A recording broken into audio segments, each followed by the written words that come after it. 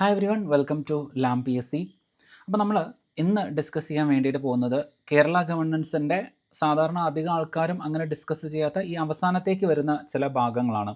അപ്പോൾ പലപ്പോഴും നമുക്കൊരു ടച്ച് ഇല്ലാതെ അല്ലെങ്കിൽ അത്രത്തോളം ഇമ്പോർട്ടൻസ് കൊടുക്കാതെ വിടുന്ന ചില ഭാഗങ്ങളാണ് ഈ പറയുന്ന ഡെലിഗേറ്റ് ലെജിസ്ലേഷൻസ്, അതുപോലെ തന്നെ അഡ്മിനിസ്ട്രേറ്റീവ് ആർബിട്രറിനെസ്, അതുപോലെ തന്നെ administrative discretion, administrative adjudication, principles of natural justice എന്ന് പറയുന്നത്. അപ്പോൾ നമ്മൾ ഇന്ന് ഡിസ്കസ് ചെയ്യാൻ വേണ്ടിയിട്ട് പോകുന്നത് ഈ പറയുന്ന കാര്യങ്ങളൊക്കെയാണ്. അതിൽ നമ്മൾ സ്റ്റാർട്ട് ചെയ്യാൻ വേണ്ടിയിട്ട് പോകുന്നത് അഡ്മിനിസ്ട്രേറ്റീവ് ആർബിട്രറിനെസ് എന്ന് പറയുന്ന ഭാഗത്താണ്. അപ്പോൾ നമ്മൾ ഇന്നത്തെ ക്ലാസ്സിൽ അഡ്മിനിസ്ട്രേറ്റീവ് ആർബിട്രറിനെസ്, അതുപോലെ തന്നെ അഡ്മിനിസ്ട്രേറ്റീവ് ഡിസ്ക്രിഷൻ, ഈ രണ്ട് കാര്യങ്ങളായിരിക്കും നമ്മൾ ഡിസ്കസ് ചെയ്യാൻ വേണ്ടിയിട്ട് പോകുന്നത്. ഇനി ഈ രണ്ട് കാര്യങ്ങളുടെ കൂടെ നമ്മുടെ സിലബസിൽ പറയുന്ന ഭാഗങ്ങൾ എന്ന് പറയുന്നത് ജസ്റ്റ് സിലബസ് ഞാൻ ഇവിടെ കൊടുത്തിട്ടുണ്ട് നോട്ടിൽ ഡീറ്റെയിൽ ആയിട്ട്. അപ്പോൾ നിങ്ങൾ നോക്കുക, കോൺസ്റ്റിറ്റ്യൂഷണൽ റെമഡീസ് അഗെയിൻസ്റ്റ് അഡ്മിനിസ്ട്രേറ്റീവ് ആർബിട്രറിനെസ് എന്നാണ് പറഞ്ഞിരിക്കുന്നത്. ഓക്കെ, എന്ന് വെച്ചാൽ ഭരണഘടനാപരമായിട്ടുള്ള മാർഗ്ഗങ്ങളെ കുറിച്ചിട്ട് കൃത്യമായിട്ട് നമ്മൾ എന്ത് ചെയ്യണം, ഡിസ്കസ് ചെയ്യണം. അതുപോലെ തന്നെ administrative discretion and it's control, അത് രണ്ടും എന്ത് ചെയ്യുന്നുണ്ട്, വരുന്നുണ്ട്. അപ്പോൾ ഇത്രയും കാര്യങ്ങൾ നമ്മൾ ഇന്ന് ഡിസ്കസ് ചെയ്യുന്നുണ്ടായിരിക്കും. ഒരു ക്ലാസ്സും കൂടെ അടുത്ത ക്ലാസ്സിൽ നമ്മൾ എന്ത് ചെയ്യുന്നതായിരിക്കും, ഈ അഡ്മിനിസ്ട്രേറ്റീവ് അഡ്ജുഡിക്കേഷനും അതുപോലെ തന്നെ പ്രിൻസിപ്പിൾസ് ഓഫ് നാച്ചുറൽ ജസ്റ്റിസും നമ്മൾ കവർ ചെയ്യുന്നുണ്ടായിരിക്കും.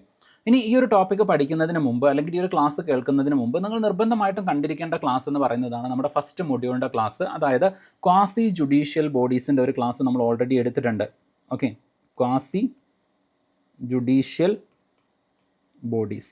അപ്പോൾ ആ ഒരു ക്ലാസ് നിർബന്ധമായിട്ടും കണ്ടതിന് ശേഷം മാത്രം നിങ്ങൾ എന്ത് ചെയ്യുക, ഈ ഒരു ക്ലാസ്സുകൾ കാണാൻ വേണ്ടിയിട്ട് ശ്രമിക്കുക. കാരണം അവിടെ നമ്മൾ ഓൾറെഡി ഡിസ്കസ് ചെയ്തിട്ടുള്ള ചില കാര്യങ്ങൾ നമ്മളിവിടെ ഡിസ്കസ് ചെയ്യുന്നുണ്ടായിരിക്കും. അവർ റെപ്പിറ്റേഷൻ ഒഴിവാക്കാൻ വേണ്ടിയിട്ട് ആ കാര്യങ്ങൾ എന്ത് ചെയ്യുന്നുണ്ടായിരിക്കില്ല, ഞാൻ വീണ്ടും റിപ്പീറ്റ് ചെയ്ത് പറയുന്നുണ്ടായിരിക്കില്ല. അതുകൊണ്ടാണ്. അപ്പോൾ അത് കണ്ടു കഴിഞ്ഞാൽ നിങ്ങൾക്ക് ഞാൻ ഇനി പറയുന്ന കാര്യങ്ങളൊക്കെ കുറച്ചുകൂടെ ക്ലിയർ ആയിട്ട്, especially administrative adjudication, principle of natural justice, ഈ രണ്ട് ഭാഗങ്ങൾ ഡിസ്കസ് ചെയ്യുന്ന സമയത്ത് നിങ്ങൾക്ക് കൂടെ കുറച്ച് കണക്ട് ചെയ്യാൻ വേണ്ടിയിട്ട് പറ്റും. ഓക്കെ, അപ്പോൾ എന്തായാലും നമുക്ക് നമ്മുടെ ഡിസ്കഷനിലേക്ക് കടക്കാം. അപ്പോൾ ഇത്രയും കാര്യങ്ങളാണ് നമ്മൾ ഈ ഒരു മൊഡ്യൂളിൽ ഡിസ്കസ് ചെയ്യാൻ വേണ്ടിയിട്ട് പോകുന്നത്. അഡ്മിനിസ്ട്രേറ്റീവ് ആർബിട്രറിനെസ് വരുന്നുണ്ട്, അതുപോലെ തന്നെ കോൺസ്റ്റിറ്റ്യൂഷണൽ റെമഡീസ് അഗെയിൻസ്റ്റ് അഡ്മിനിസ്ട്രേറ്റീവ് ആർബിട്രറിനെസ് വരുന്നുണ്ട്, അഡ്മിനിസ്ട്രേറ്റീവ് ഡിസ്ക്രിഷൻ വരുന്നുണ്ട്, then control over administrative discretion വരുന്നുണ്ട്, അഡ്മിനിസ്ട്രേറ്റീവ് അഡ്ജുഡിക്കേഷൻ വരുന്നുണ്ട്, പ്രിൻസിപ്പിൾസ് ഓഫ് നാച്ചുറൽ ജസ്റ്റിസ് വരുന്നുണ്ട്. അപ്പോൾ ഇത്രയും കാര്യങ്ങൾ ഇതിൻ്റെ ഭാഗമായിട്ട് വരണം. ബാക്കിയുള്ളത് ഒരു അഡീഷണൽ റീഡിംഗ് ആയിട്ട് കൊടുത്തതാണ്. ഇന്റർലിങ്കിങ് ഓഫ് ദി 4 തീംസ്, നമ്മൾ ഡിസ്കസ് ചെയ്ത 4 തീമുകൾ വരുന്നുണ്ട്. അഡ്മിനിസ്ട്രേറ്റീവ് ആർബിട്രറിനെസ്, അതുപോലെ തന്നെ administrative discretion, okay, administrative arbitrariness, administrative discretion, administrative adjudication, principles of natural justice. ഈ പറയുന്ന 4 കൺസെപ്റ്റുകളും പരസ്പരം എങ്ങനെ കണക്ട് ചെയ്ത് നിൽക്കുന്നു എന്നുള്ള ഒരു അഡീഷണൽ പോയിന്റ് ആണ് ഇവിടെ കൊടുത്തിരിക്കുന്നത്. ഓക്കെ, അപ്പോൾ ഈ ഭാഗങ്ങൾ നോട്ടൊന്ന് ഡീറ്റെയിൽ ആയിട്ട് നിങ്ങൾ എന്ത് ചെയ്യുക, വായിച്ച് പഠിക്കാൻ വേണ്ടിയിട്ട് ശ്രമിക്കുക. അപ്പോൾ നമുക്ക് എന്തായാലും എന്ത് ചെയ്യാം, സ്റ്റാർട്ട് ചെയ്യാം. ഓക്കെ, അപ്പോൾ നമ്മൾ ഓരോ ഭാഗങ്ങളായിട്ട് നോക്കാൻ വേണ്ടിയിട്ട് പോവാണ്. അപ്പോൾ അതിൽ ആദ്യത്തെ ഭാഗം എന്ന് പറയുന്നത് അഡ്മിനിസ്ട്രേറ്റീവ് ലോ എന്ന് പറയുന്ന ഭാഗമാണ്. അപ്പോൾ അതിന് മുമ്പായിട്ട് ഈ അഡ്മിനിസ്ട്രേറ്റീവ് ലോ എന്ന് പറയുന്ന ഭാഗം ഡിസ്കസ് ചെയ്യുന്നതിന് മുൻപായിട്ട് നമ്മൾ ഈ അഡ്മിനിസ്ട്രേഷൻ എന്താണെന്നുള്ളത് ജസ്റ്റ് ഒന്ന് മനസ്സിലാക്കണം. അപ്പോൾ സിമ്പിളായിട്ട് പറഞ്ഞു കഴിഞ്ഞാൽ നമുക്കറിയാവുന്ന ഒരു കാര്യമാണ്, ഗവൺമെൻറ്റിന് പ്രധാനമായിട്ടും 3 ഘടകങ്ങൾ വരുന്നുണ്ട്. ഓക്കെ, ഒന്നാമത്തേത് എക്സിക്യൂട്ടീവ് വരുന്നുണ്ട്. ഓക്കെ, എക്സിക്യൂട്ടീവ് വരുന്നുണ്ട്, അതുപോലെ തന്നെ ലെജിസ്ലേച്ചർ വരുന്നുണ്ട്, അതുപോലെ തന്നെ ജുഡീഷ്യറി വരുന്നുണ്ട്. അപ്പോൾ നമ്മൾ സാധാരണയായിട്ട് പഠിക്കുന്ന സമയത്ത് ഗവൺമെൻറ് എന്ന് പറയുന്ന സമയത്ത് ഈ പറയുന്ന 3 വിങ്ങുകളെയും കൂടെ ചേർത്താണ് നമ്മൾ എന്ത് ചെയ്യാറുള്ളത്, ഗവൺമെൻറ് എന്ന് പറയാറുള്ളത്. ഓക്കെ, സാധാരണ നമ്മുടെ അല്ലെങ്കിൽ പൊളിറ്റിക്സ് ഒക്കെ പറയുമ്പോൾ ഗവൺമെൻറ്റിന് ഈ പറയുന്ന 3 ഘടകങ്ങളുണ്ട്. പക്ഷേ നമ്മുടെ ഇന്ത്യൻ കോൺസ്റ്റിറ്റ്യൂഷൻ അല്ലെങ്കിൽ ഇന്ത്യൻ ഭരണഘടന പ്രകാരം ഇന്ത്യൻ ഭരണഘടനയിൽ ഗവൺമെൻറ് എന്ന് പറയുന്ന സമയത്ത് ഈ പറയുന്ന 2 വിഭാഗങ്ങൾ മാത്രമാണ് അതിൽ കവറായിട്ട് വരുന്നത്. ആ കാര്യം ജസ്റ്റ് ഒന്ന് ഓർത്ത് വയ്ക്കണം. അതായത് ജുഡീഷ്യറി എന്ന് പറയുന്നത് ആസ് പെർ ആർട്ടിക്കിൾ 12 പ്രകാരം ജുഡീഷ്യറി എന്ന് പറയുന്നത് ഗവൺമെൻറ്റിൻ്റെ ഭാഗമായിട്ട് കൺസിഡർ ചെയ്യുന്നില്ല. ഇത് ഞാൻ പറഞ്ഞു വെക്കുന്നത് ഇതിൻ്റെ ബേസിലാണ് ഇനി നമ്മുടെ കൺസെപ്റ്റ് വരുന്നത്, അതുകൊണ്ടാണ്. അപ്പം ജസ്റ്റ് ഒന്ന് ഓർത്ത് വയ്ക്കുക, എക്സിക്യൂട്ടീവിനെയും ലെജിസ്ലേച്ചറിനെയും കൂടെ ചേർത്തിട്ടാണ് ആർട്ടിക്കിൾ 12 ഗവൺമെൻറ് എന്ന് പറയുന്നത്. ഓക്കെ, അതിനെ രണ്ടും കൂടെ ചേർത്തിട്ടാണ് ഗവൺമെൻറ് എന്ന് പറയുന്നത്. ആ കൺസെപ്റ്റ് അവിടെ ജസ്റ്റ് ഒന്ന് എന്ത് ചെയ്യുക, ഓർത്ത് വയ്ക്കുക. ഇനി അടുത്ത കൺസെപ്റ്റിലേക്ക് വരുന്നതാണ്, നമ്മൾ ഫസ്റ്റ് ക്ലാസ്സിൽ പറഞ്ഞിട്ടുണ്ടായിരുന്നു, നമ്മൾ 2 ടൈപ്സ് ഓഫ് എക്സിക്യൂട്ടീവിനെ കുറിച്ചൊക്കെ ചർച്ച ചെയ്തിട്ടുണ്ടായിരുന്നു. പെർമനൻറ്റ് എക്സിക്യൂട്ടീവ്, അതുപോലെ തന്നെ ടെമ്പററി എക്സിക്യൂട്ടീവ് അല്ലെങ്കിൽ പൊളിറ്റിക്കൽ എക്സിക്യൂട്ടീവിനെ കുറിച്ചൊക്കെ ചർച്ച ചെയ്തിട്ടുണ്ടായിരുന്നു. അപ്പോൾ ഈ എക്സിക്യൂട്ടീവ്സ് എന്ന് പറയുന്ന സമയത്ത് അതുമായിട്ട് ബന്ധപ്പെട്ട് നമ്മൾ ഓർത്ത് വെക്കേണ്ട വളരെ പ്രധാനമായിട്ടുള്ള ഒരു കൺസെപ്റ്റ് എന്ന് പറയുന്നതാണ് അഡ്മിനിസ്ട്രേറ്റേഴ്സ് എന്ന് പറയുന്നത്. അപ്പോൾ ആരാണ് അഡ്മിനിസ്ട്രേറ്റർ അല്ലെങ്കിൽ എന്താണ് അഡ്മിനിസ്ട്രേറ്റർ, ഇത് ജസ്റ്റ് ഒന്ന് എന്ത് ചെയ്യണം, ഓർത്ത് വെക്കണം. ഓക്കെ, അപ്പോൾ അഡ്മിനിസ്ട്രേറ്റർ എന്ന് പറയുന്ന സമയത്ത് വളരെ സിമ്പിളായിട്ട് പറഞ്ഞു കഴിഞ്ഞാൽ, ഇപ്പോൾ ഗവൺമെൻറ്റിൻ്റെ ഡിഫറൻ്റ് ആയിട്ടുള്ള നിയമങ്ങൾ, ഗവൺമെൻറ്റിൻ്റെ ഡിഫറൻ്റ് ആയിട്ടുള്ള പോളിസികൾ ഉണ്ടായിരിക്കും. അപ്പോൾ ഈ പറയുന്ന പോളിസികളെയൊക്കെ ഇംപ്ലിമെൻറ്റ് ചെയ്യുന്ന, അത് നോക്കി നടത്തുന്ന, സംടൈംസ് അത് ഫോമുലേറ്റ് ചെയ്യുന്ന, ഡീറ്റെയിൽഡ് ആയിട്ട് അത് ഫോമുലേറ്റ് ചെയ്യുന്ന ഉദ്യോഗസ്ഥരെ അല്ലെങ്കിൽ ഈ പറയുന്ന ഓഫീസേഴ്സിനെ എല്ലാവരെയും കൂടെ നമ്മൾ ചേർത്ത് പറയുന്ന പേരാണ് അഡ്മിനിസ്ട്രേറ്റേഴ്സ് എന്ന് പറയുന്നത്. അപ്പോൾ അത് ജസ്റ്റ് ഒന്ന് എന്ത് ചെയ്യണം, ഓർത്ത് വെക്കണം. ഓക്കെ, അപ്പോൾ ഓർത്ത് വയ്ക്കുക, അഡ്മിനിസ്ട്രേറ്റീവ് ലോ എന്ന് പറയുന്നത് is the body of law that governs the activities of the administrative agencies of government. അപ്പോൾ ഗവൺമെൻറ്റിൻ്റെ അഡ്മിനിസ്ട്രേറ്റീവ് ഏജൻസീസിനെ മാനേജ് ചെയ്യുന്ന, അതുമായിട്ട് ബന്ധപ്പെട്ട് പ്രവർത്തിക്കുന്ന ആളുകൾ നമുക്ക് എന്ത് പറയാം, അഡ്മിനിസ്ട്രേറ്റേഴ്സ് എന്ന് പറയാൻ വേണ്ടിയിട്ട് പറ്റും. അപ്പം അവരെ അല്ലെങ്കിൽ അവരുടെ പ്രവർത്തനങ്ങളെ അല്ലെങ്കിൽ അവരുടെ പ്രൊമോഷനെ, അവരുടെ ജോലിയെ, അല്ലെങ്കിൽ അവരെന്തെങ്കിലും തരത്തിലുള്ള തെറ്റുകൾ ചെയ്തു കഴിഞ്ഞാൽ അവർക്ക് നേരെയുള്ള പെനൽറ്റീസ്, പണിഷ്മെൻറ്റ്, ഇങ്ങനെയുള്ള കാര്യങ്ങളെക്കുറിച്ചൊക്കെ ഡിസ്കസ് ചെയ്യുന്നതാണ് അഡ്മിനിസ്ട്രേറ്റീവ് ലോ എന്ന് പറയുന്നത്. അപ്പോൾ രണ്ട് കൺസെപ്റ്റുകൾ ജസ്റ്റ് ഒന്ന് ഓർത്ത് വെക്കുക. ഒന്ന്, ഗവൺമെൻറ്റിൻ്റെ അല്ലെങ്കിൽ ഗവൺമെൻറ് പ്രവർത്തനങ്ങളെ നിയന്ത്രിക്കുന്ന ഏജൻസികൾ, അതിൽ ബന്ധപ്പെട്ട് പ്രവർത്തിക്കുന്ന ആൾക്കാരെ നമ്മൾ അഡ്മിനിസ്ട്രേറ്റേഴ്സ് എന്ന് പറയും. ഇനി അഡ്മിനിസ്ട്രേറ്റേഴ്സിൻ്റെ പ്രവർത്തനങ്ങളെ നിയന്ത്രിക്കുന്നതിന് വേണ്ടിയിട്ട് അല്ലെങ്കിൽ അത് കൃത്യമായിട്ട് പറയുന്നതിന് വേണ്ടിയിട്ട് ഉണ്ടാക്കിയിട്ടുള്ള നിയമങ്ങളെ നമ്മൾ അഡ്മിനിസ്ട്രേറ്റീവ് ലോ എന്ന് പറയുകയും ചെയ്യും. അപ്പോൾ ഇത്രയും കാര്യം ജസ്റ്റ് ഒന്ന് എന്ത് ചെയ്യുക, ഓർത്ത് വയ്ക്കുക. ഇനി നമ്മൾ അഡ്മിനിസ്ട്രേറ്റേഴ്സ് എന്ന് പറയുന്നതിലേക്ക് വരികയാണ്. ഓക്കെ, അഡ്മിനിസ്ട്രേറ്റേഴ്സ് എന്നതിലേക്ക് വരികയാണ്. അപ്പോൾ ഈ അഡ്മിനിസ്ട്രേറ്റേഴ്സ് ആരൊക്കെ വരും എന്ന് ചോദിച്ചു കഴിഞ്ഞാൽ, നമ്മൾ ഫസ്റ്റ് ക്ലാസ്സിൽ പഠിച്ച പോലെ ഡിഫറൻ്റ് ആയിട്ടുള്ള സർവീസുകൾ വരുന്നുണ്ട്. സെൻട്രൽ സർവീസിലും സ്റ്റേറ്റ് സർവീസിലും എല്ലാം വരുന്ന ആൾക്കാർ ഈ പറയുന്ന അഡ്മിനിസ്ട്രേറ്റേഴ്സ് എന്ന് പറയുന്ന കാറ്റഗറിയുടെ ഭാഗമായിട്ട് വരും. ആ കാര്യം ജസ്റ്റ് ഒന്ന് എന്ത് ചെയ്യണം, ഓർത്ത് വയ്ക്കണം. ഇമ്പോർട്ടൻ്റ് ആയിട്ട് വരുന്ന ഒരു കൺസെപ്റ്റാണ്. ഇനി ഈ അഡ്മിനിസ്ട്രേറ്റേഴ്സ് ചെയ്യുന്ന ജോലി എന്താണ്? നമ്മൾ നേരത്തെ പറഞ്ഞു, ഈ പറയുന്ന പോളിസികൾ ഇംപ്ലിമെൻറ്റ് ചെയ്യുക, പോളിസികൾ ഫോർമുലേറ്റ് ചെയ്യുക, ഡിഫറൻ്റ് ആയിട്ടുള്ള ഡിപ്പാർട്ട്മെൻറ്റുകൾ തമ്മിലുള്ള കോർഡിനേഷൻസ്, ഇനി അതുപോലെ തന്നെ നോക്കുകയാണെന്നുണ്ടെങ്കിൽ റൂളിങ്, ഇങ്ങനെയുള്ള കാര്യങ്ങളൊക്കെ ചെയ്യുന്നത് അഡ്മിനിസ്ട്രേറ്റേഴ്സ് ആണ്. ഇപ്പോൾ സിമ്പിളായിട്ട് പറഞ്ഞു കഴിഞ്ഞാൽ IAS, ഇന്ത്യൻ അഡ്മിനിസ്ട്രേറ്റീവ് സർവീസ്. അപ്പോൾ ഈ ഭരണ നിർവഹണം എന്ന് പറയുന്നതാണ് അഡ്മിനിസ്ട്രേറ്റേഴ്സിൻ്റെ ഏറ്റവും പ്രധാനപ്പെട്ട റെസ്പോൺസിബിലിറ്റി എന്ന് പറയുന്നത്.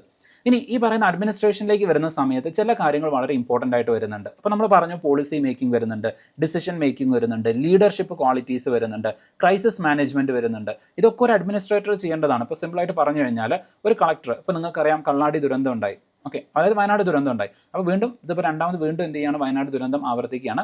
അപ്പോൾ ആ ദുരന്തം ഉണ്ടാകുന്ന സമയത്ത് അല്ലെങ്കിൽ അത്തരത്തിലുള്ള ഏതെങ്കിലും തരത്തിലുള്ള പ്രകൃതി ദുരന്തങ്ങൾ, ഡിസാസ്റ്റേഴ്സ് ഉണ്ടാകുന്ന സമയത്ത് നമ്മൾ എന്ത് ചെയ്യണം, അവിടെ പ്രതികരിക്കേണ്ടതായിട്ടുള്ള സാഹചര്യം വരും. ഇപ്പോൾ ഒരു കളക്ടർ ആണെങ്കിൽ ഒരു ജില്ലയിലുള്ള ഇത്തരത്തിലുള്ള പ്രവർത്തനങ്ങൾ മുഴുവൻ നിയന്ത്രിക്കുന്ന ഒരു വ്യക്തി എന്ന് പറയുന്നത് കളക്ടറാണ്. അപ്പോൾ കളക്ടറാണ് ഈ കാര്യങ്ങളൊക്കെ എന്ത് ചെയ്യുന്നത്, തീരുമാനിക്കുന്നതും ചെയ്യുന്നതും. അപ്പോൾ സ്വാഭാവികമായിട്ടും എന്തായിരിക്കും, കളക്ടർ ഇത്തരത്തിലുള്ള തീരുമാനങ്ങളിലേക്ക് എത്തണമെന്നുണ്ടെങ്കിൽ അത് അടിയന്തരമായിട്ട് ചെയ്യേണ്ട കാര്യമാണ്, എമർജൻസിയാണ്. കാരണം ഒരു ഡിസാസ്റ്റർ ഉണ്ടായി കഴിഞ്ഞാൽ പെട്ടെന്ന് എന്ത് ചെയ്യണം, നമുക്ക് പഠിച്ചു, ഡിസാസ്റ്റർ മാനേജ്മെൻറ്റ് പഠിച്ച സമയത്ത് പറഞ്ഞു, എമർജൻസി ആയിട്ട് റെസ്പോണ്ട് ചെയ്യണം, പ്രിപ്പയർ ചെയ്യണം, റെസ്ക്യൂ ചെയ്യണം, റീഹാബിലിറ്റേറ്റ് ചെയ്യണം, ആവശ്യമായിട്ടുള്ള റിസോഴ്സസ് പ്രൊവൈഡ് ചെയ്യണം. ഇതൊക്കെ പെട്ടെന്ന് ചെയ്യണം. എന്ന് വെച്ച് കഴിഞ്ഞാൽ എന്താണ്, ഒരു ക്രൈസിസ് മാനേജ്മെൻ്റ് ആണ് അവിടെ സംഭവിക്കുന്നത്. ഓക്കെ, ക്രൈസിസ് മാനേജ്മെൻ്റ് ആണ് അവിടെ എന്ത് ചെയ്യുന്നത്, സംഭവിക്കുന്നത്. ഇനി അതുപോലെ തന്നെ ചില സമയങ്ങളിൽ എന്തായിരിക്കും, സ്വന്തമായിട്ട് തീരുമാനങ്ങൾ എടുക്കേണ്ടതായിട്ട് വരും. ഇപ്പോൾ ഫോർ എക്സാമ്പിൾ നിങ്ങളുടെ മുമ്പിലേക്ക് എന്ത് ചെയ്യുകയാണ്, കൃത്യമായിട്ടുള്ള രേഖകളില്ലാത്ത എന്നാൽ വളരെ സാധുവായിട്ടുള്ള ഒരാൾ നിങ്ങളുടെ മുമ്പിലേക്ക് വരികയാണ്, നിങ്ങൾ കളക്ടറാണ്. അപ്പോൾ അയാളുടെ അടുത്ത് മതിയായിട്ടുള്ള രേഖകളൊന്നുമില്ല, പക്ഷേ അയാൾ വളരെ പാവപ്പെട്ടവനാണ്. ഫോർ എക്സാമ്പിൾ 60 വയസ്സിലധികം പ്രായമുണ്ട്, സ്വന്തമായിട്ട് ജീവിക്കുന്നതിന് ഒരു വകയും അല്ലെങ്കിൽ ഒരു വഴിയും ഇല്ലാത്തൊരു മനുഷ്യനാണ്. അപ്പോൾ അയാളെ നിങ്ങൾക്ക് സഹായിക്കണം. അപ്പോൾ അങ്ങനെ സഹായിക്കണം എന്നുണ്ടെങ്കിൽ എന്ത് വേണം, ഒരു പക്ഷേ ഗവൺമെൻറ് പോളിസികൾ, അയാളുടെ അടുത്ത് മതിയായ രേഖകളൊന്നുമില്ല, അപ്പോൾ ഗവൺമെൻറ് പോളിസികളിലേക്ക് അയാൾ അംഗം ചേർക്കണം എന്നുണ്ടെങ്കിൽ, ഇപ്പോൾ ഫോർ എക്സാമ്പിൾ വയോവന്ദന യോജന, അല്ലെങ്കിൽ അദ്ദേഹത്തിന് ഈ പ്രായമായിട്ടുള്ള ആളുകൾക്കുള്ള എന്തെങ്കിലും തരത്തിലുള്ള പെൻഷൻ കാര്യങ്ങളൊക്കെ നൽകണം എന്നുണ്ടെങ്കിൽ അവിടെ ഡോക്യുമെൻറ്റ്സ് മതിയായതില്ല. അപ്പോൾ നിങ്ങൾ എന്ത് ചെയ്യും, അവിടെ ഏതെങ്കിലും തരത്തിലുള്ള മാറ്റങ്ങൾ വരുത്തിയിട്ട് അല്ലെങ്കിൽ ഏതെങ്കിലും തരത്തിലുള്ള ലീനിയൻസി കാണിച്ചുകൊണ്ട് അദ്ദേഹത്തിന് എന്ത് ചെയ്യാണ്, ഈ സ്കീമിൻ്റെ ഭാഗമാക്കുകയാണ്. അപ്പോൾ അവിടെ നിങ്ങൾക്ക് എന്താണ്, ഒരു ഡിസ്ക്രിപ്ഷൻ ഉണ്ട്, നിങ്ങൾക്ക് സ്വയം വിവേചനാധികാരം അവിടെ വരുന്നുണ്ട്. ഇനി അതുപോലെ തന്നെ ഒരു കളക്ടറുടെ കേസിലാണെന്നുണ്ടെങ്കിൽ ഒരു ജില്ലയിൽ 144 ഇംപ്ലിമെൻറ്റ് ചെയ്യാൻ, 144 എന്ന് പറയുമ്പോൾ CRPCയുടെ ഭാഗമാണ്. BNSലേക്ക് വരുന്ന സമയത്ത് ഓക്കെ, CRPCയുടെ ഭാഗമായിട്ട് നമുക്ക് എന്ത് ചെയ്യാം, 144 എന്ന് പറയാം. എന്നാൽ BNSൻ്റെ ഭാഗമായിട്ട് 163 ആണ്. ഓക്കെ, അപ്പോൾ 163 ഇംപ്ലിമെൻറ്റ് ചെയ്യാൻ വേണ്ടിയിട്ട് പറയാം. അപ്പോൾ ഇതൊക്കെ എന്താണ്, ഒരു കളക്ടർ സ്വയം തീരുമാനിക്കേണ്ടതാണ്. അതുപോലെ തന്നെ നിങ്ങൾക്ക് സ്വന്തമായിട്ട് പോളിസികൾ ഉണ്ടാക്കിയിട്ട് നടപ്പാക്കാൻ വേണ്ടിയിട്ട് പറ്റും. അപ്പോൾ വളരെ സിമ്പിളായിട്ട് പറഞ്ഞു കഴിഞ്ഞാൽ, കുറച്ച് കാലം മുമ്പ് നമ്മുടെ കോഴിക്കോട് കളക്ടറായിട്ടുണ്ടായിരുന്ന വ്യക്തിയായിരുന്നു പ്രശാന്ത് നായർ IAS എന്ന് പറയുന്നത്. ഓക്കെ, കളക്ടർ ബ്രോ എന്നൊക്കെ അറിയപ്പെടുന്ന വ്യക്തിയാണ് പ്രശാന്ത് നായർ IAS. സോ അദ്ദേഹം ഈ ഒരു കാലഘട്ടത്തിൽ ഇപ്പോൾ നിങ്ങൾ നോക്കുകയാണെങ്കിൽ അദ്ദേഹം കോഴിക്കോട് കളക്ടറായിട്ടുണ്ടായിരുന്ന സമയത്ത് അപ്പം അദ്ദേഹം ലോഞ്ച് ചെയ്തിട്ടുള്ള 2 പ്രധാനപ്പെട്ട സ്കീമുകൾ വരുന്നുണ്ട്. ഒന്ന് കമ്പാഷൻ കാലിക്കറ്റ് അല്ലെങ്കിൽ കമ്പാഷൻ കോഴിക്കോട് എന്ന് പറയുന്നത്. ഓക്കെ, കമ്പാഷൻ കോഴിക്കോട് എന്ന് പറയുന്നത്. അതുപോലെ തന്നെ operation Sulaimani. Okay, operation Sulaimani. അപ്പോൾ ഇത് രണ്ടും അദ്ദേഹം ലോഞ്ച് ചെയ്തിട്ടുണ്ടായിരുന്ന 2 പ്രധാനപ്പെട്ട സ്കീമുകളായിരുന്നു. അല്ലെങ്കിൽ പ്രധാനമായിട്ടുള്ള, അതായത് നമ്മുടെ കോഴിക്കോട് നഗരത്തിലുള്ള പട്ടിണി തുടച്ചു നീക്കുന്നതിന് വേണ്ടിയിട്ട് ലോഞ്ച് ചെയ്തിട്ടുണ്ടായിരുന്ന 2 സ്കീമുകളായിരുന്നു ഈ പറയുന്നത്. ഇനി അദ്ദേഹത്തിനും ഒരുപാട് മുൻപ് കോഴിക്കോട് കളക്ടറായിട്ടുണ്ടായിരുന്ന മറ്റൊരു വ്യക്തിയായിരുന്നു PB നൂഹ് എന്ന് പറയുന്നത്. ഓക്കെ, PB നൂഹ് എന്ന് പറയുന്നത്. അപ്പോൾ നിങ്ങൾ ചിലപ്പോൾ കണ്ടിട്ടുണ്ടായിരിക്കും, PB Saleem. Okay, PB Nooh അല്ല, PB സലീം. ഓക്കെ, കാരണം PB നൂഹ് എന്ന് പറയുന്നത് അദ്ദേഹത്തിൻ്റെ ബ്രദറാണ്. ഓക്കെ, PB നൂഹ് അദ്ദേഹത്തിൻ്റെ ബ്രദറാണ്. PB സലീം വരുന്നുണ്ട്. അപ്പോൾ PB സലീം കുറേ കാലം മുമ്പ് കോഴിക്കോട് കളക്ടറായിരുന്നു. അന്ന് അദ്ദേഹം ലോഞ്ച് ചെയ്തിട്ടുണ്ടായിരുന്ന കോഴിക്കോടിന് വേണ്ടിയിട്ട്, അതായത് കോഴിക്കോടിൻ്റെ ബീച്ചും കോഴിക്കോട് നഗരവും ഒക്കെ വൃത്തിയാക്കുന്നതിന് വേണ്ടിയിട്ട് അദ്ദേഹം ലോഞ്ച് ചെയ്തിട്ടുണ്ടായിരുന്ന ഒരു സ്കീമായിരുന്നു മാപ്പ് എന്ന് പറയുന്നത്. Mass mass action against plastic എന്ന് പറയുന്നത്. Okay, mass action against plastic MAP എന്ന് പറയുന്ന ഒരു സ്കീം ലോഞ്ച് ചെയ്തിട്ടുണ്ടായിരുന്നു. അപ്പോൾ ഇതൊന്നും ഗവൺമെൻറ് ലോഞ്ച് ചെയ്ത സ്കീമല്ല. ഈ പറയുന്ന ഉദ്യോഗസ്ഥർ അവരുടെ സ്വന്തമായിട്ടുള്ള ഡിസ്ക്രിഷൻ ഉപയോഗിച്ചുകൊണ്ട് അവർക്ക് ചെയ്യാൻ വേണ്ടിയിട്ട് പറ്റുന്ന കുറച്ച് കാര്യങ്ങളുണ്ട്. അങ്ങനെ അവർ ചെയ്തിട്ടുള്ള കാര്യങ്ങളാണ് ഈ പറയുന്ന ഓരോ കാര്യങ്ങളെന്ന് പറയുന്നത്. അപ്പോൾ ഇതൊക്കെ എന്താണ്, ആ ഓഫീസേഴ്സിനുള്ള ഒരു ഡിസ്ക്രിഷനാണ്. സ്വയം അവർക്ക് തീരുമാനങ്ങൾ എടുത്ത് നടപ്പാക്കാനുള്ള അധികാരം അവർക്ക് നൽകുന്നുണ്ട്. കാരണം ഒരു ഭരണത്തിലേക്ക് വരുന്ന സമയത്ത്, മാനേജ്മെൻറ്റ് ചെയ്യുന്ന സമയത്ത് നമുക്ക് പലപ്പോഴും സ്വയം തീരുമാനങ്ങൾ എടുക്കേണ്ട സാഹചര്യങ്ങൾ ഉണ്ടായിരിക്കും. ഓക്കെ, അപ്പോൾ അത്തരം സാഹചര്യങ്ങൾ സ്വന്തമായിട്ട് തീരുമാനങ്ങൾ എടുക്കേണ്ടതായിട്ട് വരും. ഇനി രണ്ടാമത്തെ ഇപ്പം ഞാൻ ഈ പറഞ്ഞ കാര്യം ജസ്റ്റ് ഒന്ന് അവിടെ ഓർത്ത് വയ്ക്കണം. നമുക്കിനി അങ്ങോട്ടേക്ക് പല കൺസെപ്റ്റുകൾ പറയുന്ന സമയത്തും ഇത് ആവശ്യമുണ്ട്. ഇത്തരത്തിൽ ഡിഫറൻ്റ് ആയിട്ടുള്ള ഓഫീസേഴ്സിന് എന്ത് വരുന്നുണ്ട്, ഡിസ്ക്രിഷണറി പവേഴ്സ് വരുന്നുണ്ട്. ഇതിനെയാണ് നമ്മൾ എന്തെന്ന് പറയുന്നത്, ഡിസ്ക്രിഷണറി പവേഴ്സ് എന്ന് പറയുന്നത്. ഡിസ്ക്രിഷണറി പവർ അല്ലെങ്കിൽ വിവേചന അധികാരം എന്ന് പറയും. ഓക്കെ, ഇത് കുറച്ചുകൂടെ കഴിയുമ്പോൾ നമ്മൾ ഡീറ്റെയിൽ ആയിട്ട് പഠിക്കും. അഡ്മിനിസ്ട്രേറ്റീവ് ഡിസ്ക്രിഷൻ എന്ന് പറയും. ഓക്കെ, അപ്പോൾ ഞാൻ എല്ലാം കൂടെ ഒന്ന് കണക്ട് ചെയ്ത് പറയാണ്. ഇനി ഓരോന്നായിട്ട് നമ്മൾ ഡീറ്റെയിൽ ആയിട്ട് ഡിസ്കസ് ചെയ്യും. അപ്പോൾ ജസ്റ്റ് ഒന്ന് ഓർത്ത് വയ്ക്കുക, അഡ്മിനിസ്ട്രേറ്റീവ് ഡിസ്ക്രിഷണറി പവേഴ്സ് എന്ന് പറയും. അപ്പോൾ ഡിസ്ക്രിഷണറി പവേഴ്സ് എന്ന് പറയുമ്പോൾ വളരെ സിമ്പിളാണ്. ഒരു ഉദ്യോഗസ്ഥന് സ്വയം തീരുമാനിച്ചുകൊണ്ട് കാര്യങ്ങൾ ചെയ്യാൻ വേണ്ടിയിട്ടുള്ള ഒരു അധികാരമുണ്ടെങ്കിൽ അതിനെ നമ്മൾ ഡിസ്ക്രിഷണറി പവർ അല്ലെങ്കിൽ വിവേചന അധികാരം എന്ന് പറയും. അപ്പോൾ ഡിസ്ക്രിഷണറി പവർ എന്ന് പറയുന്നത് എന്താണ്, ഒരാളുടെ സ്വയം തീരുമാനങ്ങൾ എടുക്കാൻ വേണ്ടിയിട്ട് അല്ലെങ്കിൽ അയാൾക്ക് അയാളുടെ ലോജിക്കുകൾ, അയാളുടെ അറിവ്, അയാളുടെ എക്സ്പീരിയൻസ് വെച്ചുകൊണ്ട് തീരുമാനങ്ങൾ എടുക്കാൻ പറ്റുന്നുണ്ടെങ്കിൽ നമുക്കതിന് എന്തെന്ന് പറയാം, ഡിസ്ക്രിഷണറി പവേഴ്സ് എന്ന് പറയാം. ഓക്കെ, അപ്പോൾ ആ കാര്യം ജസ്റ്റ് ഒന്ന് എന്ത് ചെയ്യുക, അവിടെ ഓർത്ത് വയ്ക്കുക. ഇമ്പോർട്ടൻ്റ് ആയിട്ട് വരുന്ന ഒരു കൺസെപ്റ്റാണ്. ഇനി രണ്ടാമത്തത് സ്വാഭാവികമായിട്ടും ചിലപ്പോൾ നിങ്ങൾ കേട്ടിട്ടുണ്ടായിരിക്കാൻ സാധ്യതയുള്ള ഒരു കോട്ടാണ്. അതായത് power corrupts, absolute power corrupts absolutely എന്ന് പറയുന്ന ഒരു കോട്ട് ചിലപ്പോൾ നിങ്ങൾ കേട്ടിട്ടുണ്ടായിരിക്കും. ഇനി അതും അല്ലെങ്കിൽ ഇപ്പോൾ നിങ്ങൾ സ്പൈഡർമാൻ സിനിമയൊക്കെ കാണുന്ന ആൾക്കാരാണ് എന്നുണ്ടെങ്കിൽ അതിലൊരു വാക്ക് ചിലപ്പോൾ നിങ്ങൾ കേട്ടിട്ടുണ്ടായിരിക്കും. ഓക്കെ, സ്പൈഡർമാൻ സിനിമയിലൊക്കെ വരുന്ന ഒരു വാക്കാണ് with great power comes great responsibility എന്ന് പറയുന്നത്. Okay, with great power comes great responsibility എന്ന് പറയുന്നത്. അതായത് നമുക്ക് അധികാരം കിട്ടുന്ന സമയത്ത് നമുക്ക് അവിടെ പവറാണ് കിട്ടുന്നത്. ആ പവർ കിട്ടുന്ന സമയത്ത് എന്ത് ചെയ്യണം, നമ്മളത് കൃത്യമായിട്ട് ഉപയോഗിക്കണം. അധികാര ദുർവിനിയോഗം പാടില്ല. ജസ്റ്റ് ഒന്ന് ഓർത്ത് വയ്ക്കുക, ഞാൻ പറഞ്ഞ വാക്ക് അധികാര ദുർവിനിയോഗം പാടില്ല. ഓക്കെ, ദുർവിനിയോഗം പാടില്ല. ഈ അധികാര ദുർവിനിയോഗത്തിന് നമ്മൾ പറയുന്ന പേരാണ് administrative arbitrariness. Okay, administrative arbitrariness. ഇനി ഈ ആർബിട്രറിനെസ് വരുന്നതിന് മുമ്പ് ഞാൻ മറ്റൊരു കൺസെപ്റ്റും കൂടെ പറയുകയാണ്. അതായത് നമ്മുടെ ഇന്ത്യ എന്ന് പറയുന്ന സമയത്ത് ഇപ്പോൾ നമുക്കറിയാം, ഇന്ത്യയിൽ 1973 കേശവാനന്ദ ഭാരതി ജഡ്ജ്മെൻറ്റ് വരുന്നുണ്ട്. കേശവാനന്ദ ഭാരതി ജഡ്ജ്മെൻറ്റ് വരുന്നതോട് കൂടിയിട്ട് ഒരു പുതിയ കൺസെപ്റ്റ് അല്ലെങ്കിൽ ഇന്ത്യൻ ജുഡീഷ്യറിയിൽ തന്നെ ഒരു പുതിയ അധ്യായം ആരംഭിക്കുകയായിരുന്നു. കാരണം അതിനുശേഷമാണ് ഇന്ത്യ ഇന്നോവേറ്റ് ചെയ്ത പുതിയൊരു ഡോക്ട്രൈൻ വരുന്നത്. ഓക്കെ, അതാണ് ഡോക്ട്രൈൻ ഓഫ് ബേസിക് സ്ട്രക്ചർ എന്ന് പറയുന്നത്. ഡോക്ട്രൈൻ ഓഫ് ബേസിക് സ്ട്രക്ചർ എന്ന് പറയുന്നത് ചില അടിസ്ഥാന തത്വങ്ങൾ, ചില അടിസ്ഥാന മൂല്യങ്ങൾ അത് നമ്മുടെ ഭരണഘടനയ്ക്കുണ്ട്. അത് ഒരിക്കലും തിരുത്താൻ പാടില്ല എന്ന് പറയുന്നതാണ് ഈ പറയുന്ന ഡോക്ട്രൈൻ ഓഫ് ബേസിക് സ്ട്രക്ചർ എന്ന് പറയുന്നത്. ആ ഡോക്ട്രൈൻ ഓഫ് ബേസിക് സ്ട്രക്ചറിൽ വളരെ പ്രധാനമായിട്ട് വരുന്ന, ഏറ്റവും ആദ്യം തന്നെ ഇൻക്ലൂഡ് ചെയ്തിട്ടുള്ള വളരെ പ്രധാനപ്പെട്ട ഒരു കൺസെപ്റ്റാണ് റൂൾ ഓഫ് ലോ എന്ന് പറയുന്നത്. ഓക്കെ, റൂൾ ഓഫ് ലോ എന്ന് പറയുന്നത് ജസ്റ്റ് ഒന്ന് ഓർത്ത് വയ്ക്കണേ. അപ്പോൾ റൂൾ ഓഫ് ലോ എന്ന് പറയുന്ന സമയത്ത് നിയമവാഴ്ച എന്ന് നമ്മൾ മലയാളത്തിൽ പറയും. ഓക്കെ, നിയമവാഴ്ച, അതായത് നിയമം അനുശാസിക്കുന്ന രൂപത്തിൽ അല്ലെങ്കിൽ നിയമം പറയുന്ന രൂപത്തിലായിരിക്കണം നമ്മുടെ രാജ്യത്തെ ഭരണ സംവിധാനങ്ങൾ മുന്നോട്ടേക്ക് പോകേണ്ടത്. അതാണ് റൂൾ ഓഫ് ലോ എന്നതുകൊണ്ട് ഉദ്ദേശിക്കുന്നത്. നിയമവാഴ്ചയായിരിക്കണം നമ്മുടെ രാജ്യത്ത് ഉണ്ടായിരിക്കേണ്ടത്. ഓക്കെ, അപ്പോൾ ആ കൺസെപ്റ്റ് ജസ്റ്റ് ഒന്ന് ഓർത്ത് വയ്ക്കണം, എന്താണ് റൂൾ ഓഫ് ലോ എന്ന് പറയുന്നത്. ഇനി റൂൾ ഓഫ് ലോ എന്ന് പറയുന്ന സമയത്ത് ഞാൻ അത് അഡ്മിനിസ്ട്രേറ്റേഴ്സുമായിട്ട് കണക്ട് ചെയ്തുകൊണ്ട് പറയാണ്. അത് ഒരു ഉദ്യോഗസ്ഥന്, ഇപ്പോൾ നമ്മൾ പറഞ്ഞു ഏതൊരു ഉദ്യോഗസ്ഥർക്കും ഡിസ്ക്രിഷണറി പവേഴ്സ് ഉണ്ട്, സ്വന്തമായിട്ട് കാര്യങ്ങൾ അവരുടെ ഇഷ്ടത്തിനനുസരിച്ചിട്ട് ചെയ്യാനുള്ള ഒരു അധികാരം വരുന്നുണ്ട്. പക്ഷേ അതിനു മുകളിലായിക്കൊണ്ട് നിൽക്കുന്ന ഒരു കാര്യമാണ് റൂൾ ഓഫ് ലോ എന്ന് പറയുന്നത്. എന്ന് വെച്ച് കഴിഞ്ഞാൽ ഒരു ഉദ്യോഗസ്ഥന് ഒരു കാര്യം ചെയ്യണമെന്നുണ്ടെങ്കിൽ അവിടെ കൃത്യമായിട്ട് നിയമം അനുശാസിക്കുന്നുണ്ടായിരിക്കും. ആ നിയമം എന്താണോ പറയുന്നത്, ആ നിയമം എന്താണോ അനുശാസിക്കുന്നത്, അതിൻ്റെ പരിധിയിൽ നിന്നുകൊണ്ട് മാത്രമേ ഒരു ഉദ്യോഗസ്ഥന് തീരുമാനങ്ങൾ എടുക്കാൻ വേണ്ടിയിട്ട് പറ്റുകയുള്ളൂ. അതിനെയാണ് നമ്മൾ റൂൾ ഓഫ് ലോ അല്ലെങ്കിൽ നിയമവാഴ്ച എന്ന് പറയുന്നത്. അപ്പം നിയമത്തിൻ്റെ അടിസ്ഥാനത്തിൽ മാത്രമേ കാര്യങ്ങൾ തീരുമാനിച്ച് ചെയ്യാൻ വേണ്ടിയിട്ട് പറ്റുള്ളൂ. അപ്പോൾ നിങ്ങൾ ചോദിക്കും, ഈ ഡിസ്ക്രിഷണറി പവർ എന്ന് പറയുന്നത് സ്വയം തീരുമാനങ്ങൾ എടുക്കാനുള്ള കഴിവല്ലേ? അപ്പോൾ റൂൾ ഓഫ് ലോ എന്ന് പറയുന്നത് അനുസരിച്ചുകൊണ്ട് നിയമം അനുശാസിച്ച് മാത്രമേ ചെയ്യാൻ പറ്റൂ എന്ന് പറയുന്നുണ്ട്. അപ്പോൾ ഇത് രണ്ടും കൂടെ എങ്ങനെയാണ് ശരിയാവുക എന്നുള്ളൊരു ഡൗട്ട് ഉണ്ടായിരിക്കും. ഓക്കെ, അതുകൊണ്ട് ഞാൻ പറഞ്ഞുതരാം. അതായത് ഈ ഡിസ്ക്രിഷണറി പവർ എന്ന് പറയുന്നത് പോലും റൂൾ ഓഫ് ലോ വെച്ചുകൊണ്ടാണ്. അതായത് റൂൾ ഓഫ് ലോയിൽ പറയുന്നുണ്ടായിരിക്കും ഇന്ന മേഖലകളിൽ ഈ പറയുന്ന ഉദ്യോഗസ്ഥർക്ക് ഡിസ്ക്രിഷണറി പവർ ഉണ്ട്, വിവേചന അധികാരമുണ്ട്, അവർക്ക് തോന്നുന്ന പോലെ എന്ത് ചെയ്യാം, കാര്യങ്ങൾ ചെയ്യാം എന്ന് സ്വാഭാവികമായിട്ടും എന്ത് ചെയ്യുന്നുണ്ടായിരിക്കും, നിയമത്തിൽ പറയുന്നുണ്ടായിരിക്കും. അങ്ങനെ നിയമത്തിൽ പറയുന്നത് കൊണ്ടാണ് ഈ പറയുന്ന ഡിസ്ക്രിഷണറി പവേഴ്സ് പോലും വരുന്നത്. ഇപ്പോൾ വളരെ സിമ്പിളായിട്ട് പറഞ്ഞു കഴിഞ്ഞാൽ ഇപ്പോൾ ഒരു വധശിക്ഷയുണ്ട്, ആ വധശിക്ഷയിൽ പാർഡൺ കൊടുക്കണോ അല്ലെങ്കിൽ അതിനെ റിപ്രൈവ് ചെയ്യണോ അല്ലെങ്കിൽ റെമിറ്റ് ചെയ്യണോ അല്ലെങ്കിൽ കമ്മ്യൂട്ട് ചെയ്യണോ എന്നുള്ളതൊക്കെ തീരുമാനിക്കാനുള്ള അധികാരം പ്രസിഡന്റിനുണ്ട്. അത് പ്രസിഡന്റിന്റെ വിവേചനാധികാരത്തിൽ വരുന്നതാണ്, ഡിസ്ക്രിഷണറി പവേഴ്സിൽ വരുന്ന ഒരു കാര്യമാണ്. പക്ഷേ ആ ഡിസ്ക്രിഷണറി പവർ പ്രസിഡന്റിന് എങ്ങനെ കിട്ടി?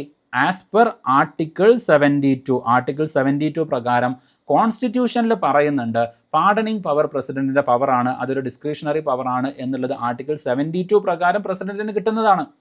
അല്ലാതെ പ്രസിഡന്റ് സ്വയം അങ്ങനെ ഒരു കാര്യം കിട്ടിയതല്ല. ഏത് കാര്യത്തിലാണ് പ്രസിഡന്റിന് വിവേചനാധികാരം വരുന്നത് എന്നുള്ളത് നിയമം പറയുന്നുണ്ട്. അതുകൊണ്ടാണ് പ്രസിഡന്റിന് അതൊരു ഡിസ്ക്രിഷണറി പവറായിട്ട് കിട്ടുന്നത്. അല്ലാത്ത കാര്യത്തിൽ ആക്ഷൻ എടുക്കാൻ വേണ്ടിയിട്ട് പ്രസിഡന്റിന് പറ്റില്ല. അപ്പോൾ നിങ്ങൾക്ക് ഈ പറയുന്ന റൂൾ ഓഫ് ലോയും ഡിസ്ക്രിഷണറി പവറും തമ്മിലുള്ള ആ ഒരു കണക്ഷൻ കിട്ടിയിട്ടുണ്ടായിരിക്കും എന്ന് ഞാൻ വിചാരിക്കുകയാണ്. ഇമ്പോർട്ടൻ്റ് ആയിട്ട് വരുന്ന ഒരു കൺസെപ്റ്റാണ്, ജസ്റ്റ് ഒന്ന് ഓർത്ത് വെക്കണം. ഓക്കെ, അപ്പോൾ ഇത്രയും കാര്യങ്ങൾ ഇതുമായിട്ട് നിർബന്ധമായിട്ടും പഠിച്ചു വെക്കേണ്ട കാര്യങ്ങളാണ്. അത് നിങ്ങൾക്ക് ക്ലിയർ ആയിട്ടുണ്ടായിരിക്കും എന്ന് വിചാരിക്കുകയാണ്. Rule of law, discretionary power, അതുപോലെ തന്നെ അഡ്മിനിസ്ട്രേറ്റേഴ്സ്.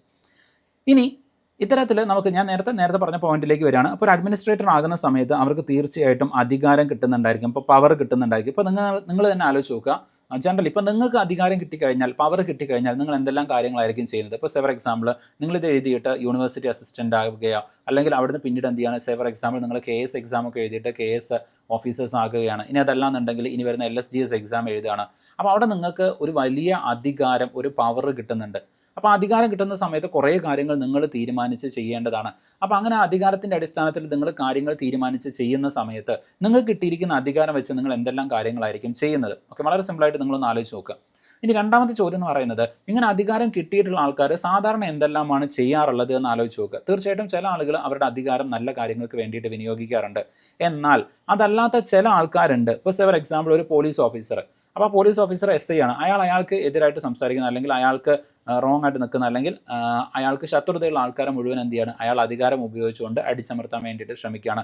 അല്ലെങ്കിൽ അവർക്കെതിരെ എന്ത് ചെയ്യുന്നുണ്ട്, കള്ളക്കേസ് ഉണ്ടാക്കുന്നുണ്ട്, ജയിലിടുന്നുണ്ട് എന്ന് വിചാരിക്കുക. അപ്പോൾ അതെന്താണ്, അധികാര ദുർവിനിയോഗമാണ്. പവർ എന്ത് ചെയ്യുന്നുണ്ട്, ദുർവിനിയോഗം ചെയ്യുന്നുണ്ട്. ഇനി ചില ഓഫീസേഴ്സ് അവരെന്തെങ്കിലും ഒരു കാര്യം ചെയ്യണം എന്നുണ്ടെങ്കിൽ അവർക്ക് എന്ത് വേണം, കൈക്കൂലി വേണം, ബ്രൈബ് വേണം. അപ്പോൾ ഇങ്ങനെ കറപ്ഷൻ വരുന്നുണ്ട്.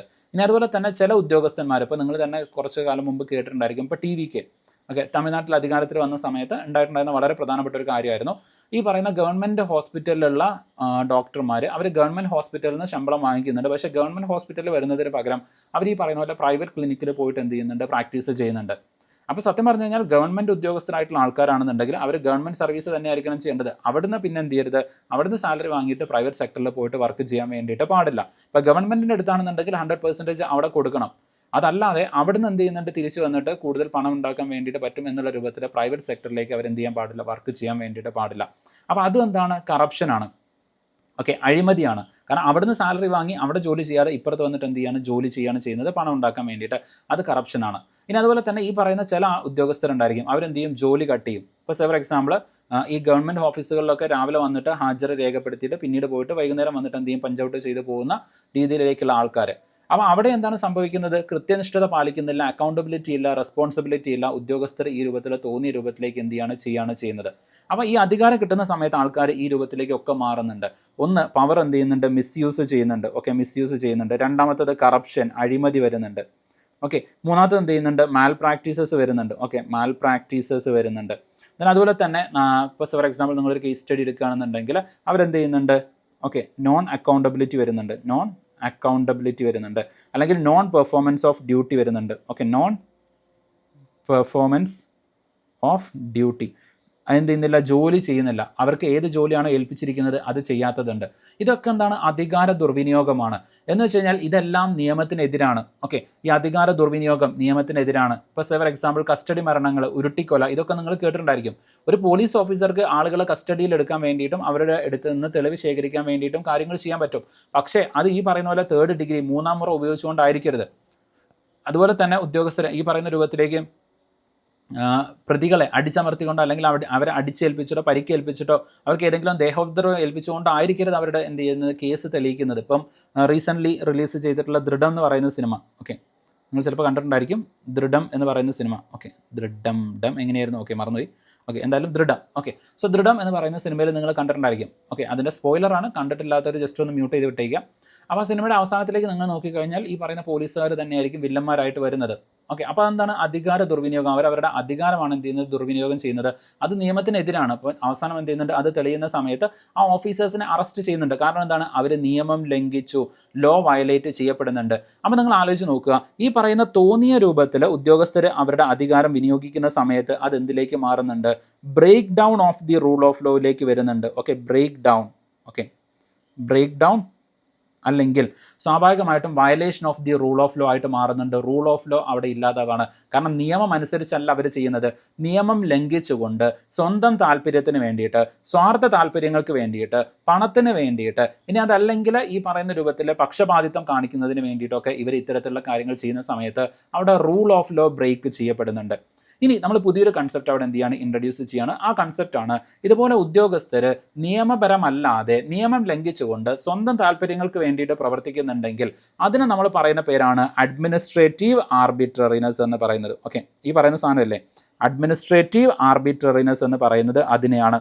ഓക്കെ, ആർബിട്രറി എന്ന് വെച്ച് കഴിഞ്ഞാൽ എന്താണ്, തോന്നിയ പോലെ അല്ലെങ്കിൽ ഒരാൾ സ്വന്തം ഇഷ്ടപ്രകാരം എന്നുള്ള രൂപത്തിലേക്ക് നിയമത്തിനെ ലംഘിച്ചുകൊണ്ട് ഒരാൾ കാര്യങ്ങൾ ചെയ്യുന്നതാണ് ഈ പറയുന്ന ആർബിട്രറി എന്നുള്ള രൂപത്തിലേക്ക് നമ്മൾ പറയുന്നത്. അപ്പോൾ അഡ്മിനിസ്ട്രേറ്റീവ് ആർബിട്രറിനെസ് എന്ന് പറയുന്ന കൺസെപ്റ്റ് നിങ്ങൾക്ക് മനസ്സിലായി. എന്തെല്ലാം വരുന്നുണ്ട്, ഈ രൂപത്തിൽ മിസ്യൂസ് വരുന്നുണ്ട്, കറപ്ഷൻ വരുന്നുണ്ട്, മാൽ പ്രാക്ടീസസ് വരുന്നുണ്ട്, ഇതൊക്കെ ഇതിൻ്റെ ഭാഗമായിട്ട് വരുന്നുണ്ട്. ഇങ്ങനെയൊക്കെ ചെയ്യുന്ന സമയത്ത് എന്തായിരിക്കും, it is a violation or break down of the rule of law. അവിടെ നിയമം എന്ത് ചെയ്യുന്നുണ്ട്, നിയമവാഴ്ച എന്ത് ചെയ്യുന്നുണ്ട്, ലംഘിക്കപ്പെടുന്നുണ്ട്. Rule of law is being violated. So there is this break down of the rule of law. Rule of law അവിടെ എന്ത് ചെയ്യുന്നുണ്ട്, ബ്രേക്ക് ഡൗൺ ചെയ്യപ്പെടുന്നുണ്ട്, ഇല്ലാതാകുന്നുണ്ട്. ഓക്കെ, അപ്പോൾ ഇത്രയും കാര്യങ്ങൾ ഇതുമായിട്ട് ബന്ധപ്പെട്ട് ജസ്റ്റ് ഒന്ന് ഓർത്ത് വെക്കണം. ഇമ്പോർട്ടൻ്റ് ആയിട്ട് വരുന്ന കുറച്ച് കൺസെപ്റ്റുകളാണ്. ഓക്കെ, അപ്പോൾ കൺസെപ്റ്റ്, റൂൾ ഓഫ് ലോ, അതുപോലെ തന്നെ ബാക്കിയുള്ള കാര്യങ്ങളൊക്കെ നമ്മളൊന്ന് ഡിസ്കസ് ചെയ്തു. ഇനി നമ്മൾ നോട്ട് എന്ത് ചെയ്യാണ്, എക്സ്പ്ലെയിൻ ചെയ്യാൻ വേണ്ടിയിട്ട് പോകണം. എൻ്റെ കൂടെ ഒന്ന് വരണേ. ഓക്കെ, അപ്പോൾ നോട്ടും കൂടെ ഞാനൊന്ന് എക്സ്പ്ലെയിൻ ചെയ്യാണ്. നിങ്ങൾക്ക് ഇനി പഠിക്കുന്ന സമയത്ത് ഈ കാര്യങ്ങളൊക്കെ കണക്ട് ചെയ്ത് നോട്ടുമായിട്ട് കണക്ട് ചെയ്തുകൊണ്ട് എന്ത് ചെയ്യണം, ഓർത്ത് വെക്കാൻ വേണ്ടിയിട്ടാണ്. Okay, yes. അപ്പോൾ നമ്മൾ ഓരോ കൺസെപ്റ്റ് നോക്കുകയാണ്. ആദ്യത്തേത് അഡ്മിനിസ്ട്രേറ്റീവ് ലോ എന്ന് പറയുന്ന കൺസെപ്റ്റ് നമ്മൾ ഓൾറെഡി എന്ത് ചെയ്തിട്ടുണ്ട്, പഠിച്ചിട്ടുണ്ട്. അതായത് ഈ പറയുന്ന പോലെ അഡ്മിനിസ്ട്രേറ്റേഴ്സ് എന്തെല്ലാം കാര്യങ്ങൾ ചെയ്യണം, ചെയ്യാതിരിക്കണം, എപ്പോൾ ചെയ്യണം, എങ്ങനെ ചെയ്യണം, ഇനി അതുപോലെ തന്നെ ആ കാര്യങ്ങൾ അവർ ചെയ്യുന്ന സമയത്ത് എന്തെങ്കിലും മിസ്റ്റേക്ക് വന്നാൽ അവിടെ എന്താണ് ചെയ്യേണ്ടത്, ചെയ്യാതിരുന്നു കഴിഞ്ഞാൽ അവർക്കുള്ള പണിഷ്മെൻറ്റ് എന്താണ്, അവരുടെ റൂൾസ്, ഡ്യൂട്ടീസ്, റെസ്പോൺസിബിലിറ്റീസ്, ഈ കാര്യങ്ങളൊക്കെ എന്തൊക്കെയാണ്, ഇതൊക്കെ തീരുമാനിക്കുന്നത് ഈ പറയുന്ന ഉദ്യോഗസ്ഥരുമായിട്ട് ബന്ധപ്പെട്ടിരുന്ന നിയമങ്ങളാണ്. ഇപ്പോൾ ഫോർ എക്സാമ്പിൾ നമ്മൾ ഫസ്റ്റ് ക്ലാസ്സിൽ പഠിച്ചിട്ടുണ്ടായിരുന്ന സ്റ്റേറ്റ് സർവീസ് റൂൾസ് വരുന്നുണ്ട്, സ്റ്റേറ്റ് സബോർഡിനേറ്റ് സർവീസ് റൂൾസ് വരുന്നുണ്ട്, ഓൾ ഇന്ത്യ സർവീസ് റൂൾസ് വരുന്നുണ്ട്, കണ്ടക്ട് റൂൾസ് വരുന്നുണ്ട്. ഓക്കെ, സോ ഇതൊക്കെ എന്താണ്, ഈ പറയുന്ന രൂപത്തിലേക്കുള്ള അഡ്മിനിസ്ട്രേറ്റീവ് ലോസ് ആണ്. ഉദ്യോഗസ്ഥർ എന്ത് ചെയ്യണം എന്ന് പറയുന്ന നിയമങ്ങളാണ് ഈ പറയുന്ന ഓരോ നിയമങ്ങൾ എന്ന് പറയുന്നത്. അപ്പോൾ ഇതിനൊക്കെ നമ്മൾ പറയുന്ന പേരാണ് എന്ത്, അഡ്മിനിസ്ട്രേറ്റീവ് ലോ എന്ന് പറയുന്നത്. ഇനി അത് എന്തുമായിട്ട് ബന്ധപ്പെട്ടാണ് വരുന്നത്, റൂൾ മേക്കിംഗ്, അതായത് ഡെലിഗേറ്റ് ലെജിസ്ലേഷനെ കുറിച്ച് പറയുന്നുണ്ട്, റൂൾ അപ്ലിക്കേഷൻ, അഡ്മിനിസ്ട്രേറ്റീവ് ഡിസിഷൻ മേക്കിങ്ങിനെ കുറിച്ച് പറയുന്നുണ്ടായിരിക്കും, അതുപോലെ തന്നെ റൂൾ അഡ്ജുഡിക്കേഷൻ, അഡ്മിനിസ്ട്രേറ്റീവ് ട്രൈബ്യൂണൽസിനെ കുറിച്ചിട്ട് ചർച്ച ചെയ്യുന്നുണ്ടായിരിക്കും. അപ്പോൾ ഇത്രയും കാര്യങ്ങൾ ജസ്റ്റ് ഒന്ന് ഓർത്ത് വയ്ക്കണം. അഡ്മിനിസ്ട്രേറ്റീവ് ലോസ് എന്തെല്ലാമായിട്ട് ബന്ധപ്പെട്ട് വരുന്നുണ്ട്, ഒന്ന് ഡെലിഗേറ്റ് ലെജിസ്ലേഷൻ നമ്മൾ പഠിക്കും കുറച്ചുകൂടെ കഴിയുന്ന സമയത്ത്. അടുത്തത് റൂൾ അപ്ലിക്കേഷൻ, അതായത് നിയമം എങ്ങനെ നടപ്പാക്കണം, നിയമം എങ്ങനെ അനുശാസിക്കണം, അല്ലെങ്കിൽ നിയമം എങ്ങനെ പാലിക്കണം, ഈ കാര്യങ്ങളാണ്. അതുപോലെ തന്നെ റൂൾ അഡ്ജുഡിക്കേഷൻ വരുന്നുണ്ട്, അതായത് ഏതെങ്കിലും ഒരു വിഷയത്തിൽ വിധി പറയുന്നത്, അത് നമ്മൾ കുറച്ചുകൂടെ കഴിയുന്ന സമയത്ത് പഠിക്കും. അതായത് ഈ അഡ്മിനിസ്ട്രേറ്റീവ് അഡ്ജുഡിക്കേഷൻ, സാധാരണ വിധി പറയുന്നത് കോടതികളാണ്, എന്നാൽ അഡ്മിനിസ്ട്രേറ്റേഴ്സിനും വിധി പറയാൻ വേണ്ടിയിട്ട് പറ്റും. അത് നമ്മൾ കുറച്ചുകൂടെ കഴിയുന്ന സമയത്ത് പഠിക്കും. ഓക്കെ, അപ്പോൾ ഇവിടെ നിങ്ങൾ നോക്കിക്കഴിഞ്ഞാൽ ഈ പറയുന്ന അഡ്മിനിസ്ട്രേറ്റീവ് ലോ എന്ന് പറയുന്നത് it is a critical pillar of the public law along with a constitutional law. Constitutional ലോയോട് അനുബന്ധിച്ചുകൊണ്ട് തന്നെ ഈ പറയുന്ന പബ്ലിക് ലോയുണ്ട് കോൺസ്റ്റിറ്റ്യൂഷണൽ ലോയുടെയും ഇമ്പോർട്ടൻ്റ് ആയിട്ടുള്ള ഒരു ഭാഗമായിട്ട് വരുന്നതാണ് അഡ്മിനിസ്ട്രേറ്റീവ് ലോ എന്ന് പറയുന്നത്. ഇനി റൂൾ ഓഫ് ലോ, നമ്മൾ നേരത്തെ പഠിച്ച കൺസെപ്റ്റാണ് റൂൾ ഓഫ് ലോ എന്ന് പറയുന്നത്. നമ്മുടെ കോൺസ്റ്റിറ്റ്യൂഷൻ്റെ ബേസിക് സ്ട്രക്ചറിൻ്റെ ഭാഗമായിട്ട് വരുന്ന ഒരു കൺസെപ്റ്റും കൂടിയാണ് റൂൾ ഓഫ് ലോ എന്ന് പറയുന്നത്. വളരെ ഇമ്പോർട്ടൻ്റ് ആയിട്ട് വരുന്നുണ്ട്. ഇനി ഇന്ത്യൻ കോൺസ്റ്റിറ്റ്യൂഷനിൽ റൂൾ ഓഫ് ലോ എവിടെയാണ് വരുന്നത്, ആർട്ടിക്കിൾ 14 വരുന്നുണ്ട്. ഓക്കെ, പ്രധാനമായിട്ടും വരുന്നത് ആർട്ടിക്കിൾ 14 നിങ്ങൾക്ക് റൂൾ ഓഫ് ലോ കാണാൻ വേണ്ടിയിട്ട് പറ്റും. അവിടെ ഈക്വൽ പ്രൊട്ടക്ഷൻ ഓഫ് ലോ വരുന്നുണ്ട്, അതുപോലെ തന്നെ ഇക്വാലിറ്റി ബിഫോർ ലോ വരുന്നുണ്ട്. അപ്പോൾ ഈ രണ്ട് കൺസെപ്റ്റുകൾ നമ്മൾ നോക്കിക്കഴിഞ്ഞാൽ റൂൾ ഓഫ് ലോയുടെ ഭാഗമായിട്ട് വരുന്ന കൺസെപ്റ്റുകളാണ്. ഓക്കെ, ഇനി ഈ പറയുന്ന റൂൾ ഓഫ് ലോ എന്ന് പറയുന്നത്, അല്ലെങ്കിൽ ഈ ഒരു കൺസെപ്റ്റ് ആദ്യമായിട്ട് ഇൻട്രൊഡ്യൂസ് ചെയ്യുന്നത് ഈ പറയുന്ന AV ഡൈസി എന്ന് പറയുന്ന വ്യക്തിയാണ്. അപ്പോൾ അദ്ദേഹത്തിൻ്റെ കൺസെപ്റ്റ് പ്രകാരം 3 കാര്യങ്ങൾ ഇതിൽ നിർബന്ധമായിട്ടും വരുന്നുണ്ട്. റൂൾ ഓഫ് ലോയുടെ ഭാഗമായിട്ട് 3 കാര്യങ്ങൾ നിർബന്ധമായിട്ടും വരുന്നുണ്ട്. ഒന്ന്, സുപ്രീമസി ഓഫ് ദി ലോ എന്ന് വെച്ചാൽ നിയമമാണ് എല്ലാത്തിനും മുകളിൽ വരുന്നത്. അപ്പോൾ നിങ്ങൾക്കറിയാം കോൺസ്റ്റിറ്റ്യൂഷനെ നമ്മൾ സാധാരണ വിശേഷിപ്പിക്കാറുള്ളത് fundamental law of the land എന്നാണ്. Okay, fundamental law of the land എന്നാണ് നമ്മൾ വിശേഷിപ്പിക്കാറുള്ളത്, നമ്മുടെ രാജ്യത്തിൻ്റെ അടിസ്ഥാന നിയമം. കാരണം അതിന് താഴെയാണ് ബാക്കി എല്ലാ കാര്യങ്ങളും വരുന്നത്. അപ്പോൾ സ്വാഭാവികമായിട്ടും ഏറ്റവും മുകളിൽ എന്താണ്, ഏറ്റവും മുകളിൽ നിയമമാണ്. അതിന് താഴെയാണ് പ്രൈം മിനിസ്റ്റർ ആയാലും പ്രസിഡന്റ് ആയി കഴിഞ്ഞാലും MLA ആയാലും MP ആയാലും മുഖ്യമന്ത്രി ആയാലും എല്ലാവരും ഭരണഘടനയ്ക്ക് കീഴെയാണ് വരുന്നത്. അപ്പോൾ ഏറ്റവും മുകളിൽ എന്താണ്? ഭരണഘടനയാണ്, നിയമമാണ്. അതാണ് പറയുന്നത് സുപ്രീമസി ഓഫ് ദി ലോ, നിയമമാണ് ഏറ്റവും മുകളിൽ വരുന്നത്. അപ്പോൾ അതുകൊണ്ട് തന്നെ എന്താണ്? നിയമം അനുസരിച്ച് ഏതൊരാൾക്കും പ്രവർത്തിക്കാൻ വേണ്ടിയിട്ട് പറ്റുകയുള്ളൂ. അപ്പോൾ സ്വാഭാവികമായിട്ടും സുപ്രീമസി ഓഫ് ലോ എന്ന് പറയുന്നത് റൂൾ ഓഫ് ലോയുടെ വളരെ ഇമ്പോർട്ടൻ്റ് ആയിട്ടുള്ള ഒരു കമ്പോണൻ്റ് ആണ്. അതുകൊണ്ട് തന്നെ റൂൾ ഓഫ് ലോ ഉണ്ടെങ്കിൽ അവിടെ ആബ്സെൻസ് ഓഫ് ആർബിട്രറി പവർ ആണ്. ജസ്റ്റ് ഒരു കാര്യം ഓർത്തു വെക്കുക, റൂൾ ഓഫ് ലോയും ആർബിട്രറി പവർ അല്ലെങ്കിൽ അഡ്മിനിസ്ട്രേറ്റീവ് ആർബിട്രറിനെസ് എന്ന് പറയുന്നതും രണ്ട് ഓപ്പോസിറ്റ് കൺസെപ്റ്റ് ആണ്, രണ്ടും ഒരുമിച്ച് പോവില്ല. ഓക്കെ, അഡ്മിനിസ്ട്രേറ്റീവ് ആർബിട്രറിനെസ്സും റൂൾ ഓഫ് ലോയും രണ്ടും ഒരുമിച്ച് പോവില്ല. ഒന്നെങ്കിൽ റൂൾ ഓഫ് ലോ ഉണ്ടെങ്കിൽ അവിടെ അഡ്മിനിസ്ട്രേറ്റീവ് ആർബിട്രറിനെസ് ഉണ്ടാവില്ല, അഡ്മിനിസ്ട്രേറ്റീവ് ആർബിട്രറിനെസ് ഉണ്ടെങ്കിൽ റൂൾ ഓഫ് ലോ ഉണ്ടാവില്ല. രണ്ടും എന്താണ്? പരസ്പര വിരുദ്ധമായിട്ടാണ് നിൽക്കുന്നത്. അപ്പോൾ റൂൾ ഓഫ് ലോ ഉണ്ടെങ്കിൽ അവിടെ എന്തുണ്ടാവില്ല? അഡ്മിനിസ്ട്രേറ്റീവ് ആർബിട്രറിനെസ് ഉണ്ടാകില്ല. ആബ്സെൻസ് ഓഫ് അഡ്മിനിസ്ട്രേറ്റീവ് ആർബിട്രറിനെസ് ആണ്. ഇനി അടുത്തത് ഇക്വാലിറ്റി ബിഫോർ ലോ. ഇതാണ് ഞാൻ പറഞ്ഞത്, നമ്മുടെ ആർട്ടിക്കിൾ 14 എന്ത് ചെയ്യുന്നുണ്ട്? ഇക്വാലിറ്റി ബിഫോർ ലോ പറയുന്നുണ്ട്. എന്ന് വെച്ച് കഴിഞ്ഞാൽ നിയമത്തിൻ്റെ മുമ്പിൽ എല്ലാവരും സമന്മാരാണ്, എല്ലാവരും നിയമത്തിന് വിധേയമായിട്ടുള്ള ആൾക്കാരാണ്. All persons are equally subject to ordinary law. Okay, അതാണ് പറയുന്നത് ഇക്വാലിറ്റി ബിഫോർ ലോ, നിയമത്തിൻ്റെ മുൻപിൽ എല്ലാവരും സമന്മാരായിട്ട് വരുന്നുണ്ട്. അടുത്തതാണ് predominance of the legal spirit എന്ന് പറയുന്നത്. Predominance of the legal spirit എന്ന് പറയുന്നത് എന്ന് വെച്ച് കഴിഞ്ഞാൽ constitution is the result of the ordinary law. Constitution is the result of the ordinary law എന്ന് വെച്ച് കഴിഞ്ഞാൽ ഞാൻ വളരെ സിമ്പിളായിട്ട് പറയാം. ഇപ്പം നിങ്ങൾ ഇന്ത്യൻ കോൺസ്റ്റിറ്റ്യൂഷൻ്റെ പ്രിയമ്പിൾ എടുക്കുകയെന്ന് വിചാരിക്കുക. അത് സ്റ്റാർട്ട് ചെയ്യുന്നത് എങ്ങനെയാണ്? V the people of India എന്ന് പറഞ്ഞിട്ട്. എന്ന് വെച്ചാൽ നമ്മൾ ഇന്ത്യക്കാരാണ് എന്ത് ചെയ്യുന്നത്? ആ കോൺസ്റ്റിറ്റ്യൂഷൻ എന്ത് ചെയ്യുന്നത്? ഫൈനലായിട്ട് അതിൻ്റെ അവസാന ഭാഗം കൂടെ ഒന്ന് വായിച്ച് നോക്കണം, ആദ്യ ഭാഗവും അവസാന ഭാഗവും. Okay, we the people of India ഏറ്റവും അവസാന ഭാഗത്തേക്ക് വരുന്ന സമയത്ത് hereby adopt, enact and give to our self എന്നാണ് അവിടെ പറയുന്നത്, അല്ലേ? We hereby adopt, enact and give to our self എന്നാണ് പറയുന്നത്. എന്ന് വെച്ച് കഴിഞ്ഞാൽ എന്താണ്? ആ കോൺസ്റ്റിറ്റ്യൂഷൻ ഉണ്ടാക്കുന്നത്, അത് ഇനാക്ട് ചെയ്യുന്നത്, അത് അംഗീകരിക്കുന്നത്, അത് പാലിക്കാൻ ബാധ്യസ്ഥരായിട്ട് നിൽക്കുന്നതും ആര് തന്നെയാണ്? ജനങ്ങൾ തന്നെയാണ്. അപ്പോൾ ജനങ്ങൾ അത് അംഗീകരിക്കുന്നത് കൊണ്ടാണ് എന്ത് ചെയ്യുന്നത്? ആ കോൺസ്റ്റിറ്റ്യൂഷൻ നിലവിൽ വരുന്നത്. അപ്പോൾ ഒരു പബ്ലിക് കൺസെൻസ് അവിടെ വരുന്നുണ്ട്, എല്ലാവരും അത് അംഗീകരിച്ചു, നമ്മളെല്ലാവരും ഭരണഘടന അംഗീകരിക്കുന്നുണ്ട്, അതുകൊണ്ടാണ് നമ്മളെല്ലാവരും അത് പാലിക്കുന്നത്. ഓക്കെ, അപ്പോൾ ആ കാര്യം ജസ്റ്റ് ഒന്ന് എന്ത് ചെയ്യണം? അവിടെ ഓർത്ത് വയ്ക്കണം. അപ്പോൾ എന്താണ്? ഈ പറയുന്ന ജനങ്ങളുടെ പൊതുസമ്മതത്തിൽ നിന്നാണ് ഈ പറയുന്ന നിയമങ്ങൾ ഉണ്ടാകുന്നത്. നിയമമായി കഴിഞ്ഞാൽ അത് നമ്മളെല്ലാവരും എന്ത് ചെയ്യണം? അനുശാസിക്കുകയും വേണം. അതാണ് പറയുന്നത് predominance of the legal spirit എന്ന് പറയുന്നത്. ഓക്കെ, അപ്പോൾ ആ കാര്യം ജസ്റ്റ് ഒന്ന് ഓർത്ത് വയ്ക്കണം. ഈ പറയുന്ന 3 കാര്യങ്ങളും റൂൾ ഓഫ് ലോയുടെ ഇമ്പോർട്ടൻ്റ് ആയിട്ടുള്ള പ്രൊപ്പോസിഷനാണ്. ഇനി റൂൾ ഓഫ് ലോയുടെ ഡിഫറൻ്റ് ആയിട്ടുള്ള കമ്പോണൻസ് വരുന്നുണ്ട്. അപ്പോൾ കമ്പോണൻസ് നോക്കുകയാണെന്നുണ്ടെങ്കിൽ ഒന്ന് ഇക്വാലിറ്റി ബിഫോർ ലോ പറഞ്ഞു, ഈക്വൽ പ്രൊട്ടക്ഷൻ ഓഫ് ലോ വരുന്നുണ്ട്, അത് റൂൾ ഓഫ് ലോയുടെ ഒരു കമ്പോണൻ്റ് ആയിട്ട് വരുന്നുണ്ട്. അതുപോലെ തന്നെ ഇൻഡിപെൻഡൻസ് ഓഫ് ദി ജുഡീഷ്യറി, ഇങ്ങനെ കുറേ കാര്യങ്ങൾ ഈ പറയുന്ന റൂൾ ഓഫ് ലോയുടെ കമ്പോണൻസ് ആയിട്ട് വരുന്നുണ്ട്. ഓക്കെ, അപ്പോൾ ഇത്രയും കാര്യങ്ങൾ ജസ്റ്റ് ഒന്ന് എന്ത് ചെയ്യണം? ഓർത്ത് വയ്ക്കണം, ഇമ്പോർട്ടൻ്റ് ആയിട്ട് വരുന്നുണ്ട്. ഇനി അടുത്തത് അഡ്മിനിസ്ട്രേറ്റീവ് ആർബിട്രറിനെസ്. നമ്മൾ പറഞ്ഞു അഡ്മിനിസ്ട്രേറ്റീവ് ആർബിട്രറിനെസ് എന്ന് പറയുന്ന സമയത്ത് ഉദ്യോഗസ്ഥർ സ്വയം തീരുമാനങ്ങൾ എടുത്ത് ചെയ്യുന്നതിനാണ് നമ്മൾ എന്തെന്ന് പറയുന്നത്? അഡ്മിനിസ്ട്രേറ്റീവ് ആർബിട്രറിനെസ് എന്ന് പറയുന്നത്. കാരണം അവർക്ക് തോന്നിയ പോലെ, അവർക്ക് ഇഷ്ടമുള്ളതുപോലെയാണ് അവർ എന്ത് ചെയ്യുന്നത്? കാര്യങ്ങൾ ചെയ്യുന്നത്. അങ്ങനെ ചെയ്യാൻ വേണ്ടിയിട്ട് പാടില്ല, നിയമം അനുസരിച്ചിട്ടായിരിക്കണം ചെയ്യേണ്ടത്. ഇനി ഉദ്യോഗസ്ഥർ ഇതുപോലെ അഡ്മിനിസ്ട്രേറ്റീവ് ആർബിട്രറിനെസ് അല്ലെങ്കിൽ അവർക്ക് തോന്നിയ പോലെ നിയമലംഘനങ്ങൾ ചെയ്യുകയാണ് എന്ന് വിചാരിക്കുക. ഓക്കെ, അല്ലെങ്കിൽ അവർക്ക് തോന്നിയ പോലെ അവരെന്ത് ചെയ്യാണ്? ഭരിക്കുകയാണ് എന്ന് വിചാരിക്കുക. സ്വാഭാവികമായിട്ടും എന്തൊക്കെ പ്രശ്നങ്ങളായിരിക്കും ഉണ്ടാകുന്നത്? നമ്മൾ നേരത്തെ കണ്ട പോലെ അവിടെ കറപ്ഷൻ ഉണ്ടായിരിക്കും, അതുപോലെ തന്നെ പക്ഷപാതിത്വം ഉണ്ടായിരിക്കും. ഇപ്പോൾ വളരെ സിമ്പിളായിട്ട് പറഞ്ഞു കഴിഞ്ഞാൽ PSCയിൽ നടന്നിരിക്കുന്ന ക്രമക്കേടുകൾ നിങ്ങൾക്ക് കാണാൻ വേണ്ടിയിട്ട് പറ്റും. അത് മറച്ചു വെക്കാൻ വേണ്ടിയിട്ട് ഇപ്പോൾ PSC എന്തൊക്കെ ചെയ്യുന്നുണ്ടെന്നുള്ളത് നിങ്ങൾക്ക് അറിയാം. കാരണം എന്താണ്? അഡ്മിനിസ്ട്രേറ്റീവ് ആർബിട്രറിനെസ് ആണ്. കാരണം PSC എന്തിനു വേണ്ടിയിട്ടാണ്? സുതാര്യമായിട്ട് പരീക്ഷകൾ നടത്തിയിട്ട് ഉദ്യോഗാർത്ഥികൾക്ക് ജോലി നൽകുന്നതിന്, മെറിറ്റിൻ്റെ അടിസ്ഥാനത്തിൽ ഉദ്യോഗസ്ഥർക്ക് ജോലി അല്ലെങ്കിൽ ഉദ്യോഗാർത്ഥികൾക്ക് ജോലി നൽകുന്നതിന് വേണ്ടിയിട്ടാണ്. പക്ഷേ അവരുടെ സ്വയം ഭരണാധികാരത്തിന് ദുരുപയോഗം ചെയ്തു. എന്നിട്ട് എന്ത് ചെയ്യുന്നുണ്ട്? അവർക്ക് തോന്നിയ പോലെ ഈ പറയുന്ന രൂപത്തിൽ പക്ഷപാതിത്വം കാണിച്ചു. പാർട്ടി അനുഭാവികൾക്ക് എന്ത് ചെയ്യുന്നുണ്ട്? ജോലി കൊടുക്കുന്നുണ്ട്, ബന്ധുക്കൾക്ക് ജോലി കൊടുക്കുന്നുണ്ട്, അതുപോലെ തന്നെ സാമ്പത്തിക ശേഷിയുള്ള ആളുകൾക്കും ഉന്നതരായിട്ടുള്ള ആളുകൾക്കും ജോലി കൊടുക്കുന്ന സാഹചര്യത്തിലേക്ക് മാറി. അതൊക്കെ എന്താണ്? അഡ്മിനിസ്ട്രേറ്റീവ് ആർബിട്രറിനെസ് ആണ്. അപ്പോൾ അവിടെ എന്തെല്ലാം നടക്കുന്നുണ്ട്? അഴിമതി നടന്നിട്ടുണ്ട്, അധികാരത്തിൻ്റെ ദുർവിനിയോഗം നടക്കുന്നുണ്ട്, അതുപോലെ തന്നെ സാധാരണക്കാരായിട്ടുള്ള ഉദ്യോഗാർത്ഥികൾക്ക് നീതി നിഷേധിക്കപ്പെടുന്നുണ്ട്. That is the violation of the injustice, അല്ലെങ്കിൽ വയലേഷൻ ഓഫ് ദി ജസ്റ്റിസ് അല്ലെങ്കിൽ ഇൻജസ്റ്റിസ് ആണ്, അനീതിയായിട്ട് അത് മാറുന്നുണ്ട്. അപ്പോൾ ഈ പറയുന്ന കാര്യങ്ങളൊക്കെ ഇതിൻ്റെ ഭാഗമായിട്ട് നടക്കുന്നുണ്ട്. അപ്പോൾ അഡ്മിനിസ്ട്രേറ്റീവ് ആർബിട്രറിനെസ് ഉണ്ടായിക്കഴിഞ്ഞാൽ ഇതുപോലെ ഒരുപാട് നെഗറ്റീവ് എഫക്റ്റുകൾ ഉണ്ടായിരിക്കും. അതുകൊണ്ട് തന്നെ നമ്മൾ എന്ത് ചെയ്യണം? We have to control the administrative arbitrariness. ഈ പറയുന്ന രൂപത്തിലേക്ക് ഉദ്യോഗസ്ഥരെ അവർക്ക് തോന്നിയ പോലെ ഭരിക്കുന്നത് നമ്മൾ എന്ത് ചെയ്യണം? കൺട്രോൾ ചെയ്യണം. ഉദ്യോഗസ്ഥരുടെ മുകളിൽ എന്ത് വേണം? ഒരു കൺട്രോൾ ഉണ്ടായിരിക്കണം. അതാണ് നമ്മൾ ഇനി ചെയ്യാൻ വേണ്ടിയിട്ട് പോകുന്നത്. അപ്പോൾ അത് എന്തുകൊണ്ടാണ്? ഒന്നാമത്തത്, ഈ പറയുന്ന രൂപത്തിൽ ഒരു വെൽഫെയർ സ്റ്റേറ്റ് എന്ന് പറയുന്ന സമയത്ത്, അതായത് ഇന്ത്യ എന്ന് പറയുന്നത് ഒരു ക്ഷേമരാഷ്ട്രമാണ്. ഒരു ക്ഷേമരാഷ്ട്രത്തിൽ ഒരിക്കലും ഉദ്യോഗസ്ഥന്മാർക്ക് അനിയന്ത്രിതമായിട്ടുള്ള അധികാരം നൽകാൻ പാടില്ല എന്ന് പറയുന്നുണ്ട്. ഓക്കെ, അതുകൊണ്ടാണ് എപ്പോഴും ഇപ്പോൾ നിങ്ങൾ നോക്കിക്കഴിഞ്ഞാൽ ഈവൻ പ്രൈം മിനിസ്റ്ററുടെ കേസിലായാലും പ്രസിഡന്റിന്റെ കേസിലൊക്കെ ആയി കഴിഞ്ഞാലും ഇന്ത്യ എന്ന് പറയുന്ന ഡെമോക്രസി വർക്ക് ചെയ്യുന്നത് ചെക്സ് ആൻഡ് ബാലൻസസിന്റെ അടിസ്ഥാനത്തിലാണ്. അധികാരങ്ങൾ നൽകുന്ന സമയത്ത് തന്നെ അവിടെ നിയന്ത്രണങ്ങളും ഉണ്ടായിരിക്കും.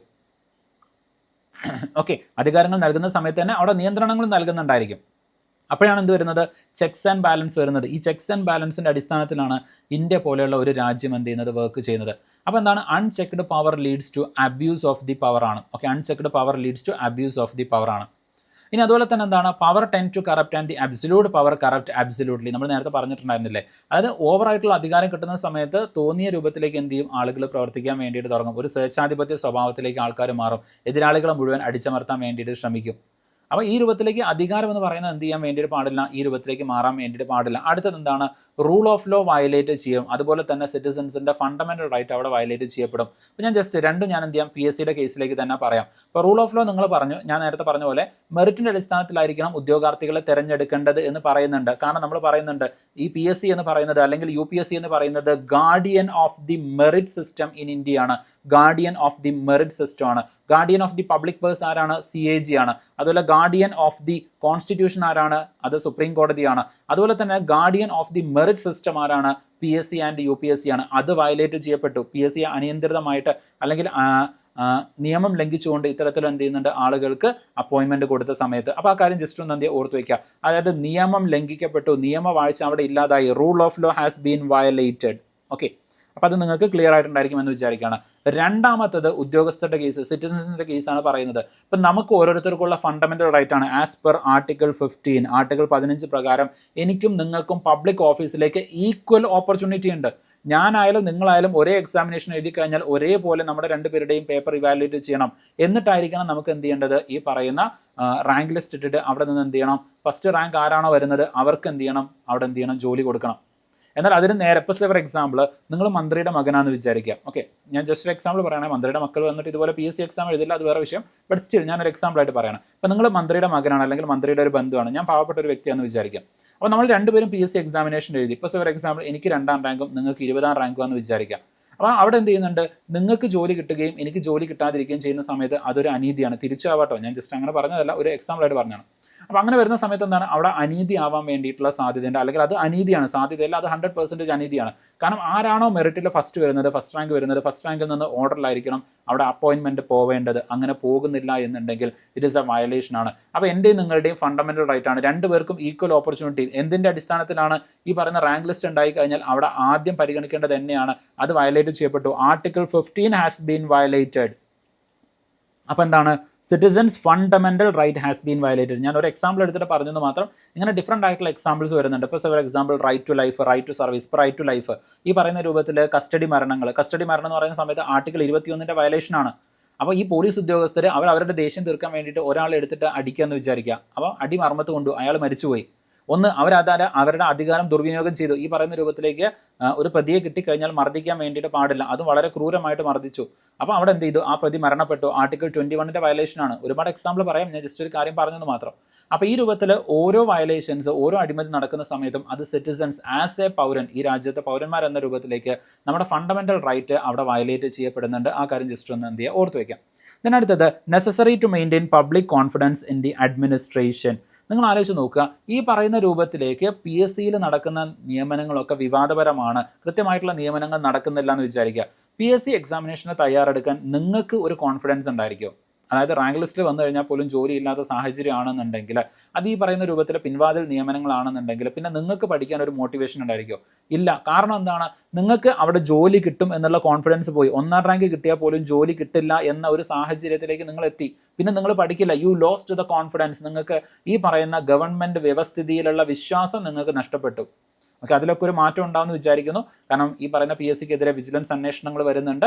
സ്വാഭാവികമായിട്ടും അങ്ങനെ പിൻവാതിൽ നിയമനങ്ങൾ നേടിയിട്ടുള്ള ആൾക്കാരെ മുഴുവൻ പുറത്താക്കുന്ന രൂപത്തിലേക്ക് കാര്യങ്ങൾ പോകുന്നുണ്ട്. പുനരന്വേഷണങ്ങൾ വരുന്നുണ്ട്. അപ്പോൾ ഇനി വരുന്ന PSC എക്സാമുകൾ, അതുപോലെ തന്നെ PSC ഒഴിവുകൾ 3 ആഴ്ചയ്ക്കുള്ളിൽ റിപ്പോർട്ട് ചെയ്യണം. റിപ്പോർട്ട് ചെയ്യാത്ത ഉദ്യോഗസ്ഥന്മാർക്കെതിരെ നടപടികൾ വരുന്നുണ്ട്. അപ്പോൾ അങ്ങനെ നോക്കുന്ന സമയത്ത് ഈ ഒരു PSC വ്യവസ്ഥിതി കുറച്ചുകൂടെ സുതാര്യമായിട്ട് മാറുമെന്ന് നമ്മൾ പ്രതീക്ഷിക്കുന്നു. അതുമാത്രമല്ല ഈ PSC വഴി കൂടുതൽ ആളുകൾക്ക് നിയമനങ്ങൾക്കുള്ള സാധ്യതകൾ കാര്യങ്ങളൊക്കെ വരുന്നുണ്ട്. അപ്പോൾ അതൊക്കെ ജസ്റ്റ് ഒന്ന് എന്ത് ചെയ്യുക, പരിഗണിക്കാം. ഓക്കെ, അപ്പോൾ public confidence in the administration ആണ്. അപ്പോൾ എന്ത് ചെയ്യുന്നുണ്ട്, നമുക്കൊരു വിശ്വാസം വരുന്നുണ്ട്. ഓക്കെ, ഇതുപോലെ ഒഴിവുകൾ കൃത്യമായിട്ട് റിപ്പോർട്ട് ചെയ്യും, കൂടുതൽ വാക്കൻസികൾ ഉണ്ടായിരിക്കും, എക്സാം എഴുതി കഴിഞ്ഞാൽ സുതാര്യമായിട്ടായിരിക്കും അവിടെ മാർക്കിംഗ് സിസ്റ്റംസ് വരുന്നത്, സ്വാഭാവികമായിട്ടും അതിൽ റാങ്ക് കിട്ടിക്കഴിഞ്ഞാൽ എനിക്ക് അവിടെ ജോലി കിട്ടും എന്നുള്ളൊരു വിശ്വാസം നമുക്ക് വരുന്നുണ്ട്. ആ വിശ്വാസം വന്നു കഴിഞ്ഞാൽ നമ്മൾ എന്ത് ചെയ്യും, കൂടുതൽ നന്നായിട്ട് പഠിക്കും. ഇതുവരെ ആ വിശ്വാസം ഉണ്ടായിരുന്നില്ല, ഇനി അതിൽ മാറ്റം ഉണ്ടാവുമെന്ന് പ്രതീക്ഷിക്കുന്നു. അപ്പോൾ എല്ലാവരും എന്ത് ചെയ്യുക, നന്നായിട്ട് പഠിക്കുക. അതിനടുത്തത് എൻഷുർ അക്കൗണ്ടബിലിറ്റി, അതുപോലെ തന്നെ ട്രാൻസ്പെറൻസി ആൻഡ് ഗുഡ് ഗവർണൻസ്. അതായത് ഈ പറയുന്ന ഉദ്യോഗസ്ഥർ ബന്ധരും അവർ കൃത്യമായിട്ട് പ്രവർത്തിക്കുകയാണെന്നുണ്ടെങ്കിൽ മാത്രമാണ് അവിടെ എന്ത് വരുന്നത്, ഒന്ന് അക്കൗണ്ടബിലിറ്റി വരുന്നത്. ഓക്കെ, അതുപോലെ തന്നെ എന്ത് വരുന്നുണ്ട്, ട്രാൻസ്പെറൻസി, സുതാര്യത വരുന്നുണ്ട്, അതുപോലെ തന്നെ ഗുഡ് ഗവർണൻസ്, സദ്ഭരണം വരുന്നുണ്ട്. അത് നിങ്ങൾ നോക്കുക, മുൻപത്തെ ഭരണവും ഇപ്പോഴത്തെ ഭരണവും കൂടെ കമ്പയർ ചെയ്യുന്ന സമയത്ത് നിങ്ങൾക്ക് വേണമെങ്കിൽ പറയാം ഇപ്പോഴത്തേത് കുറച്ചുകൂടെ മെച്ചമായിട്ടുള്ള ഭരണമാണ്. ഞാൻ പറയുന്ന പൊളിറ്റിക്കൽ സൈഡിൻ്റെ ആസ്പെക്റ്റിലല്ല കേട്ടോ, ഞാൻ പറയുന്നത് PSCയുടെ ആസ്പെക്റ്റിൽ മാത്രമാണ്. കാരണം നമ്മളെ ബാധിക്കുന്ന കേസ് അതാണ്. ബാക്കിയുള്ളത് എന്തോ ആയിക്കോട്ടെ, ഈ പറയുന്ന രൂപത്തിലേക്ക് ഏത് ഭരണം വരുന്ന സമയത്തും അവിടെ അഴിമതി ആരോപണങ്ങളും ഇനെഫിഷ്യൻസീസും ഈ പറയുന്ന രൂപത്തിലേക്ക് പക്ഷപാതിത്വവും ഈ പറയുന്ന കാര്യങ്ങളൊക്കെ അവിടെ വരുന്നുണ്ട്. ഇനി അതല്ലാന്നുണ്ടെങ്കിൽ ഇതൊന്നും ഇല്ലാത്തൊരു ഇൻഡിപെൻഡൻ്റ് ആയിട്ടുള്ള ഒരു ഭരണമൊക്കെ വന്നു കഴിഞ്ഞാൽ there will be some changes. Okay, ഇപ്പോൾ for example TVK in Tamil Nadu, ഞാൻ ഇടയ്ക്കിടയ്ക്ക് TVK പറയുന്നത് ഇറ്റ് വാസ് ഗുഡ്. ഓക്കെ, അതായത് ഇതുവരെയുള്ള പ്രവർത്തനങ്ങൾ നോക്കിക്കഴിഞ്ഞാൽ കമ്പാരിറ്റീവ്ലി വളരെ നല്ല പ്രവർത്തനങ്ങൾ അവർ മുന്നോട്ടേക്ക് വെക്കുന്നുണ്ട്. അതുകൊണ്ടാണ്. അപ്പോൾ അവിടെ ഉണ്ടായിരുന്ന 2 പൊളിറ്റിക്കൽ അലയൻസസ് ഉണ്ടായിരുന്നു, DMK അതുപോലെ തന്നെ AIDMK. ഇത് രണ്ടിനും ബദലായിട്ട് പുതിയൊരു രാഷ്ട്രീയ പാർട്ടി അവിടെ വന്ന സമയത്താണ് സ്വാഭാവികമായിട്ടും അവിടെ മാറ്റങ്ങൾ കണ്ടു തുടങ്ങുന്നത്. അതല്ലെങ്കിൽ ഈ എക്സിസ്റ്റിംഗ് ആയിട്ടുള്ള 2 പൊളിറ്റിക്കൽ പാർട്ടീസ് ആണെന്നുണ്ടെങ്കിൽ സ്വാഭാവികമായിട്ടും അവിടെ ഒരു പാർട്ടി വരുന്ന സമയത്ത് അവരുടെ പക്ഷപാതിത്വം ഉണ്ടായിരിക്കും, രണ്ടാമത്തെ പാർട്ടി വരുന്ന സമയത്ത് അവരുടെ പക്ഷപാതിത്വം ഉണ്ടായിരിക്കും. അവിടെ ഒരു ജസ്റ്റിസിന് ഉണ്ടാവാനുള്ള സാധ്യതയില്ല. അപ്പോൾ തമിഴ്നാട്ടിലെ മാറ്റത്തിന് കാരണം എന്ന് പറയുന്നത് ഒരു തേർഡ് പാർട്ടി വന്നു എന്നുള്ളത് കൊണ്ടാണ്. ഒക്കെ ഒരു ഇൻഡിപെൻഡൻ്റ് ആയിട്ടുള്ള ഒരു പൊളിറ്റിക്കൽ ബാക്ക്ഗ്രൗണ്ട് ഇല്ലാത്ത, ആരോടും പ്രത്യേകിച്ച് കമ്മിറ്റ്മെൻറ്റ് വെക്കേണ്ടതില്ലാത്ത ഒരു ആൾ അവിടേക്ക് വന്നു. മറ്റേത് AIDMKയുടെ കേസിലൊക്കെ ആണെങ്കിൽ അല്ലെങ്കിൽ TMKയുടെ കേസിലൊക്കെ ആണെന്നുണ്ടെങ്കിൽ DMKയുടെ കേസിലൊക്കെ ആണെന്നുണ്ടെങ്കിൽ അവർക്ക് സഖ്യകക്ഷികളോടൊക്കെ എന്തുണ്ടായിരിക്കും, ഈ പറയുന്ന പോലെ കൂറ് കാണിക്കേണ്ടതായിട്ട് വരും. സഖ്യകക്ഷികളോട് എന്ത് ചെയ്യണം, അവരോടും കൂടെ കാര്യങ്ങൾ തീരുമാനിച്ചിട്ടൊക്കെ ചെയ്യേണ്ടതായിട്ട് വരും. അപ്പോൾ സ്വാഭാവികമായിട്ടും പൊളിറ്റിക്കലി പല പ്രശ്നങ്ങൾ അവിടെ ഉണ്ടായിരിക്കും. ഓക്കെ, ഞാൻ ജസ്റ്റ് ഒന്ന് കമ്പയർ ചെയ്ത് പറഞ്ഞെന്ന് മാത്രം. ഈ പറയുന്ന പോലെ ഞാൻ പൊളിറ്റിക്കലി എന്ത് ചെയ്യുന്നില്ല, ബയാസ്ഡ് ആയിട്ടുള്ളതല്ല. ബട്ട് ചില കാര്യങ്ങൾ നമ്മൾ എന്ത് ചെയ്യണം, കമ്പയർ ചെയ്തുകൊണ്ട് തന്നെ വെക്കണം. ഓക്കെ, അപ്പോൾ കുറച്ച് ബെറ്റർ ആയിട്ടുള്ളത് ഏതാണോ അല്ലെങ്കിൽ നമുക്ക് നല്ലതായിട്ടുള്ളതാണോ അത് നമ്മൾ ചൂസ് ചെയ്യാൻ വേണം. ഓക്കെ, അപ്പോൾ ഇത്രയും കാര്യങ്ങൾ ജസ്റ്റ് ഒന്ന് ഓർത്ത് വയ്ക്കുക. അടുത്തത് rule of the judiciary in the administrative control. അപ്പോൾ നമ്മൾ നേരത്തെ പഠിച്ചിട്ടുണ്ടായിരുന്നു അഡ്മിനിസ്ട്രേറ്റീവ് ആർബിട്രറിനെസ് തീർച്ചയായിട്ടും നമ്മൾ തടയണം എന്ന് പഠിച്ചിട്ടുണ്ടായിരുന്നു. അപ്പോൾ ഇത് എങ്ങനെയാണ് നമ്മൾ തടയുന്നത്? അപ്പോൾ ഭരണഘടനാപരമായിട്ട് നോക്കിക്കഴിഞ്ഞാൽ ഈ അഡ്മിനിസ്ട്രേറ്റീവ് ആർബിട്രറിനെസ് തടയാനുള്ള ഏറ്റവും പ്രധാനമായിട്ടുള്ള കൺസെപ്റ്റ് എന്ന് പറയുന്നത് ഫണ്ടമെൻ്റൽ റൈറ്റ് ആണ്. ഓക്കെ, അതായത് ഇപ്പോൾ എന്നെ പോലീസ് കസ്റ്റഡിയിൽ എടുത്തു കഴിഞ്ഞാൽ പോലീസിനെ എന്നെ മർദ്ദിച്ച് കൊല്ലാൻ പറ്റുമോ? കൊല്ലാൻ പറ്റില്ല. കാരണം എന്താണ്, ആർട്ടിക്കിൾ 21 പ്രകാരം എനിക്ക് അവിടെ എന്ത് വരുന്നുണ്ട്, റൈറ്റ് ടു ലൈഫ് വരുന്നുണ്ട്. റൈറ്റ് ടു ലൈഫ് വരുന്ന സമയത്ത് എന്നെ തോന്നിയ പോലെ കൊല്ലാൻ വേണ്ടിയിട്ട് അല്ലെങ്കിൽ തോന്നിയ പോലെ അടിക്കാനോ മർദ്ദിക്കാനോ ഒന്നും അവർക്ക് പറ്റുന്നില്ല. അത് കാരണം എന്താണ്, ആർട്ടിക്കിൾ 21 എന്ന് പറയുന്നതിൽ മറ്റൊരു കൺസെപ്റ്റും കൂടെ വരുന്നുണ്ട്, ഡിഗ്നിഫൈഡ് ലൈഫ് വരുന്നുണ്ട്. ഓക്കെ, ഡിഗ്നിഫൈഡ് ലൈഫ് വരുന്നുണ്ട്. അപ്പോൾ ആ ഡിഗ്നിഫൈഡ് ആയിട്ടുള്ള ലൈഫ് എനിക്ക് എന്ത് ചെയ്യണം, എൻഷുർ ചെയ്യണം. അതുപോലെ റൈറ്റ് ടു ഹെൽത്ത് വരുന്നുണ്ട്, ആരോഗ്യത്തിനുള്ളത് വരുന്നുണ്ട്. അപ്പോൾ എന്നെ മർദ്ദിക്കാൻ വേണ്ടിയിട്ട് പറ്റില്ല. ഇനി എന്നെ തൂക്കിക്കൊല്ലാൻ വേണ്ടിയിട്ട് പറ്റും, ഗവൺമെൻറ്റിന് തൂക്കിക്കൊല്ലാൻ പറ്റും. ഇപ്പോൾ ഫോർ എക്സാമ്പിൾ ഞാൻ അതുപോലെ ഒരു ഹീനിയസ് ആയിട്ടുള്ള ക്രൈം ചെയ്യാണ്, അല്ലെങ്കിൽ റയറസ്റ്റ് ഓഫ് ദി റയർ ആയിട്ടുള്ള ക്രൈം ഞാൻ ചെയ്യാമെന്ന് വിചാരിക്കുക. അങ്ങനെ ഒരു ക്രൈം ഞാൻ ചെയ്യുകയാണെന്നുണ്ടെങ്കിൽ സ്വാഭാവികമായിട്ടും ഗവൺമെൻറ്റിന് വേണമെങ്കിൽ എന്നെ തൂക്കിക്കൊല്ലാൻ വേണ്ടിയിട്ട് പറ്റും. അതെങ്ങനെയാണ്, with the due process of the law ആണ്. Due process of the law follow ചെയ്തുകൊണ്ട്, ഡ്യൂ പ്രോസസ് ഓഫ് ലോ, കൃത്യമായിട്ടുള്ള നിയമം എന്ന് വെച്ച് കഴിഞ്ഞാൽ എന്നെ അറസ്റ്റ് ചെയ്തു, തെളിവ് സഹിതം കോടതിയിൽ ഹാജരാക്കി, കോടതിയിൽ വിചാരണ നടന്നു, ഞാൻ തെറ്റുകാരനാണെന്ന് എന്ത് ചെയ്തു, വിധിക്കപ്പെട്ടു അല്ലെങ്കിൽ പൂർണ്ണമായിട്ടും തെളിയിക്കപ്പെട്ടു, എനിക്ക് അപ്പീൽ നൽകാനുള്ള അവകാശം നൽകി, ഞാൻ ഹൈക്കോടതിയിൽ അപ്പീൽ കൊടുത്തു, ഹൈക്കോടതിയും എൻ്റെ വധശിക്ഷ ശരിവെച്ചു. അതായത് ഡിസ്ട്രിക്ട് കോടതിക്ക് വധശിക്ഷ വിധിക്കാനേ പറ്റുള്ളൂ, ഹൈക്കോടതി ശരിവെച്ചാൽ അത് നടപ്പാക്കുള്ളൂ. അങ്ങനെ ഹൈക്കോടതി പോയി, ഹൈക്കോടതി ശരിവെച്ചു, അവിടുന്ന് സുപ്രീം കോടതിയിലേക്ക് പോയി, സുപ്രീം കോടതി അത് ശരിവെച്ചു എന്ന് വിചാരിക്കുക, പിന്നീട് എന്നെ തൂക്കിക്കൊല്ലാം. ഇനി അതല്ലെങ്കിൽ ഞാൻ ദയാഹർജി കൊടുത്തു, ഓക്കെ, അല്ലെങ്കിൽ ഈ പാടന് വേണ്ടിയിട്ട് കൊടുത്തു, അത് പ്രസിഡന്റ് തള്ളി, ഇനി എന്ത് ചെയ്യാം, എന്നെ തൂക്കിക്കൊല്ലാം. കാരണം എന്താണ്, അവിടെ നിയമം മൂലം സാധ്യമായിട്ടുള്ള എല്ലാ കാര്യങ്ങളും എൻ്റെ നിരപരാധിത്വം തെളിയിക്കാൻ വേണ്ടിയിട്ട് എനിക്ക് തന്നു. പക്ഷേ ഒരു സ്ഥലത്തും എനിക്ക് അത് പ്രൂവ് ചെയ്യാൻ വേണ്ടിയിട്ട് പറ്റിയില്ല. ഞാൻ കുറ്റവാളിയാണെന്ന് പൂർണ്ണമായിട്ട് തെളിഞ്ഞു കഴിഞ്ഞാൽ കോടതി എന്ത് ശിക്ഷ വിധിക്കുന്നോ, അത് വധശിക്ഷയാണെങ്കിൽ വധശിക്ഷ അത് എനിക്ക് നൽകാൻ വേണ്ടിയിട്ട് പറ്റും. അതാണ് ഡ്യൂ പ്രോസസ് ഓഫ് ലോ എന്ന് പറയുന്നത്. അതല്ലാതെ ഇപ്പോൾ നമ്മൾ തമിഴ്നാട്ടിൽ ഈവൻ മറ്റ് സംസ്ഥാനങ്ങളിലൊക്കെ കാണുന്ന പോലെ, UP യിലൊക്കെ കാണുന്ന പോലെ ഫേക്ക് എൻകൗണ്ടേഴ്സ്, അതായത് ഒരു കുറ്റവാളിയെ പിടിച്ചു കഴിഞ്ഞാൽ പോലീസ് ഒരു സ്ഥലത്ത് കൊണ്ടുപോയിട്ട് എൻകൗണ്ടർ ചെയ്ത് കൊന്നു കളയുന്ന പരിപാടി. ഇപ്പോൾ നിങ്ങൾ ഫോർ എക്സാമ്പിൾ 5-ാം പാതിര സിനിമ കണ്ടിട്ടുണ്ടെങ്കിൽ നിങ്ങൾക്ക് കാണാൻ വേണ്ടിയിട്ട് പറ്റും. അതിൽ അവസാനം എന്ത് ചെയ്യുന്നുണ്ട്, ഈ പറയുന്ന ബെഞ്ചമിൻ ലൂയിസ്, അതായത് ഈ പറയുന്ന ഷറഫുദ്ദീൻ്റെ ക്യാരക്ടറിന് എന്ത് ചെയ്യുന്നുണ്ട്, അവർ ഈ രൂപത്തിലേക്ക് കൊന്നു കളയാണ് ചെയ്യുന്നത് പോലീസ്. ഓക്കെ, ഒരു ഫേക്ക് എൻകൗണ്ടർ ഉണ്ടാക്കിയിട്ട് കൊന്നു കളയാണ് ചെയ്യുന്നത്. Okay, yes. ഇനി അതുപോലെ ഈവൻ അതിന് മറ്റൊരു എക്സാമ്പിളാണ് സംഭവം അധ്യായം 1 എന്ന് പറയുന്ന സിനിമയുണ്ടല്ലോ. അപ്പം ഈ പറയുന്ന പോലെ അഷ്കർ അലി അല്ലെങ്കിൽ ആസിഫ് അലിയുടെ ബ്രദർ അനുഭവിച്ചിട്ടുണ്ട് അല്ലെങ്കിൽ അഭിനയിച്ചിട്ടുണ്ടായിരുന്ന ഒരു സിനിമ. അപ്പോൾ അതിലും ഈ പറയുന്ന പോലെ എൻകൗണ്ടറിൻ്റെ ഒരു സ്റ്റേറ്റ് എന്ത് ചെയ്യുന്നുണ്ട്, കാണിക്കുന്നുണ്ട്. ഓക്കെ, അപ്പോൾ അവിടെ ഒക്കെ വരുന്ന എക്സാമ്പിൾ എന്ന് പറയുന്നത് എന്താണ്, ഈ രൂപത്തിലേക്ക് അത് പോലീസ് വയലേറ്റ് ചെയ്യാണ്. കാരണം പോലീസിന് ഒരാളെ കൊല്ലാനുള്ള അധികാരമില്ല. പോലീസിന് ഒരാളെ കൊലപാതകയാണെങ്കിൽ പോലും അയാളെ അറസ്റ്റ് ചെയ്ത് നിയമത്തിൻ്റെ മുമ്പിൽ ഹാജരാക്കിയിട്ട് വേണം അയാൾക്ക് വധശിക്ഷ വാങ്ങിച്ചു കൊടുക്കാൻ. അല്ലാതെ തോന്നുന്ന പോലെ കൊല്ലാൻ വേണ്ടിയിട്ട് പറ്റില്ല. ഇനി ഈ പറയുന്ന രൂപത്തിലുള്ള ഫേക്ക് എൻകൗണ്ടേഴ്സിനെ കുറിച്ചിട്ട് ചർച്ച ചെയ്ത മറ്റൊരു സിനിമയാണ് രജനീകാന്തും അമിതാഭ് ബച്ചനും അഭിനയിച്ചിട്ടുള്ള വേട്ടൈ എന്ന് പറയുന്ന സിനിമ. വളരെ കൃത്യമായിട്ട് ഈ പറയുന്ന ഫേക്ക് എൻകൗണ്ടേഴ്സിൻ്റെ ലീഗൽ സൈഡുകൾ കൃത്യമായിട്ട് കാണിച്ചു തന്ന ഒരു സിനിമയായിരുന്നു ഈ പറയുന്ന വേട്ടൈ എന്ന് പറയുന്ന ഒരു സിനിമ. ഓക്കെ, സോ ഇങ്ങനെ ഒരുപാട് കാര്യങ്ങളായിരിക്കും നിങ്ങൾക്ക് ഓരോ കാര്യങ്ങളും കണക്ട് ചെയ്തിട്ട് എന്ത് ചെയ്യാൻ പഠിക്കാൻ വേണ്ടിയിട്ട് പറ്റും. അപ്പോൾ ഇതൊക്കെ ജസ്റ്റ് ഒന്ന് എന്ത് ചെയ്യുക, ഇതുമായിട്ട് ബന്ധപ്പെട്ടുകൊണ്ട് ജസ്റ്റ് ഒന്ന് എന്ത് ചെയ്യുക, ഓർത്ത് വയ്ക്കുക. അപ്പോൾ അവിടെ എന്ത് വരുന്നുണ്ട്, ഫണ്ടമെന്റൽ റൈറ്റ്സിൻ്റെ വയലേഷൻ വരുന്നുണ്ട്. അപ്പോൾ ഫണ്ടമെന്റൽ റൈറ്റ് പ്രൊട്ടക്ട് ചെയ്യുക എന്ന് പറയുന്ന സമയത്ത് എന്താണ്, it is a control over the administrative arbitrariness. അതായത് റൂൾ ഓഫ് ലോ വരുന്നുണ്ട് അല്ലെങ്കിൽ റൂൾ ഓഫ് ലോ ഉണ്ടെന്ന് ഉറപ്പ് വരുത്തി കഴിഞ്ഞാൽ സ്വാഭാവികമായിട്ടും എന്തായിരിക്കും, അവിടെ പിന്നെ അഡ്മിനിസ്ട്രേറ്റീവ് ആർബിട്രറിനെസ് ഉണ്ടാവില്ല. ഇനി ജുഡീഷ്യറി എങ്ങനെയാണ് ഇത് ഉറപ്പാക്കുന്നത്? ജുഡീഷ്യറി രണ്ട് രൂപത്തിൽ വരുന്നുണ്ട്. ഒന്ന്, ഞാൻ നേരത്തെ പറഞ്ഞ പോലെ judiciary is the guardian of the constitution. Guardian of the constitution എന്നറിയപ്പെടുന്നത് ജുഡീഷ്യറി അല്ലെങ്കിൽ സുപ്രീം കോടതിയാണ്. രണ്ടാമത്തത്, ഇവിടെ ജുഡീഷ്യറിയെ സംബന്ധിച്ചിട്ട് അവിടെ ജുഡീഷ്യൽ റിവ്യൂ അല്ലെങ്കിൽ ജുഡീഷ്യൽ പുനഃപരിശോധന എന്ന് പറയുന്ന ഒരു കൺസെപ്റ്റ് വരുന്നുണ്ട്. രണ്ട് ആർട്ടിക്കിളിൻ്റെ കീഴിൽ വരുന്നുണ്ട്. സുപ്രീം കോടതിക്ക് ആർട്ടിക്കിൾ 32ൻ്റെ കീഴിലും ഹൈക്കോടതിക്ക് ആർട്ടിക്കിൾ 226ൻ്റെ കീഴിലും ഈ പറയുന്ന ജുഡീഷ്യൽ റിവ്യൂ പവേഴ്സ് വരുന്നുണ്ട്. അതുപോലെ ആർട്ടിക്കിൾ 227, 136, 141 ഈ പറയുന്ന ആർട്ടിക്കിൾസ് ഒക്കെ നിങ്ങൾ എടുത്ത് നോക്കിക്കഴിഞ്ഞാൽ അവിടെയും കോടതിക്ക് സ്പെഷ്യൽ ആയിട്ടുള്ള അധികാരങ്ങൾ വരുന്നുണ്ട്. ഇപ്പോൾ for example special leave petition SPL, okay, special leave petition വരുന്നുണ്ട്. Okay, sorry, special leave petition വരുന്നുണ്ട്, SLP. Okay, special leave petition വരുന്നുണ്ട്, പൊതു താല്പര്യ ഹർജി വരുന്നുണ്ട്. അതുപോലെ തന്നെ കംപ്ലീറ്റ് ജസ്റ്റിസ്, കോടതിക്ക് പൂർണ്ണമായിട്ടുള്ള നീതി നടപ്പാക്കാൻ വേണ്ടിയിട്ട് കോടതിക്ക് എന്ത് ചെയ്യാൻ, കാര്യങ്ങൾ ചെയ്യാൻ വേണ്ടിയിട്ട് പറ്റും. അപ്പോൾ ഇങ്ങനെയുള്ള കൺസെപ്റ്റുകളൊക്കെ ഇതിൻ്റെ കീഴിലേക്ക് വരുന്നുണ്ട്. അപ്പോൾ ഇവിടെയൊക്കെ എന്താണ്, ജുഡീഷ്യൽ റിവ്യൂ വരുന്നുണ്ട്. അതുപോലെ തന്നെ ഇത്തരത്തിലുള്ള ആർട്ടിക്കിൾ ഇവിടെയൊക്കെ എന്ത് ചെയ്യാം, കോടതിക്ക് നിയമം അല്ലെങ്കിൽ നീതി ഉറപ്പാക്കാൻ വേണ്ടിയിട്ട് ഡിഫറൻ്റ് ആയിട്ടുള്ള കാര്യങ്ങൾ ചെയ്യാൻ വേണ്ടിയിട്ട് പറ്റും. ഓക്കെ, അപ്പോൾ അതെന്താണ്, അഡ്മിനിസ്ട്രേറ്റീവ് ആർബിട്രറിനെസ് കൺട്രോൾ ചെയ്യുന്നതിന് വേണ്ടിയിട്ടുള്ള മെഷേഴ്സാണ്, അതൊന്ന് ഓർത്ത് വയ്ക്കാം. ഓക്കെ, ഇനി അതുപോലെ തന്നെ ഇതിൻ്റെ ഭാഗമായിക്കൊണ്ട് ഈ റൂൾ ഓഫ് ലോയുടെ ഒക്കെ ഭാഗമായിക്കൊണ്ട് കോടതി എന്ത് ചെയ്യുന്നുണ്ട്, അതായത് ഒരു നിയമം ഉണ്ടാകുന്ന സമയത്ത് അതുമായിട്ട് ബന്ധപ്പെട്ട് പ്രധാനമായിട്ടും 3 കൺസെപ്റ്റുകൾ അവിടെ ചെക്ക് ചെയ്യുന്നുണ്ടായിരിക്കും. അല്ലെങ്കിൽ ഒരു ആക്ഷൻ ഉണ്ടാവുകയാണെങ്കിൽ, ഇപ്പോൾ അഡ്മിനിസ്ട്രേറ്റീവ് ആക്ഷൻ ഉണ്ടാവുകയാണെന്നുണ്ടെങ്കിൽ 3 പ്രിൻസിപ്പിൾസിൻ്റെ ബേസിൽ എന്ത് ചെയ്യുന്നുണ്ടായിരിക്കും, കോടതി ചെക്ക് ചെയ്യുന്നുണ്ടായിരിക്കും. ആ 3 പ്രിൻസിപ്പിൾസ് ഒന്ന് ഓർത്ത് വയ്ക്കണം. Developed 3 doctrines. ഒന്നാമത്തതാണ് പ്രപ്പോർഷണാലിറ്റി, രണ്ടാമത്തത് ലെജിറ്റിമേറ്റ് എക്സ്പെക്ടേഷൻ, മൂന്നാമത്തത് അൾട്രാ വിറസ് വരുന്നുണ്ട്. ഓക്കെ, അതിലാദ്യം ഞാൻ ലെജിറ്റിമേറ്റ് എക്സ്പെക്ടേഷൻ വെച്ചിട്ട് ഞാൻ പറയാം. ലെജിറ്റിമേറ്റ് എക്സ്പെക്ടേഷൻ എന്ന് വെച്ച് കഴിഞ്ഞാൽ, ഇപ്പോൾ ഫോർ എക്സാമ്പിൾ പോലീസ് നിങ്ങളെ അറസ്റ്റ് ചെയ്യുന്ന സമയത്ത് നിങ്ങളുടെ പ്രതീക്ഷ എന്താണ്, നിങ്ങൾക്കൊരു എക്സ്പെക്ടേഷൻ ഉണ്ടായിരിക്കുമല്ലോ. പോലീസ് നിങ്ങളെ അറസ്റ്റ് ചെയ്തു, FIR രജിസ്റ്റർ ചെയ്തു, അതിനുശേഷം നിങ്ങൾ എന്ത് ചെയ്യും, 24 മണിക്കൂറിനുള്ളിൽ മജിസ്ട്രേറ്റിന് മുമ്പിൽ ഹാജരാക്കുന്നുണ്ടായിരിക്കും. പിന്നീട് കോടതിയിൽ പ്രൊഡ്യൂസ് ചെയ്യുന്നുണ്ടായിരിക്കും. കോടതിയിൽ നിങ്ങളുടെ തെറ്റുകൾ നിങ്ങൾക്ക് ഒരു വക്കീലിനെ നൽകുന്നുണ്ടായിരിക്കും. ആ വക്കീലിനെ വെച്ചുകൊണ്ട് നിങ്ങൾക്ക് എന്ത് ചെയ്യാം, നിങ്ങളുടെ കേസ് വാദിക്കാൻ വേണ്ടിയിട്ട് പറ്റും. അങ്ങനെ ഫൈനലായിട്ട് കോടതി ഒരു വിധി പറയും, അതാണ് നിങ്ങൾ അനുഭവിക്കേണ്ടത്. ഇതാണ് നമ്മൾ ചെയ്യുന്ന എക്സ്പെക്ടേഷൻ. കാരണം റൂൾ ഓഫ് ലോ അല്ലെങ്കിൽ നിയമം അങ്ങനെയാണ് പറയുന്നത്, നിയമം അനുശാസിക്കുന്നത് അങ്ങനെയാണ്, പോലീസ് പ്രവർത്തിക്കേണ്ടതും അങ്ങനെയാണ്. പക്ഷേ ഈ പറയുന്ന പോലീസ് നിങ്ങൾ അറസ്റ്റ് ചെയ്തുകൊണ്ട് ഈ പറയുന്ന പോലീസ് സ്റ്റേഷനിലേക്കല്ല നിങ്ങളെ കൊണ്ടുപോകുന്നത്. പോലീസ് എന്ത് ചെയ്യുന്നുണ്ട്, രഹസ്യമായിട്ടുള്ള ഒരു സങ്കേതത്തിൽ കൊണ്ടുപോയിട്ട് നിങ്ങളെ തല്ലിച്ചതയ്ക്കാന്ന് വിചാരിക്കാം. ഓക്കെ, തല്ലിച്ചതച്ചിട്ട് നിങ്ങളുടെ നമ്മൾ സാധാരണ പറയാറുണ്ടല്ലോ, മൃതപ്രായമാക്കിയിട്ട് നിങ്ങൾ എന്ത് ചെയ്യണം, അവിടെ വിട്ടിട്ട് പോവാണ്.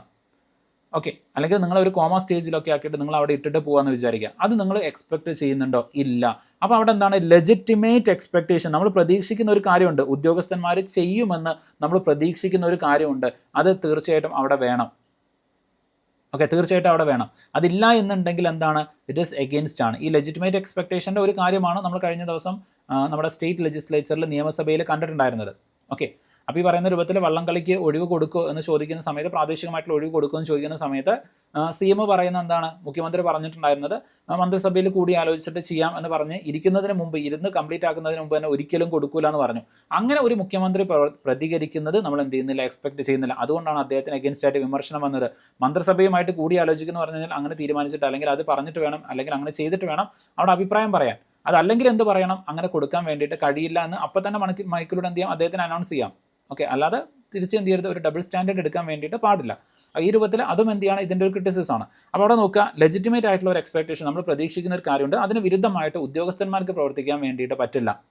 ഓക്കെ, ഇനി അടുത്തതാണ് പ്രപ്പോർഷണാലിറ്റി. ഇപ്പോൾ നിങ്ങൾ ഏതൊരു ആക്ഷൻ എടുക്കുകയെന്നുണ്ടെങ്കിലും ആ ആക്ഷൻ നിങ്ങൾ അല്ലെങ്കിൽ ആ ഒരു കാര്യം നിങ്ങൾ ചെയ്യുന്നത് അതിനേക്കാളും വലിയ ഒരു നന്മയ്ക്ക് വേണ്ടിയിട്ടായിരിക്കണം. ഇപ്പോൾ വളരെ സിമ്പിളായിട്ട് പറഞ്ഞു കഴിഞ്ഞാൽ, ഇപ്പോൾ ഫോർ എക്സാമ്പിൾ ഒരു പ്രൊസഷൻ നടക്കുകയാണ്, അല്ലെങ്കിൽ ഒരു ജാഥ നടക്കുകയാണ്, വളരെ സമാധാനപരമായിട്ടുള്ള ഒരു ജാഥ നടക്കുകയാണ്. അപ്പോൾ ആ ജാഥ സമാധാനപരമായിട്ട് നടന്നു പോകുന്നുണ്ട്. അതിനുശേഷം എന്ത് ചെയ്യുന്നുണ്ട്, ആ ജാഥ പിരിഞ്ഞു പോകുന്നുണ്ട്, കുഴപ്പമൊന്നുമില്ല. ഇനി രണ്ടാമത്തെ കേസ്, ഒരു ജാഥ നടക്കുന്നുണ്ട്. അപ്പം നിങ്ങൾക്ക് സ്വാഭാവികമായിട്ടും എന്ത് ചെയ്യാൻ പറ്റില്ല, ഇത്തരത്തിൽ സമാധാനപരമായിട്ട് നടക്കുന്ന ഒരു ജാഥ, നിങ്ങൾ പോലീസ് ഓഫീസേഴ്സാണ്. അപ്പോൾ പോലീസിന് എന്ത് ചെയ്യാൻ പറ്റില്ല, ഈ പറയുന്ന ജാഥയിലുള്ള ആൾക്കാരെ ആക്രമിക്കാൻ വേണ്ടിയിട്ട് അവർക്ക് നേരെ ലാത്തിച്ചാർജ് നടത്താനോ പറ്റില്ല. അവർ സമാധാനപരമായിട്ടുള്ള ജാഥ നടത്തുകയാണെന്നുണ്ടെങ്കിൽ, കാരണം എന്താണ്, ഇന്ത്യൻ കോൺസ്റ്റിറ്റ്യൂഷൻ പ്രകാരം ആർട്ടിക്കിൾ 19 കീഴിൽ 2 റൈറ്റുകൾ അവിടെ വരുന്നുണ്ട്. ഒന്ന്, ആർട്ടിക്കിൾ 19 ക്ലോസ് 1 പറയുന്നുണ്ട്, അതായത് L, okay, clause 1 sub clause L പറയുന്നുണ്ട് right to freedom of speech and expression വരുന്നുണ്ട്. അതിന് കീഴിൽ എന്ത് വരുന്നുണ്ട്, ഈ പറയുന്ന പോലെ റൈറ്റ് ടു പ്രൊട്ടസ്റ്റ് വരുന്നുണ്ട്. ഓക്കെ, റൈറ്റ് ടു പ്രൊട്ടസ്റ്റ് അതിൻ്റെ ഭാഗമായിട്ട് വരുന്നുണ്ട്, കാരണം അതൊരു എക്സ്പ്രഷനാണ്. ഇനി അതുപോലെ തന്നെ എന്ത് വരുന്നുണ്ട്, right to freedom of movement വരുന്നുണ്ട്, റൈറ്റ് ടു ഫോം അസോസിയേഷൻ വരുന്നുണ്ട്. അപ്പോൾ റൈറ്റ് ടു ഫോം അസോസിയേഷൻ വരുന്ന സമയത്ത് എന്താണ്, പ്രൊട്ടസ്റ്റിന് വേണ്ടിയിട്ട് ആൾക്കാർ ഒരുമിച്ച് കൂടുന്നു, അതൊരു റൈറ്റ് ആണ്. എന്നാൽ ഈ പറയുന്ന രൂപത്തിൽ സമാധാനപരമായിട്ട് നടക്കുന്ന ഒരു ചർച്ച നിങ്ങൾ അടിച്ചോടിക്കുക എന്ന് വിചാരിക്കാം. ഒരു പോലീസുകാർ ചേർന്നിട്ട് ലാത്തിച്ചാർജ് നടത്തിയിട്ട് അതങ്ങ് അടിച്ചോടിക്കുക എന്ന് വിചാരിക്കാം. It is a violation of the fundamental right ആണ്. അത് രണ്ടാമത്തെ കേസ്. ഇനി മൂന്നാമത്തെ കേസ്, രണ്ടാമത്തെ കേസ് എന്താണ്, പൂർണ്ണമായിട്ടും തെറ്റാണ്. കാരണം സമാധാനപരമായിട്ട് നടക്കുന്ന ഒരു ജാഥ അല്ലെങ്കിൽ ഒരു പ്രൊസഷൻ, അത് നിങ്ങൾ അടിച്ചോടിക്കുകയാണ്. അപ്പോൾ നിങ്ങൾ ചെയ്ത കാര്യം തെറ്റാണ്, അത് കാരണം ഉണ്ടായിട്ടുള്ള ഇമ്പാക്റ്റ് എന്ന് പറയുന്നത് അതും തെറ്റാണ്.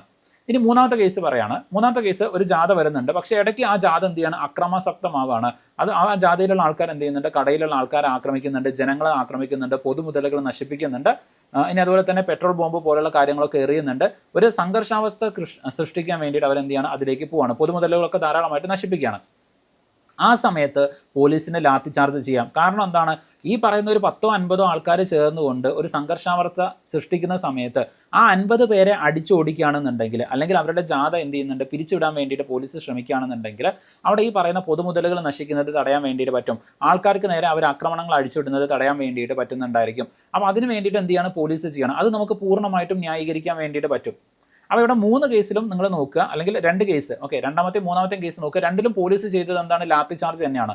പക്ഷേ രണ്ടാമത്തെ കേസിൽ അത് നീതീകരിക്കാൻ പറ്റുന്ന, ന്യായീകരിക്കാൻ പറ്റുന്ന കാര്യമായി. കാരണം എന്താണ്, അതിൻ്റെ പ്രൊപ്പോർഷണാലിറ്റി നോക്കുകയാണെന്നുണ്ടെങ്കിൽ അതിൻ്റെ കോസ് എന്താണ്, കാരണം എന്താണ്, നമ്മൾ നേരത്തെ പറഞ്ഞ പോലെ ഈ നെഗറ്റീവ് എഫക്റ്റ് എന്ന് പറയുന്നത് കൂടുതലാണ്. നിയമപരമായിട്ട് അവിടെ പോലീസ് ഇടപെടേണ്ട ഒരു സാഹചര്യം ഉണ്ടായി, അപ്പോൾ ഇടപെടാൻ വേണ്ടിയിട്ട് പറ്റും. അപ്പോൾ ഇതിനെയാണ് നമ്മൾ പ്രൊപ്പോർഷണാലിറ്റി എന്ന് പറയുന്നത്, അനുപാതം.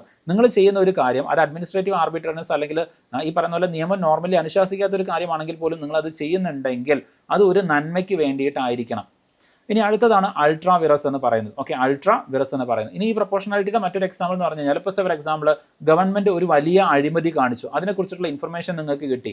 പക്ഷേ ആസ് ആൻ ഓഫീസർ ഗവൺമെന്റ് വിവരങ്ങൾ നിങ്ങൾ പുറത്തുവിടാൻ വേണ്ടിയിട്ട് പാടില്ല. പക്ഷേ എന്ത് ചെയ്യണം, ഈ അഴിമതി നടന്നു കഴിഞ്ഞാൽ ഒരുപാട് ആളുകളുടെ ജീവൻ നഷ്ടപ്പെടും എന്നുള്ളത് കൊണ്ട് നിങ്ങൾ ആ വിവരം പുറത്തുവിട്ടു. അപ്പോൾ നിങ്ങൾ ചെയ്യുന്നത് എന്താണ്, it is a violation of the official act ആണ്, ഒഫീഷ്യൽ സീക്രട്സ് ആക്ടിൻ്റെ വയലേഷൻ ആണ് നിങ്ങൾ ചെയ്യുന്നത്. സീക്രട്ട് ആക്ട്സ് പ്രകാരം ഗവൺമെൻറ്റിൻ്റെ സീക്രട്ട് ആയിട്ടുള്ള ഇൻഫർമേഷൻസ് പുറത്ത് വിടാൻ വേണ്ടിയിട്ട് പാടില്ല എന്നാണ്. പക്ഷേ നിങ്ങൾ അത് പുറത്തേക്ക് വിട്ടു. അപ്പോൾ അവിടെ എന്താണ്, ഈ പറയുന്ന പ്രൊപ്പോർഷണാലിറ്റിയുടെ വയലേഷൻ, അല്ലെങ്കിൽ ഈ പറയുന്ന രൂപത്തിൽ ഒഫീഷ്യൽ സീക്രട്ട് ആക്ടിൻ്റെ വയലേഷനാണ് അവിടെ നടക്കുന്നത്. നിയമം നിങ്ങൾ ലംഘിച്ചു. പക്ഷേ എന്തിനു വേണ്ടിയിട്ടാണ്, അത് കാരണം ഉണ്ടാകുന്ന ഒരുപാട് ആളുകളുടെ ജീവൻ നഷ്ടപ്പെടുന്നത് തടയുന്നതിന് വേണ്ടിയിട്ട്, അതുപോലെ തന്നെ പൊതുമുതൽ നശിക്കാതിരിക്കാൻ വേണ്ടിയിട്ട്, അതുപോലെ തന്നെ കറപ്ഷൻ, അഴിമതി തടയാൻ വേണ്ടിയിട്ട്, അതിന് വേണ്ടിയിട്ട് നിങ്ങൾ ചെയ്തു. അപ്പോൾ നിങ്ങൾ ചെയ്ത കാര്യം എന്താണ്, ഇറ്റ് ഈസ് ആബ്സല്യൂട്ട്ലി ഗുഡ് ആണ്, നല്ലതാണ്. അപ്പോൾ അത് എന്തിലേക്ക് മാറും, വിസിൽ ബ്ലോവർ ആയിട്ട് നിങ്ങൾ മാറും. ഓക്കെ, ഒരു അഴിമതി പുറത്ത് കൊണ്ടുവന്ന ഒരു വ്യക്തിയായിട്ട് നിങ്ങൾ മാറും. അപ്പോൾ അത് വിസിൽ ബ്ലോവർ ആയിട്ട് മാറും, അതെന്ത് ചെയ്യും, നന്മയായിട്ട് മാറും. അതിന് നിങ്ങൾക്ക് എന്ത് ചെയ്യുന്നില്ല, സ്വാഭാവികമായിട്ടും അവിടെ പ്രശ്നങ്ങളൊന്നും ഉണ്ടായിരിക്കില്ല. എന്നാൽ അതേസമയം ഇതുപോലെ തന്നെ നമ്മൾ കുറച്ച് മുമ്പ് കണ്ട പോലെ ഇപ്പോൾ വിഴിഞ്ഞവുമായിട്ട് വരുന്ന പ്രൊജക്റ്റ്, ആ വിഴിഞ്ഞവുമായിട്ട് വരുന്ന പ്രൊജക്റ്റ് ഇപ്പോൾ മുഖ്യമന്ത്രി ചോദിച്ച പോലെ ദേശാഭിമാനിക്ക് ആ ഇൻഫർമേഷൻ എവിടെ നിന്ന് കിട്ടി. അപ്പോൾ അത് ഗവൺമെന്റ് സീക്രട്ട് ആണ്. ഗവൺമെന്റ് സീക്രട്ട് ആയിട്ടുള്ള ഒരു കാര്യത്തിനെ കുറിച്ചിട്ട് പബ്ലിക്കിന് എവിടെ നിന്ന് ഇൻഫർമേഷൻ കിട്ടി. It is a violation of the official secret act ആണ്. ഒഫീഷ്യൽ സീക്രട്ട് ആക്ടിന്റെ വയലേഷൻ ആയിട്ടാണ് ആ ഒരു കാര്യം വരുന്നത്. ഓക്കെ, നമ്മുടെ ചുറ്റും നടക്കുന്ന പല കാര്യങ്ങളുമായിട്ട് ഇതിനൊക്കെ നിങ്ങൾക്ക് കണക്ട് ചെയ്തിട്ട് എന്ത് ചെയ്യാൻ, പഠിക്കാൻ വേണ്ടിയിട്ട് പറ്റും. ഓക്കെ, അപ്പോൾ ഇതൊക്കെ ഇതുമായിട്ട് ബന്ധപ്പെട്ട് ജസ്റ്റ് ഒന്ന് എന്ത് ചെയ്യുക, ഓർത്ത് വയ്ക്കാം. അപ്പോൾ ഇതാണ് പ്രൊപ്പോർഷണാലിറ്റി എന്ന് പറയുന്നത്. നിങ്ങൾ ചെയ്യുന്ന കാര്യം എന്തായിരിക്കണം, കൂടുതൽ നന്മയ്ക്ക് വേണ്ടിയിട്ടാണെന്നുണ്ടെങ്കിൽ. ഇത് വരുന്നത് യൂട്ടിലിറ്റേറിയൻ പ്രിൻസിപ്പിൾസിൽ നിന്നാണ്. അതായത് നിങ്ങൾ ചെയ്യുന്ന കാര്യം ഇഫ് ഇറ്റ് ഈസ് കോസിങ് അല്ലെങ്കിൽ if it is creating A better good then that is good. അടുത്തത് അൾട്രാ വിറസ് വരുന്നുണ്ട്. അൾട്രാ വിറസ് എന്ന് വെച്ച് കഴിഞ്ഞാൽ സിമ്പിളായിട്ട് പറഞ്ഞു കഴിഞ്ഞാൽ വയലേഷൻ ഓഫ് ദി ലോ ആണ്, നിയമം ലംഘിക്കുന്നത്. അതാണ് അൾട്രാ വിറസ് എന്ന് പറയുന്നത്. അത് ചെയ്യാൻ പാടില്ല. ഓക്കെ, ആസ് ആൻ ഓഫീസർ നിങ്ങൾ നിയമം പാലിച്ചേ പറ്റുള്ളൂ. അപ്പോൾ ഇത്രയും കാര്യം ജസ്റ്റ് ഒന്ന് എന്ത് ചെയ്യണം, ഓർത്ത് വെക്കണം. ഇനി അതുപോലെ തന്നെ എന്ത് ചെയ്യുന്നുണ്ട്, ഇവിടെ വളരെ ഇമ്പോർട്ടൻ്റ് ആയിട്ട് വരുന്ന അടുത്തൊരു കൺസെപ്റ്റ് ആണ് judiciary act as a check against executive arbitrariness without substituting its own discretion. Okay, ഇത് വളരെ ഇമ്പോർട്ടൻ്റ് ആയിട്ടുള്ള ഒരു കൺസെപ്റ്റ് ആണ്. നമ്മൾ ഇനി അങ്ങോട്ടേക്ക് അഡ്മിനിസ്ട്രേറ്റീവ് ആർബിട്രറിനെസ് കൺട്രോൾ ചെയ്യുന്നതിൻ്റെ ലിമിറ്റേഷൻ പഠിക്കും. അവിടെ ആദ്യം പഠിക്കാൻ പോകുന്നത് ഈ ഒരു ലിമിറ്റേഷനാണ്. എന്ന് വെച്ച് കഴിഞ്ഞാൽ ഇപ്പോൾ നിങ്ങൾക്കറിയാം, നമ്മുടെ കോൺസ്റ്റിറ്റ്യൂഷൻ്റെ ആർട്ടിക്കിൾ 50 പ്രകാരം അതുപോലെ തന്നെ ആർട്ടിക്കിൾ 122 പ്രകാരം, ആർട്ടിക്കിൾ 212 പ്രകാരം, ഈ ആർട്ടിക്കിൾസ് ഒക്കെ നിങ്ങൾ എടുത്ത് നോക്കിക്കഴിഞ്ഞാൽ ആ ആർട്ടിക്കിൾസിലെല്ലാം പറയുന്ന ഒരേ കാര്യം സെപ്പറേഷൻ ഓഫ് പവർ ആണ്. എന്ന് വെച്ച് കഴിഞ്ഞാൽ ജുഡീഷ്യറി എക്സിക്യൂട്ടീവ് മാറ്റേഴ്സിൽ ഇടപെടാൻ പാടില്ല, അതുപോലെ തന്നെ ലെജിസ്ലേച്ചേഴ്സ് പോയിട്ട് ജുഡീഷ്യൽ മാറ്റേഴ്സിലും ഇടപെടാൻ വേണ്ടിയിട്ട് പാടില്ല, എക്സെപ്റ്റ് ജഡ്ജിനെ പുറത്താക്കുന്ന കേസിൽ. ജഡ്ജിനെ പുറത്താക്കുന്നത് ആരാണ്? ഈ പറയുന്ന രൂപത്തിലേക്ക് പാർലമെന്റ് ആണ്. ഓക്കെ, ഹൈക്കോടതി അല്ലെങ്കിൽ സുപ്രീം കോടതി ജഡ്ജിനെ പുറത്താക്കുന്നത് പാർലമെന്റ് ആണ്. അപ്പോൾ അവിടെ എന്ത് ചെയ്യാം? പാർലമെന്റിന് ഡിസ്കസ് ചെയ്യാം. അല്ലാത്ത കാര്യങ്ങളിലൊന്നും പാർലമെന്റിന് എന്ത് ചെയ്യാൻ പറ്റില്ല? ജുഡീഷ്യറിയുടെ കാര്യങ്ങളിൽ ഇടപെടാൻ വേണ്ടിയിട്ട് പാടില്ല.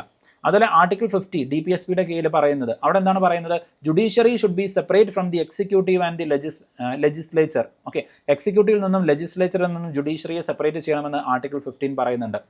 അപ്പം സ്വാഭാവികമായിട്ടും ജുഡീഷ്യറിക്ക് എന്ത് ചെയ്യാൻ വേണ്ടിയിട്ട് പറ്റില്ല? അഡ്മിനിസ്ട്രേറ്റീവ് മാറ്റേഴ്സിൽ ഇടപെടാൻ വേണ്ടിയിട്ട് പാടില്ല. ജുഡീഷ്യറി എന്താ ചെയ്യേണ്ടത്? അവിടെ വിധി പറയുക എന്ന കാര്യമാണ് ജുഡീഷ്യറി ചെയ്യേണ്ടത്. ഇനി ഞാനൊരു എക്സാമ്പിൾ പറയാണ്. ഇപ്പോൾ ഒരു ഉദ്യോഗസ്ഥൻ, ആ ഉദ്യോഗസ്ഥന് ഇപ്പോൾ ഫോർ എക്സാമ്പിൾ ഒരു സിറ്റുവേഷൻ ആ ഉദ്യോഗസ്ഥന് മുമ്പിലേക്ക് വരുമ്പോൾ ആ ഉദ്യോഗസ്ഥന് 2 അതിലധികമോ തീരുമാനങ്ങൾ ചിലപ്പോൾ എടുക്കാം. ഓക്കെ, 3 ഡിഫറൻ്റ് ആയിട്ടുള്ള തീരുമാനങ്ങൾ എടുക്കാം. അപ്പോൾ 3 ഡിഫറൻ്റ് ആയിട്ടുള്ള തീരുമാനങ്ങൾ ആ ഉദ്യോഗസ്ഥന് എടുക്കുന്ന സമയത്ത് അതിൽ ഒരു തീരുമാനം എന്ന് പറയുന്നത് തെറ്റായിരുന്നു, അല്ലെങ്കിൽ അത്ര നല്ലതല്ല എന്ന് വിചാരിക്കാം. മറ്റ് 2 തീരുമാനങ്ങളായിരുന്നു കുറച്ചുകൂടെ ബെറ്റർ. അപ്പോൾ ആ സാഹചര്യത്തിൽ കോടതി ഇടപെട്ടിട്ട് ആ തീരുമാനം പാടില്ല, ഈ പറയുന്ന രണ്ടാമത്തെ തീരുമാനം എടുക്കണം എന്ന് കോടതിക്ക് പറയാൻ പറ്റില്ല. കോടതി അങ്ങനെ പറയില്ല. കാരണം എന്താണ്? ഈ തീരുമാനം എടുക്കേണ്ടതും അത് നടപ്പിലാക്കേണ്ടതും ഈ പറയുന്ന അഡ്മിനിസ്ട്രേറ്റർ ആണ്. അത് അഡ്മിനിസ്ട്രേറ്ററുടെ ഡിസ്ക്രിപ്ഷനാണ്. അതിലൊരിക്കലും സുപ്രീം കോടതി ഇടപെട്ടിട്ട് അവരുടെ ഡിസ്ക്രിപ്ഷൻ നടപ്പാക്കില്ല. ഓക്കെ, അതെന്ത് ചെയ്യില്ല. അതാണ് പറയുന്നത്. ഈ പറയുന്ന രൂപത്തിൽ എന്താണ്? Without substituting its on description. Supreme കോടതി പോയിട്ട് ഇന്ന കാര്യം ചെയ്യണം എന്ന് പറയില്ല. ആ ചെയ്യേണ്ട കാര്യവും അത് എന്ത് ചെയ്യണം എന്ന് തീരുമാനിക്കുന്നതും ആരാണ്? അഡ്മിനിസ്ട്രേറ്റീവ്സ് ആണ്. അത് അവർ തന്നെ ചെയ്യണം.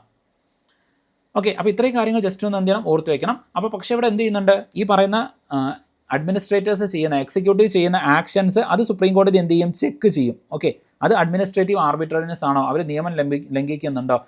സിറ്റിസൺസിൻ്റെ ഫണ്ടമെൻ്റൽ റൈറ്റ് വയലേറ്റ് ചെയ്യുന്നുണ്ടോ? റൂൾ ഓഫ് ലോ ബ്രേക്ക് ചെയ്യുന്നുണ്ടോ? ഇതൊന്നും ചെയ്യുന്നില്ല എന്നുണ്ടെങ്കിൽ അത് അവർക്ക് ചെയ്യാം. അല്ലെങ്കിൽ ഇതെന്തെങ്കിലും ചെയ്യുന്നുണ്ടെങ്കിൽ അവിടെ സുപ്രീം കോടതി ഇടപെടും. അയാൾക്കെതിരെ എന്ത് ചെയ്യുന്നുണ്ടായിരിക്കും? വിധി ഉണ്ടായിരിക്കും. ഓക്കെ, ഒന്നെങ്കിൽ അയാളെ ജോലിയിൽ നിന്ന് പുറത്താക്കുന്നതിന് വേണ്ടിയിട്ടോ അല്ലെങ്കിൽ പെനൽറ്റിയോ തടവ് ശിക്ഷയോ അങ്ങനെ വിധി എന്ത് ചെയ്യുന്നുണ്ടായിരിക്കും? കോടതി പുറപ്പെടുവിക്കുന്നുണ്ടായിരിക്കും. ഓക്കെ, അപ്പോൾ ഇത്രയും കാര്യങ്ങൾ ഇതുമായിട്ട് ബന്ധപ്പെട്ട് ഓർത്ത് വയ്ക്കണം. റോൾ ഓഫ് ദി ജുഡീഷ്യറി എന്താണെന്നുള്ളത്. ഓക്കെ, ഇനി അടുത്തത് അഡ്മിനിസ്ട്രേറ്റീവ് ആർബിട്രറിനെസ്. ഇത് നമ്മൾ ഓൾറെഡി ഡിസ്കസ് ചെയ്തതാണ്. എന്താണ് അഡ്മിനിസ്ട്രേറ്റീവ് ആർബിട്രറിനെസ് എന്ന് പറയുന്നത്? ഓക്കെ, അപ്പോൾ arbitrariness means action taken without principle fairness and reasoned justification.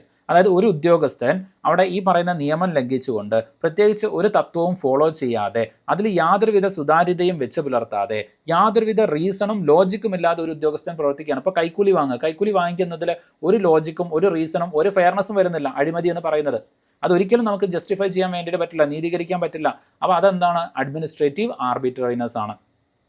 Okay, ഇനി അത് എന്തിനു വേണ്ടിയിട്ടായിരിക്കും ആൾക്കാർ ചെയ്യുന്നത്? Arbitrary means depending on individual will pleasure not based on law or reason. അവർ സ്വന്തം താല്പര്യത്തിന് വേണ്ടിയിട്ട് അതുപോലെ തന്നെ സ്വന്തം പ്ലഷറിന് വേണ്ടിയിട്ടാണ് അവർ ഈ കാര്യങ്ങൾ ചെയ്യുന്നത്. അതൊരു നിയമത്തിൻ്റെ അടിസ്ഥാനത്തിലൊന്നുമല്ല. അടുത്തത് action lacking any legal authority. നിയമപരമായിട്ടുള്ള ഒരു പിൻബലവുമില്ല. Guidelines or fairness. അതിനെന്ത് വരുന്നില്ല? ഒരു റൂൾ ഓഫ് ലോയോ ഒരു നിയമമോ ഒരു ബൈ ലോയോ അല്ലെങ്കിൽ കോൺസ്റ്റിറ്റ്യൂഷനോ ഒന്നും അങ്ങനെ ഒരു കാര്യം പറയുന്നില്ല. അത് ലംഘിച്ചുകൊണ്ടാണ് എന്ത് ചെയ്യുന്നത്? ഈ കാര്യം ചെയ്യുന്നത്. അപ്പോൾ അതെന്താണ്? അഡ്മിനിസ്ട്രേറ്റീവ് ആർബിട്രറിനെസ് ആണ്. അടുത്തത് ജസ്റ്റിസ് കെ മാത്യു അദ്ദേഹം പറയുന്നത് എന്താണ്? Administrative arbitrariness is the very negation of the rule of law. ഞാൻ നേരത്തെ പറഞ്ഞ പോലെ ആർബിട്രറിനെസ് വരുന്ന സമയത്ത് അവിടെ പിന്നെ റൂൾ ഓഫ് ലോ ഇല്ല. ഇത് രണ്ടും പരസ്പരമാണ്. റൂൾ ഓഫ് ലോ ഉണ്ടെങ്കിൽ അഡ്മിനിസ്ട്രേറ്റീവ് ആർബിട്രറിനെസ് ഇല്ല. അഡ്മിനിസ്ട്രേറ്റീവ് ആർബിട്രറിനെസ് ആണെങ്കിൽ പിന്നെ അവിടെ റൂൾ ഓഫ് ലോയും ഇല്ല. ഓക്കെ, ഇപ്പോൾ ഈ കാര്യങ്ങൾ ജസ്റ്റ് ഒന്ന് ഓർത്ത് വയ്ക്കണം. ഇനി അഡ്മിനിസ്ട്രേറ്റീവ് ആർബിട്രറിനെസിൻ്റെ കുറച്ച് ഫീച്ചേഴ്സ് ആണ് കൊടുത്തിരിക്കുന്നത്. ജസ്റ്റ് ഒന്ന് വായിച്ച് നോക്കുക. ഒന്ന്, absence of the guide lines or the standards ആണ്. ഓക്കെ, അല്ലെങ്കിൽ ഈ പറയുന്ന പോലെ ഒരു സ്റ്റാൻഡേർഡ്സോ ഗൈഡ് ലൈൻസോ ഒന്നും അവിടെ ഫോളോ ചെയ്യുന്നില്ല. ദെൻ പേഴ്സണൽ ആയിട്ടുള്ള വിംസ് അതുപോലെ തന്നെ കപ്രൈസസ് ഓഫ് ദി അഡ്മിനിസ്ട്രേറ്റേഴ്സ് ആണ്. എന്ന് വെച്ചാൽ ഈ അഡ്മിനിസ്ട്രേറ്റേഴ്സ് അവരുടെ സ്വന്തമായിട്ടുള്ള സ്വാർത്ഥമായിട്ടുള്ള താല്പര്യങ്ങൾ മാത്രമായിരിക്കും ഈ അഡ്മിനിസ്ട്രേറ്റീവ് ആർബിട്രറിനെസ് ഉപയോഗിക്കുന്ന സമയത്ത് അല്ലെങ്കിൽ അത്തരത്തിൽ പ്രവർത്തിക്കുന്ന സമയത്ത് അവരെന്ത് ചെയ്യുന്നത്? കൺസിഡർ ചെയ്യുന്നത്. അതായത് സ്വന്തം താല്പര്യം, സ്വന്തമായിട്ട് പണം ഉണ്ടാക്കണം, സ്വന്തമായിട്ട് ബെറ്റർ ചെയ്യണം, അല്ലെങ്കിൽ സ്വന്തമായിട്ട് ജോലിയിൽ എന്ത് ചെയ്യണം? പ്രൊമോഷൻ കിട്ടണം. ഇതിനൊക്കെ വേണ്ടിയിട്ടായിരിക്കും ചെയ്യുന്നത്. അടുത്തത് ഡിസ്ക്രിമിനേഷൻ വിത്തൗട്ട് റാഷണൽ ബേസിസ്. അത് അവിടെ ഉണ്ടായിരിക്കില്ല. ഓക്കെ, അതായത് ഈ പറയുന്ന രൂപത്തിൽ ഉദ്യോഗസ്ഥർ എന്ത് ചെയ്യും? ആളുകളെ ഡിസ്ക്രിമിനേറ്റ് ചെയ്യും, വിവേചനം കാണിക്കും. അതായത് എൻ്റെ ആളുകൾ അല്ലെങ്കിൽ എൻ്റെ മതത്തിൽപ്പെട്ട ആളുകൾ, എൻ്റെ കക്ഷിയിൽപ്പെട്ട ആളുകൾ, എൻ്റെ രാഷ്ട്രീയത്തിൽ വരുന്ന ആൾക്കാർ, എൻ്റെ ജാതിയിൽപ്പെട്ട ആൾക്കാർ, ഈ രൂപത്തിൽ ഞാൻ പ്രവർത്തിക്കുകയാണെന്നുണ്ടെങ്കിൽ അത് വിവേചനമാണ്. ഒരു ഉദ്യോഗസ്ഥൻ അത് ചെയ്യാൻ വേണ്ടിയിട്ട് പാടില്ല. അതാണ് പറയുന്നത് ഡിസ്ക്രിമിനേഷൻ വിത്തൗട്ട് റാഷണൽ ബേസിസ് ആയിരിക്കണം. ഓക്കെ, അപ്പോൾ അവിടെ ഈ അഡ്മിനിസ്ട്രേറ്റീവ് ആർബിട്രേഴ്സ് വരുന്ന സമയത്ത് ഇങ്ങനെ ലോജിക്കലായിട്ടുള്ള ഒരു ബേസിസും ഇല്ലാത്ത ഡിസ്ക്രിപ്ഷൻ ആയിരിക്കണം. എന്നാൽ ഡിസ്ക്രിപ്ഷൻ എനിക്ക് കാണിക്കാം. ഇപ്പോൾ സേ ഫോർ എക്സാമ്പിൾ ഒരു നന്നായിട്ട് പഠിച്ച് നല്ല ക്വാളിഫൈഡ് ആയിട്ടുള്ള ഒരാൾ വരുന്നുണ്ട്, എന്നാൽ ക്വാളിഫൈഡ് അല്ലാത്ത ഒരാൾ വരുന്നുണ്ട്. അപ്പോൾ എനിക്ക് വിവേചനം കാണിക്കാം. ക്വാളിഫൈഡ് ആയിട്ടുള്ള ആളെ എന്ത് ചെയ്യാം, എനിക്ക് ജോലിക്ക് എടുക്കാം. അത് ഈ പറയുന്ന രണ്ട് വ്യക്തികൾ തമ്മിൽ വിവേചനം കാണിച്ചു. എന്തിൻ്റെ അടിസ്ഥാനത്തിൽ? മെറിറ്റിൻ്റെ അടിസ്ഥാനത്തിൽ, എഡ്യൂക്കേഷൻ്റെ അടിസ്ഥാനത്തിൽ. അതെന്താണ്? റാഷണൽ പ്രിൻസിപ്പിൾസിൻ്റെ അടിസ്ഥാനത്തിൽ, റാഷണൽ ബേസിസിൻ്റെ അടിസ്ഥാനത്തിൽ എനിക്ക് വേണമെങ്കിൽ ഡിസ്ക്രിമിനേഷൻസ് കാണിക്കാൻ വേണ്ടിയിട്ട് പറ്റും. അതല്ലാതെ ഒരു റാഷണൽ ബേസിസും ഇല്ലാതെ ആളുകളുടെ ഇടയിൽ വിവേചനം കാണിക്കാൻ വേണ്ടിയിട്ട് പാടില്ല. അടുത്തത് violation of the established legal principles. നമ്മുടെ രാജ്യത്ത് ചില നിയമ സംവിധാനങ്ങളുണ്ട്. ആ നിയമ സംവിധാനങ്ങളെ നമ്മൾ എന്ത് ചെയ്യാൻ പാടില്ല? വയലേറ്റ് ചെയ്യാൻ വേണ്ടിയിട്ട് പാടില്ല. അടുത്തത് lack of fair procedure or reasoned decision. ഈ പറയുന്ന പോലെ സത്യസന്ധമായിട്ടുള്ള സുതാര്യമായിട്ടുള്ള ഒരു സംവിധാനം അല്ലെങ്കിൽ ഈ പറയുന്ന രൂപത്തിൽ നീതീകരിക്കാൻ വേണ്ടിയിട്ട് പറ്റുന്ന തീരുമാനങ്ങൾ, ഇതൊന്നും ഈ അഡ്മിനിസ്ട്രേറ്റീവ് ആർബിട്രറിനെസ്സിൽ ഉണ്ടായിരിക്കില്ല. അടുത്തത് failure to apply mind to relevant consideration. അപ്പോൾ നമ്മളൊരു തീരുമാനം എടുക്കുന്ന സമയത്ത് നമ്മൾ ഒരുപാട് കാര്യങ്ങൾ അവിടെ കൺസിഡർ ചെയ്യേണ്ടതായിട്ട് വരുന്നുണ്ട്. ഇപ്പം വളരെ റീസെൻ്റ് ആയിട്ട് അതായത് ഭരണപക്ഷവും പ്രതിപക്ഷവും തമ്മിലുള്ള വാഗ്വാദത്തിൽ നമ്മൾ കേൾക്കുന്നതാണ് മൈൻഡ് ഓഫ് റെലവൻറ്റ് കൺസിഡറേഷൻ എന്ന് പറയുന്നത്. ഓക്കെ, അതായത് ചില കാര്യങ്ങൾ പരിഗണിച്ചിട്ടായിരിക്കണം ചെയ്യേണ്ടത്. ഇപ്പോൾ ഫോർ എക്സാമ്പിൾ ഈ പറയുന്ന മുഖ്യമന്ത്രി അല്ലെങ്കിൽ മുഖ്യമന്ത്രി അറിഞ്ഞുകൊണ്ടാണ് വിഴിഞ്ഞം എന്ത് ചെയ്യുന്നത്, ഈ പറയുന്ന MSCക്ക് വിൽക്കുന്നത് എന്നുണ്ടെങ്കിൽ അവിടെ ചില കാര്യങ്ങൾ കൺസിഡർ ചെയ്യണം. കാരണം അവിടെ ഓണർഷിപ്പ് കേരളത്തിനാണ്. അതുപോലെ തന്നെ ഇത് വിൽക്കുന്ന സമയത്ത് കേരളത്തിൻ്റെ പെർമിഷൻ എന്ത് ചെയ്യണം, സ്വാഭാവികമായിട്ടും നേടണം. ആ പെർമിഷൻ കൊടുക്കുന്ന സമയത്ത് അത് ഈ പറയുന്ന രൂപത്തിൽ പ്രതിപക്ഷത്തിനെയും ജനങ്ങളെയും ഒക്കെ അറിയിച്ചുകൊണ്ടായിരിക്കണം. അപ്പോൾ ഇങ്ങനെയുള്ള കുറേ റെലവൻറ്റ് കൺസിഡറേഷൻസ് വെച്ചുകൊണ്ടായിരിക്കണം ഇതെന്ത് ചെയ്യേണ്ടത്. ഇനി അതുപോലെ തന്നെ നോക്കുകയാണെന്നുണ്ടെങ്കിൽ ഇപ്പോൾ ഫോർ എക്സാമ്പിൾ ഒരു ആക്ഷൻ എടുക്കുന്ന സമയത്ത് അതിന് പിന്നിലുള്ള ബോണഫൈഡ് ആൻഡ് മാലഫൈഡ് ആയിട്ടുള്ള കാര്യങ്ങൾ എന്തൊക്കെയാണ്, ഇത് രണ്ടും പരിശോധിക്കണം. ബോണഫൈഡ് എന്ന് പറയുന്ന സമയത്ത് കൃത്യമായിട്ടുള്ള അല്ലെങ്കിൽ നല്ല ഉദ്ദേശത്തോട് കൂടിയിട്ട് ചെയ്തിരിക്കുന്ന കാര്യങ്ങൾ എന്താണ്, തെറ്റായ ഉദ്ദേശത്തോട് ചെയ്തിരിക്കുന്ന കാര്യങ്ങൾ എന്തൊക്കെയാണ്, രണ്ടും പരിഗണിച്ചിട്ടായിരിക്കണം അവിടെ എന്ത് ചെയ്യേണ്ടത്, ഫൈനൽ ആയിട്ടുള്ള തീരുമാനങ്ങൾ എടുക്കേണ്ടത്. അപ്പോൾ ഈ പറയുന്ന രൂപത്തിൽ എന്താണ്, failure to apply mind to relevant consideration, വളരെ റെലവൻ്റ് ആയിട്ടുള്ള തീർച്ചയായിട്ടും പരിഗണിക്കേണ്ടതായിട്ടുള്ള പല കാര്യങ്ങളും അവിടെ മിസ് ചെയ്ത് പോകുന്നുണ്ടായിരിക്കും. അടുത്തത് വൈ ആർബിട്രറിനെസ് ഇസ് അൺകോൺസ്റ്റിറ്റ്യൂഷണൽ. എന്തുകൊണ്ടാണ് ഈ പറയുന്ന ആർബിട്രറിനെസ് ഭരണഘടനാ വിരുദ്ധമായിട്ട് മാറുന്നത്? അത് ഈ പറയുന്ന പോലെ violate the basic structure of the constitution. നമ്മുടെ ഭരണഘടനയുടെ അടിസ്ഥാന തത്വം, റൂൾ ഓഫ് ലോയെ തന്നെ എന്ത് ചെയ്യുന്നുണ്ട്, അത് വയലേറ്റ് ചെയ്യപ്പെടുന്നുണ്ട്. അടുത്തത് contradict equality before law under article 14. ഞാൻ നേരത്തെ പറഞ്ഞ പോലെ അത് നിയമത്തിൻ്റെ മുമ്പിൽ എല്ലാവരെയും തുല്യമായിട്ട് കാണണം എന്നുള്ളത് വയലേറ്റ് ചെയ്യാണ്. കാരണം ഞാൻ വിവേചനപൂർവ്വമാണ് കാണുന്നത്. ജാതിയുടെ അടിസ്ഥാനത്തിൽ, മതത്തിൻ്റെ അടിസ്ഥാനത്തിൽ, അതുപോലെ തന്നെ വർഗത്തിൻ്റെ അടിസ്ഥാനത്തിൽ, പ്രാദേശികമായിട്ട് ഇങ്ങനെയൊക്കെ ഞാൻ എന്ത് ചെയ്യാണ്, വേർതിരിവ് കാണിക്കുന്ന സമയത്ത് അത് ആർട്ടിക്കിൾ 14 വയലേഷൻ അല്ലേ. അതുപോലെ തന്നെ ലിബർട്ടി, ലിബർട്ടി, അതുപോലെ തന്നെ പേഴ്സണൽ റൈറ്റ് ടു ലൈഫ് വരുന്നുണ്ട് ആർട്ടിക്കിൾ 21. ഞാൻ നേരത്തെ പറഞ്ഞ പോലെ കസ്റ്റോഡിയൽ ഡെത്ത്. അപ്പോൾ കസ്റ്റോഡിയൽ ഡെത്ത് ഈ പറയുന്ന പോലെ ആർട്ടിക്കിൾ 21 വരുന്നുണ്ട്. ഇനി അതുപോലെ തന്നെയാണ് ഡിഫീറ്റ്. ഞാൻ ചിലപ്പോൾ കസ്റ്റോഡിയൽ ഡെത്ത് എന്ന് പറയുന്ന സമയത്ത് ഇത് എവിടെയോ കേട്ടിട്ടുണ്ടല്ലോ എന്ന് നിങ്ങളുടെ മൈൻഡിലേക്ക് ചിലപ്പോൾ പോയിട്ടുണ്ടായിരിക്കും. ദൃശ്യം 2 ചിലപ്പോൾ നിങ്ങൾ കണ്ടിട്ടുണ്ടായിരിക്കും. അല്ലെങ്കിൽ ആ സമയത്ത് ആ കോടതിയിൽ പറയുന്നുണ്ട് കസ്റ്റോഡിയൽ കൺഫെഷൻ എന്ന് പറയുന്നത്. അപ്പോൾ കസ്റ്റോഡിയൽ കൺഫെഷൻ അതായത് കസ്റ്റഡിയിൽ വെച്ചിട്ട് എന്ത് ചെയ്യുന്നുണ്ട്, കുറ്റസമ്മതം നടത്തുന്നതാണ് കസ്റ്റോഡിയൽ കൺഫെഷൻ. അതായത് കസ്റ്റഡിയിൽ വെച്ചുകൊണ്ട് ഒരാൾ മരണപ്പെടുന്നതാണ് കസ്റ്റോഡിയൽ ഡെത്ത് എന്ന് പറയുന്നത്. അടുത്തത് defeat the principle of the natural justice. അപ്പോൾ നാച്ചുറൽ ജസ്റ്റിസ് അല്ലെങ്കിൽ ഈ നാച്ചുറൽ ജസ്റ്റിസിൻ്റെ കേസ് ഞാൻ കുറച്ചുകൂടെ കഴിയുന്ന സമയത്ത് പറയാം. ഇപ്പോൾ ഈ ടേം ഒന്ന് അവിടെ മൈൻഡിൽ വെക്കുക. കാരണം നമ്മുടെ സിലബസിൽ വളരെ ഡീറ്റെയിൽ ആയിട്ട് ഡിസ്കസ് ചെയ്യേണ്ടതാണ് ഈ പറയുന്ന നാച്ചുറൽ ജസ്റ്റിസ് എന്ന് പറയുന്നത്. അടുത്തത് erode public faith in the administration. നേരത്തെ നമ്മൾ പറഞ്ഞ പോലെ PSC അഴിമതി കാണിക്കുന്ന സമയത്ത് ഈ പറയുന്ന പരീക്ഷയിൽ നിങ്ങളുടെ വിശ്വാസം എന്ത് ചെയ്യും, നഷ്ടപ്പെടും. അപ്പം ആർബിട്രറിനെസ് എന്ന് പറയുന്നത് എന്തുകൊണ്ട് ഭരണഘടനാ വിരുദ്ധമാകുന്നു? കാരണം അത് വന്നു കഴിഞ്ഞാൽ ജനങ്ങൾക്ക് ഭരണത്തിലുള്ള വിശ്വാസം നഷ്ടപ്പെടും. അത് സംഭവിക്കാൻ പാടില്ല. അപ്പോൾ ഇത്രയും കാര്യങ്ങൾ ഇതുമായിട്ട് ബന്ധപ്പെട്ട് ഓർത്ത് വെക്കണം. ഇനി ഈ പറയുന്ന രൂപത്തിലേക്ക് ഭരണഘടനാപരമായിട്ട് ഇപ്പോൾ നമുക്ക് പഠിക്കാനുള്ള രണ്ടാമത്തെ മാർഗ്ഗമാണ് അല്ലെങ്കിൽ രണ്ടാമത്തെ ഭാഗമായിട്ട് വരുന്നതാണ് constitutional measures to control administrative arbitrariness. അപ്പോൾ അഡ്മിനിസ്ട്രേറ്റീവ് ആർബിട്രറിനെസ് കൺട്രോൾ ചെയ്യാൻ വേണ്ടിയിട്ടുള്ള ഭരണഘടനാപരമായിട്ടുള്ള സംവിധാനങ്ങൾ എന്തൊക്കെയാണ്? അപ്പോൾ നമ്മൾ പറഞ്ഞ പോലെ ആർട്ടിക്കിൾ 14 ആർട്ടിക്കിൾ 21 ഇതിൻ്റെ ഭാഗമായിട്ട് വരുന്നുണ്ട്. Article 14 equality before law. അപ്പോൾ എന്നെ വേർതിരിച്ച് കാണാൻ വേണ്ടിയിട്ട് ഉദ്യോഗസ്ഥന്മാർക്ക് പറ്റില്ല. മറ്റുള്ളവർക്ക് നൽകുന്ന പോലെ തന്നെ എന്ത് ചെയ്യണം, എനിക്കും അവിടെ കൺസിഡറേഷൻ നൽകണം. അപ്പോൾ ആർട്ടിക്കിൾ 14 എന്ന് പറയുന്നത് ഭരണഘടനാപരമായിട്ടുള്ള ഒരു ലിമിറ്റേഷനാണ്. So state shall not deny to any person equality before the law or equal protection of the law within the territory of India. Indian ടെറിട്ടറിക്കകത്ത് എന്ത് ചെയ്യാൻ പാടില്ല, വിവേചനം കാണിക്കാൻ പാടില്ല. അടുത്തത് ഇക്വാലിറ്റി ബിഫോർ ലോ, അതായത് ഡെയ്സിസ് കൺസെപ്റ്റ് വരുന്നുണ്ടല്ലോ, അതായത് ആ കൺസെപ്റ്റിൽ എന്ത് ചെയ്യുന്നുണ്ട്, ഈ ഒരു കാര്യം പറയുന്നുണ്ട്. ഇതിനടുത്തത് ഈക്വൽ പ്രൊട്ടക്ഷൻ ഓഫ് ലോ വരുന്നുണ്ട്. നിയമം എന്നെയും സംരക്ഷിക്കണം. നിയമം നിങ്ങളെ എങ്ങനെ സംരക്ഷിക്കണോ അതുപോലെ എന്നെ സംരക്ഷിക്കണം. നിയമം എന്നെ എങ്ങനെ സംരക്ഷിക്കണോ അതുപോലെ നിങ്ങളെ സംരക്ഷിക്കണം. നിയമം ബാക്കിയുള്ളവരെ എങ്ങനെ സംരക്ഷിക്കണോ അതുപോലെ നിയമം എന്നെയും നിങ്ങളെയും ഒക്കെ സംരക്ഷിക്കണം. എന്ന് വെച്ച് കഴിഞ്ഞാൽ നിയമം എല്ലാവരെയും ഒരേപോലെ പ്രൊട്ടക്റ്റ് ചെയ്യണം. അതുപോലെ ഇക്വാലിറ്റി ഈസ് ആൻറ്റിതെറ്റിക് ടു ആർബിട്രറിനെസ്. നമ്മൾ നേരത്തെ പറഞ്ഞ പോലെ എല്ലാവരെയും ഒരേപോലെ കാണുമെന്ന് പറയുന്ന സമയത്ത് പിന്നെ അവിടെ എന്ത് ചെയ്യാൻ വേണ്ടിയിട്ട് പാടില്ല, ഈ പറയുന്ന ഉദ്യോഗസ്ഥൻ വിവേചനം കാണിക്കാൻ വേണ്ടിയിട്ട് പറ്റില്ല. ചില ആളുകളോട് മാത്രം കൈക്കൂലി വാങ്ങുന്നത് പറ്റില്ല, ചില ആളുകൾക്ക് വേണ്ടിയിട്ടുള്ള തീരുമാനങ്ങൾ മാത്രം ഡിലേ ആക്കുന്നത് പറ്റില്ല. അതുള്ള കക്ഷി രാഷ്ട്രീയത്തിലുള്ള നിഷ്പക്ഷത അല്ലെങ്കിൽ ഈ കക്ഷി രാഷ്ട്രീയത്തിലുള്ള പക്ഷപാതം അത് കാണിക്കാൻ വേണ്ടിയിട്ട് പാടില്ല. ഓക്കെ, അതായത് ഈ പറയുന്ന രൂപത്തിലുള്ള ഇംപാർഷ്യാലിറ്റി. ഓക്കെ, ഇംപാർഷ്യാലിറ്റിക്ക് പകരം എന്ത് ചെയ്യണം, പാർഷ്യാലിറ്റി കാണിക്കുക എന്ന് വിചാരിക്കുക, പക്ഷപാതിത്വം അത് ചെയ്യാൻ വേണ്ടിയിട്ട് പാടില്ല. അപ്പം ഇക്വാലിറ്റി എന്ന് പറയുന്നതും ഈ പറയുന്ന ആർബിട്രറിനെസ് എന്ന് പറയുന്നതും ഒരുമിച്ച് പോവില്ല. ഇക്വാലിറ്റി ഉണ്ടെങ്കിൽ അവിടെ ആർബിട്രറിനെസ് ഉണ്ടാവില്ല, ആർബിട്രറിനെസ് വന്നു കഴിഞ്ഞാൽ അവിടെ ഇക്വാലിറ്റി ഉണ്ടാവില്ല. അപ്പോൾ ആർട്ടിക്കിൾ 14 എന്ന് പറയുന്നത് ഈ പറയുന്ന ഒരു കോൺസ്റ്റിറ്റ്യൂഷണൽ റെസ്ട്രിക്ഷൻ ആണ്. എന്തിന് മുകളിൽ? അഡ്മിനിസ്ട്രേറ്റീവ് ആർബിട്രറിനെസ്സിന് മുകളിൽ വരുന്നത്.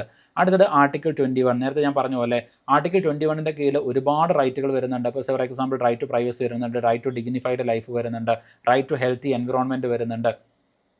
ഓക്കെ, അതുപോലെ റൈറ്റ് ടു ട്രാവൽ എബ്രോഡ് വരുന്നുണ്ട്, റൈറ്റ് ടു ലൈഫ് വരുന്നുണ്ട്. അതൊക്കെ ഇതിൻ്റെ ഭാഗമായിട്ട് വരുന്ന ഡിഫറൻ്റ് ആയിട്ടുള്ള റൈറ്റുകളാണ്. അപ്പോൾ ഭരണകൂടത്തിനോ ഉദ്യോഗസ്ഥർക്കോ എൻ്റെ ഈ പറയുന്ന ഒരു അധികാരങ്ങളെയും അല്ലെങ്കിൽ അവകാശങ്ങളെയും ലംഘിക്കാൻ വേണ്ടിയിട്ട് പറ്റില്ല. അപ്പോൾ ആർട്ടിക്കിൾ 21 റൈറ്റ് ടു ലൈഫ് വരുന്നുണ്ട്, ആർട്ടിക്കിൾ 21 റൈറ്റ് ടു ലൈഫ് വരുന്നുണ്ട്.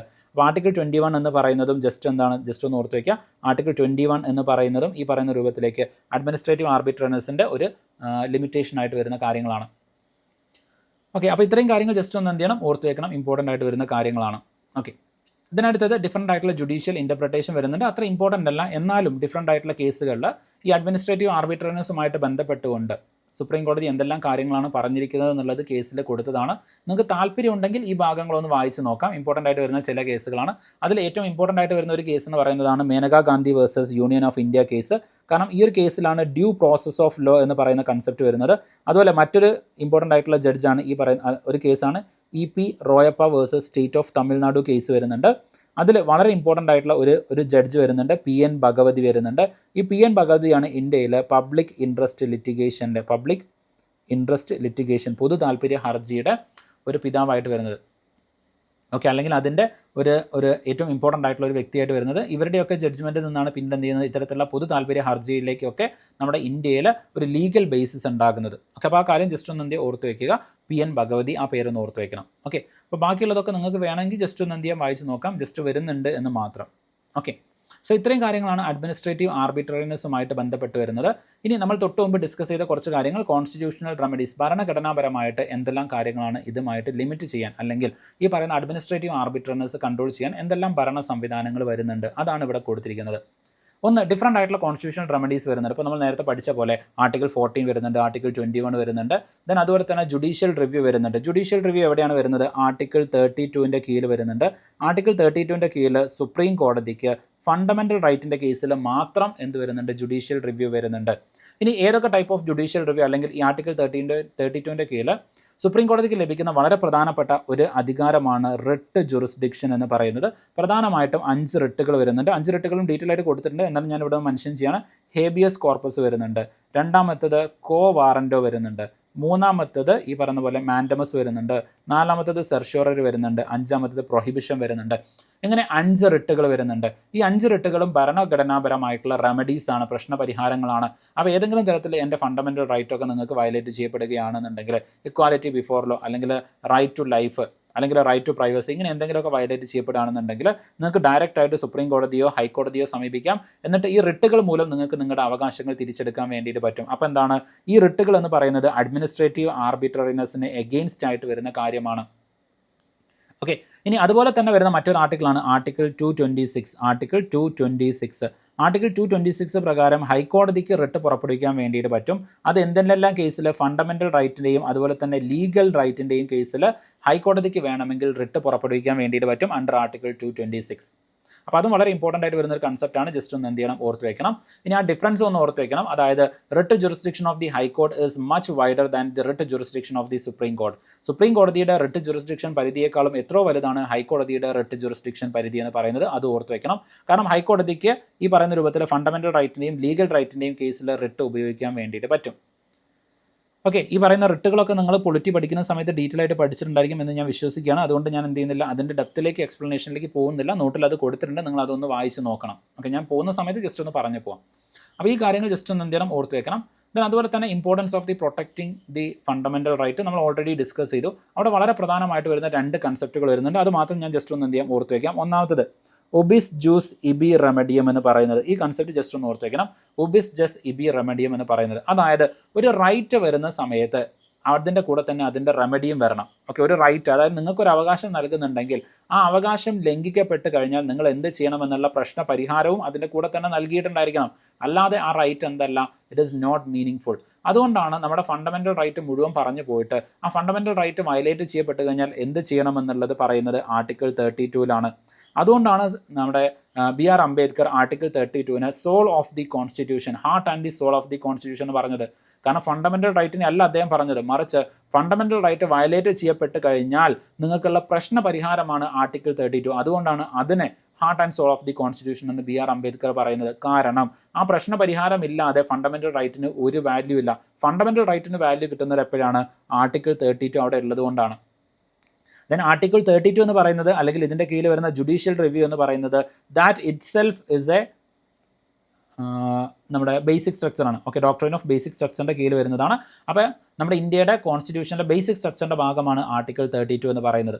അപ്പോൾ ഇത്രയും കാര്യങ്ങൾ ഇതുമായിട്ട് ബന്ധപ്പെട്ട് ജസ്റ്റ് ഒന്ന് എന്ത് ചെയ്യണം, ഓർത്ത് വെക്കണം. അപ്പോൾ ആർട്ടിക്കിൾ 32 എന്ന് പറയുന്നത് ഇതുപോലെ റൈറ്റിൻ്റെ കൂടെ വരുന്ന, അല്ലെങ്കിൽ റൈറ്റ് വയലേറ്റ് ചെയ്യപ്പെട്ട് കഴിഞ്ഞാൽ അവിടെ വരുന്ന റെമഡിയാണ്. ദെൻ അടുത്ത കൺസെപ്റ്റിലേക്ക് വരികയാണ്. ഓക്കെ, അടുത്ത കൺസെപ്റ്റാണ് വളരെ ഇമ്പോർട്ടൻ്റ് ആയിട്ട് വരുന്നത്. അതാണ് ഈ പറയുന്ന സെൻറ്റിനൽ ഓൺ ക്യൂ വീവ് എന്ന് പറയുന്നത്. Sentinel on the qui vive എന്ന് പറയുന്നത്. ഓക്കെ, അതായത് വളരെ സിമ്പിളായിട്ട് പറഞ്ഞു കഴിഞ്ഞാൽ ഒരു പ്രൊട്ടക്ടർ അല്ലെങ്കിൽ ഗാർഡിയൻ എന്നുള്ള അർത്ഥമാണ് വരുന്നത്. ഓക്കെ, അപ്പോൾ സുപ്രീം കോടതിക്ക് അല്ലെങ്കിൽ നമ്മുടെ ഫണ്ടമെൻ്റൽ റൈറ്റൊക്കെ വയലേറ്റ് ചെയ്യപ്പെട്ട് കഴിഞ്ഞാൽ നമുക്ക് ഡയറക്റ്റ് ആയിട്ട് എന്ത് ചെയ്യാൻ, സുപ്രീം കോടതിയെ സമീപിക്കാൻ വേണ്ടിയിട്ട് പറ്റും. ഓക്കെ, അപ്പോൾ ഇത്തരം കാര്യങ്ങൾ ഇതുമായിട്ട് ബന്ധപ്പെട്ട് ഒന്ന് ഓർത്ത് വയ്ക്കണം. ദെൻ അടുത്തത് റിട്ട് ജുറിസ്ഡിക്ഷൻ വരുന്നുണ്ട്. അതിനെക്കുറിച്ചിട്ട് ഇമ്പോർട്ടൻ്റ് ആയിട്ടുള്ള കുറച്ച് കൺസെപ്റ്റുകളൊക്കെ കൊടുത്തിട്ടുണ്ട്, ഒന്ന് ഓർത്ത് വയ്ക്കാം. ദെൻ ഹേബിയസ് കോർപ്പസ്, ഞാൻ ഓരോ റിട്ടും പെട്ടെന്നൊന്ന് പറഞ്ഞു പോവാണ്, ഓൾറെഡി നിങ്ങൾ പഠിച്ചത് കൊണ്ടാണ്. അപ്പോൾ റിട്ട് ജുറിസ്ഡിക്ഷനിൽ ഹേബിയസ് കോർപ്പസ് എന്ന് പറയുന്ന സമയത്ത് അന്യായമായിട്ട് തടങ്കലിൽ വെച്ചിട്ടുള്ള ഒരു വ്യക്തിയെ കോടതിക്ക് മുമ്പിൽ പ്രൊഡ്യൂസ് ചെയ്യാൻ വേണ്ടിയിട്ട് പറയുന്നതാണ് ഹേബിയസ് കോർപ്പസ് എന്ന് പറയുന്നത്. എന്ന് വെച്ചാൽ to have the body. Okay, to have the body, അതായത് അയാൾ എന്ത് ചെയ്യുക, കോടതിക്ക് മുമ്പിൽ സമീപിക്കുന്നതിന് അല്ലെങ്കിൽ കോടതിക്ക് മുമ്പിൽ അയാളെ ഹാജരാക്കുന്നതിന് വേണ്ടിയിട്ടാണ്. അതുമായിട്ട് ബന്ധപ്പെട്ട് വരുന്ന പ്രധാനമായിട്ടുള്ള 2 കേസുകളാണ് ADM ജബൽപൂർ കേസ്. ഏറ്റവും പ്രധാനമായിട്ട് വരുന്നതാണ് ADM ജബൽപൂർ കേസ് എന്ന് പറയുന്നത്. ഇനി പ്രൈവറ്റ് ഇൻഡിവിജ്വൽസിന് അഗെയിൻസ്റ്റ് ആയിട്ട് ഇഷ്യൂ ചെയ്യാൻ വേണ്ടിയിട്ട് പറ്റുന്ന, പൂർണ്ണമായിട്ടും ഇഷ്യൂ ചെയ്യാൻ വേണ്ടിയിട്ട് പറ്റുന്ന ഒരേ ഒരു റിട്ട് എന്ന് പറയുന്നത് ഹേബിയസ് കോർപ്പസ് ആണ്. ഓക്കെ, അത് പ്രൈവറ്റ് പ്ലസ് പബ്ലിക് 2 പേർക്ക് എഗെയിൻസ്റ്റ് ആയിട്ടും, പൂർണ്ണമായിട്ടും പ്രൈവറ്റിനും പബ്ലിക്കിനും എഗെയിൻസ്റ്റ് ആയിട്ട് ഇഷ്യൂ ചെയ്യാൻ പറ്റുന്ന ഒരേ ഒരു റൈറ്റ് എന്ന് പറയുന്നത് ഹേബിയസ് കോർപ്പസ് മാത്രമാണ്. അടുത്തത് മാൻഡമസ് വരുന്നുണ്ട്. അതായത് ഏതെങ്കിലും ഒരു പബ്ലിക് പൊസിഷനിൽ ഇരിക്കുന്ന ഒരാൾ ഒരു ജോലി ചെയ്യുന്നില്ല. അപ്പോൾ പബ്ലിക് പൊസിഷനിൽ ഇരിക്കുന്ന ഒരു ഉദ്യോഗസ്ഥൻ ജോലി ചെയ്യുന്നില്ലെങ്കിൽ എന്താണ്, അത് അഡ്മിനിസ്ട്രേറ്റീവ് ആർബിട്രറിനെസ് ആണ്. കാരണം അയാളെ ഏൽപ്പിച്ച ജോലി അയാൾ ചെയ്യണം. ആ ജോലി അയാൾ ചെയ്യുന്നില്ലെങ്കിൽ നമുക്ക് സുപ്രീം കോടതിയെ സമീപിക്കാം. അങ്ങനെ സുപ്രീം കോടതിയെ സമീപിച്ചു കഴിഞ്ഞാൽ കോടതി അയാളോട് ആ ജോലി ചെയ്യാൻ വേണ്ടിയിട്ട് പറയും, വി കമാൻഡ്. ഓക്കെ, കോടതി എന്ത് ചെയ്യാണ്, അയാളോട് ആ ജോലി ചെയ്യാൻ വേണ്ടിയിട്ട് ഉത്തരവ് പുറപ്പെടുവിക്കുകയാണ്, വി കമാൻഡ്. അതാണ് മാൻഡമസ് എന്ന് പറയുന്നത്. അപ്പോൾ എന്താണ്, issued to public authority to perform public or statutory duty. ഇവിടെ 2 കാര്യങ്ങൾ ഇമ്പോർട്ടൻ്റ് ആണ്. ഒന്ന്, പബ്ലിക് അതോറിറ്റീസിന് എഗെയിൻസ്റ്റ് ആയിട്ട് മാത്രമേ ഇത് ഇഷ്യൂ ചെയ്യാൻ വേണ്ടിയിട്ട് പറ്റുള്ളൂ. രണ്ടാമത്തത്, പബ്ലിക് അതോറിറ്റിയുടെ കേസിലേക്ക് തന്നെ ഒഫീഷ്യൽ ഡ്യൂട്ടിയുടെ കേസിലായിരിക്കണം. ഓക്കെ, ഒഫീഷ്യൽ ഡ്യൂട്ടിയുടെ കേസിലാണ്. ഇപ്പോൾ ഫോർ എക്സാമ്പിൾ, ഒരു പബ്ലിക് ഓഫീസർ അയാളുടെ ഭാര്യയോട് നന്നായിട്ട് പെരുമാറുന്നില്ലെങ്കിൽ നിങ്ങൾക്ക് അവിടെ പോയിട്ട് റിട്ട് കൊടുക്കാൻ പറ്റില്ല. ആ പബ്ലിക് ഓഫീസറോട് ഭാര്യയോട് നന്നായിട്ട് പെരുമാറണം എന്ന് പറഞ്ഞുകൊണ്ട് കേസ് കൊടുക്കാൻ വേണ്ടിയിട്ട് അവിടെ പറ്റില്ല. അത് ഡൊമസ്റ്റിക് വയലൻസിൻ്റെ കീഴിൽ വേറെ സെപ്പറേറ്റ് എന്ത് ചെയ്യാൻ കൊടുക്കാൻ വേണ്ടിയിട്ട് പറ്റുമെന്നല്ലാതെ അത് റിട്ട് ജുറിസ്ഡിക്ഷൻ അല്ല. കാരണം അയാൾ ഭാര്യയോട് എങ്ങനെ പെരുമാറണം എന്നുള്ളത് അയാളുടെ ഒഫീഷ്യൽ ഡ്യൂട്ടി അല്ല, അത് അയാളുടെ പേഴ്സണൽ ലൈഫാണ്. അപ്പോൾ ഒഫീഷ്യൽ ഡ്യൂട്ടിയുടെ കേസിൽ മാത്രമേ നമുക്ക് മാൻഡമസ് ഉപയോഗിക്കാൻ വേണ്ടിയിട്ട് പറ്റുള്ളൂ. ഓക്കെ, അപ്പോൾ ഇത്രയും കാര്യങ്ങൾ ഇതുമായിട്ട് ബന്ധപ്പെട്ട് ജസ്റ്റ് ഒന്ന് എന്ത് ചെയ്യണം, ഓർത്ത് വെക്കണം. ഓക്കെ, സോ ഇതാണ് ഇവിടെ പ്രധാനമായിട്ടും മാൻഡമസിൻ്റെ കേസിൽ വരുന്നത്. പ്രൊഹിബിഷൻ്റെ കേസിലേക്ക് വരുന്ന സമയത്ത് പ്രൊഹിബിഷനും അതുപോലെ തന്നെ സെർഷ്യോററിയും രണ്ടും നിങ്ങൾ നോക്കിക്കഴിഞ്ഞാൽ ഈ ക്വാസി ജുഡീഷ്യൽ ബോഡീസ് അല്ലെങ്കിൽ ജുഡീഷ്യൽ ബോഡീസിന് എതിരായിട്ട് മാത്രം ഇഷ്യൂ ചെയ്യാൻ വേണ്ടിയിട്ട് പറ്റുന്ന റിട്ടുകളാണ് പ്രൊഹിബിഷൻ അതുപോലെ തന്നെ സെർഷ്യോററി എന്ന് പറയുന്നത്. അപ്പോൾ പ്രൊഹിബിഷൻ എന്ന് വെച്ച് കഴിഞ്ഞാൽ നിങ്ങൾക്കറിയാം, ഒരു കാര്യം ചെയ്യരുത് എന്ന് പറയുകയാണ്. അതായത് ഒരു ഹയർ കോർട്ട് ലോവർ കോർട്ടിനോട് ഒരു കാര്യം ചെയ്യരുത് അല്ലെങ്കിൽ ഒരു പ്രൊസീഡിങ്സ് എന്ത് ചെയ്യണം, നിർത്തിവെക്കാൻ വേണ്ടിയിട്ട് ആവശ്യപ്പെടുന്നതാണ് പ്രൊസീഡിങ്സ് എന്ന് പറയുന്നത്, അല്ല പ്രൊഹിബിഷൻ എന്ന് പറയുന്നത്. ഇനി അതുപോലെ തന്നെ സെർഷ്യോററിയും ഇതുപോലെ തന്നെയാണ്. ഓക്കെ, പക്ഷേ അവിടെ ഒരു വ്യത്യാസം എന്താണെന്ന് വെച്ച് കഴിഞ്ഞാൽ അതിന് ഒരു പ്രശ്ന പരിഹാരം, ഒരു സൊല്യൂഷനും കൂടെ കോടതി കൊടുക്കും. നിങ്ങൾ എന്ത് ചെയ്യേണ്ട, അത് പരിഗണിക്കേണ്ട, മറ്റാരെങ്കിലും അത് ചെയ്തോളും എന്നുള്ള ഒരു സൊല്യൂഷനും കൂടെ കൊടുക്കുന്നതാണ് സെർഷ്യോററി എന്ന് പറയുന്നത്. ഇതും നമ്മൾ നേരത്തെ പറഞ്ഞ പോലെ തന്നെ എന്താണ്, ഈ പറയുന്ന രൂപത്തിലേക്ക് പ്രധാനമായിട്ടും ജുഡീഷ്യൽ ആൻഡ് ക്വാസി ജുഡീഷ്യൽ ബോഡീസിന് എഗെയിൻസ്റ്റ് ആയിട്ടാണ് ഇഷ്യൂ ചെയ്യുന്നത്. പക്ഷേ ഈ പറയുന്ന ഹരി വിഷ്ണു കാമത്ത് കേസിലേക്ക് വരുന്ന സമയത്ത് അഡ്മിനിസ്ട്രേറ്റീവ് ബോഡീസിന് എഗെയിൻസ്റ്റ് ആയിട്ടും സെർഷ്യോററി ഇഷ്യൂ ചെയ്യാം എന്ന് ഒരു വേർഡിക്റ്റ് വന്നിട്ടുണ്ട്. അതും കൂടെ ജസ്റ്റ് ഒന്ന് ഓർത്ത് വയ്ക്കുക. പൂർണ്ണമായിട്ടല്ല, ക്വാസി ജുഡീഷ്യൽ ബോഡീസിൻ്റെ കേസിലേക്കാണ് ഈ ഒരു കാര്യം വരുന്നത്. ഓക്കെ, അത് ഈ പറയുന്ന അഡ്മിനിസ്ട്രേറ്റീവ് ട്രൈബ്യൂണൽസ് അഡ്മിനിസ്ട്രേറ്റീവ് അഡ്ജുഡിക്കേഷൻ ചെയ്യുന്ന കേസിലൊക്കെ അവിടെ സെർഷ്യോററി ചെയ്യാൻ വേണ്ടിയിട്ട് പറ്റും, പൂർണ്ണ അർത്ഥത്തിലല്ല. അതാണ് ഞാൻ പറഞ്ഞത്, പൂർണ്ണ അർത്ഥത്തിൽ പ്രൈവറ്റ് ഇൻഡിവിജ്വൽസിന് അഗെയിൻസ്റ്റ് ആയിട്ട് ഇഷ്യൂ ചെയ്യാൻ പറ്റുന്നത് ഹേബിയസ് കോർപ്പസ് ആണ്.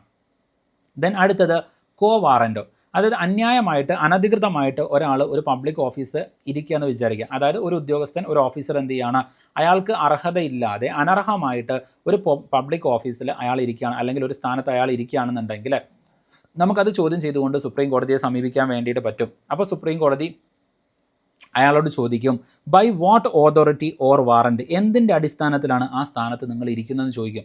അപ്പോൾ അന്യായമായിട്ടാണ് അയാൾ ഇരിക്കുന്നതെന്നുണ്ടെങ്കിൽ അവിടുന്ന് അയാളെ റിമൂവ് ചെയ്യുന്നുണ്ടായിരിക്കും. അപ്പോൾ ഇതാണ് കോ വാറൻറ്റോ എന്ന് പറയുന്നത്. ഓക്കെ, എന്താണ് പറയുന്നത്? Issued to question the legal authority of a person holding public office.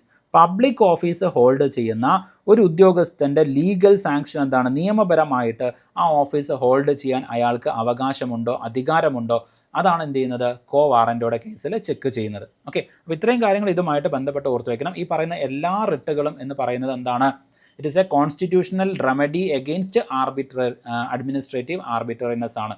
അതായത് ഈ പറയുന്ന രൂപത്തിലേക്ക് നിയമലംഘനപരമായിട്ട് ഉദ്യോഗസ്ഥന്മാർ പെരുമാറുന്നുണ്ടെങ്കിൽ അതിന് എഗെയിൻസ്റ്റ് ആയിട്ട് നമുക്ക് ഉപയോഗിക്കാൻ പറ്റുന്നതാണ് ഈ പറയുന്ന എല്ലാ റിട്ടുകളും. ഇനി അതിൻ്റെ ഒരു സമ്മറി കൊടുത്തിട്ടുണ്ട്, ജസ്റ്റ് അതൊന്ന് എന്ത് ചെയ്യുക, വായിച്ച് നോക്കുക.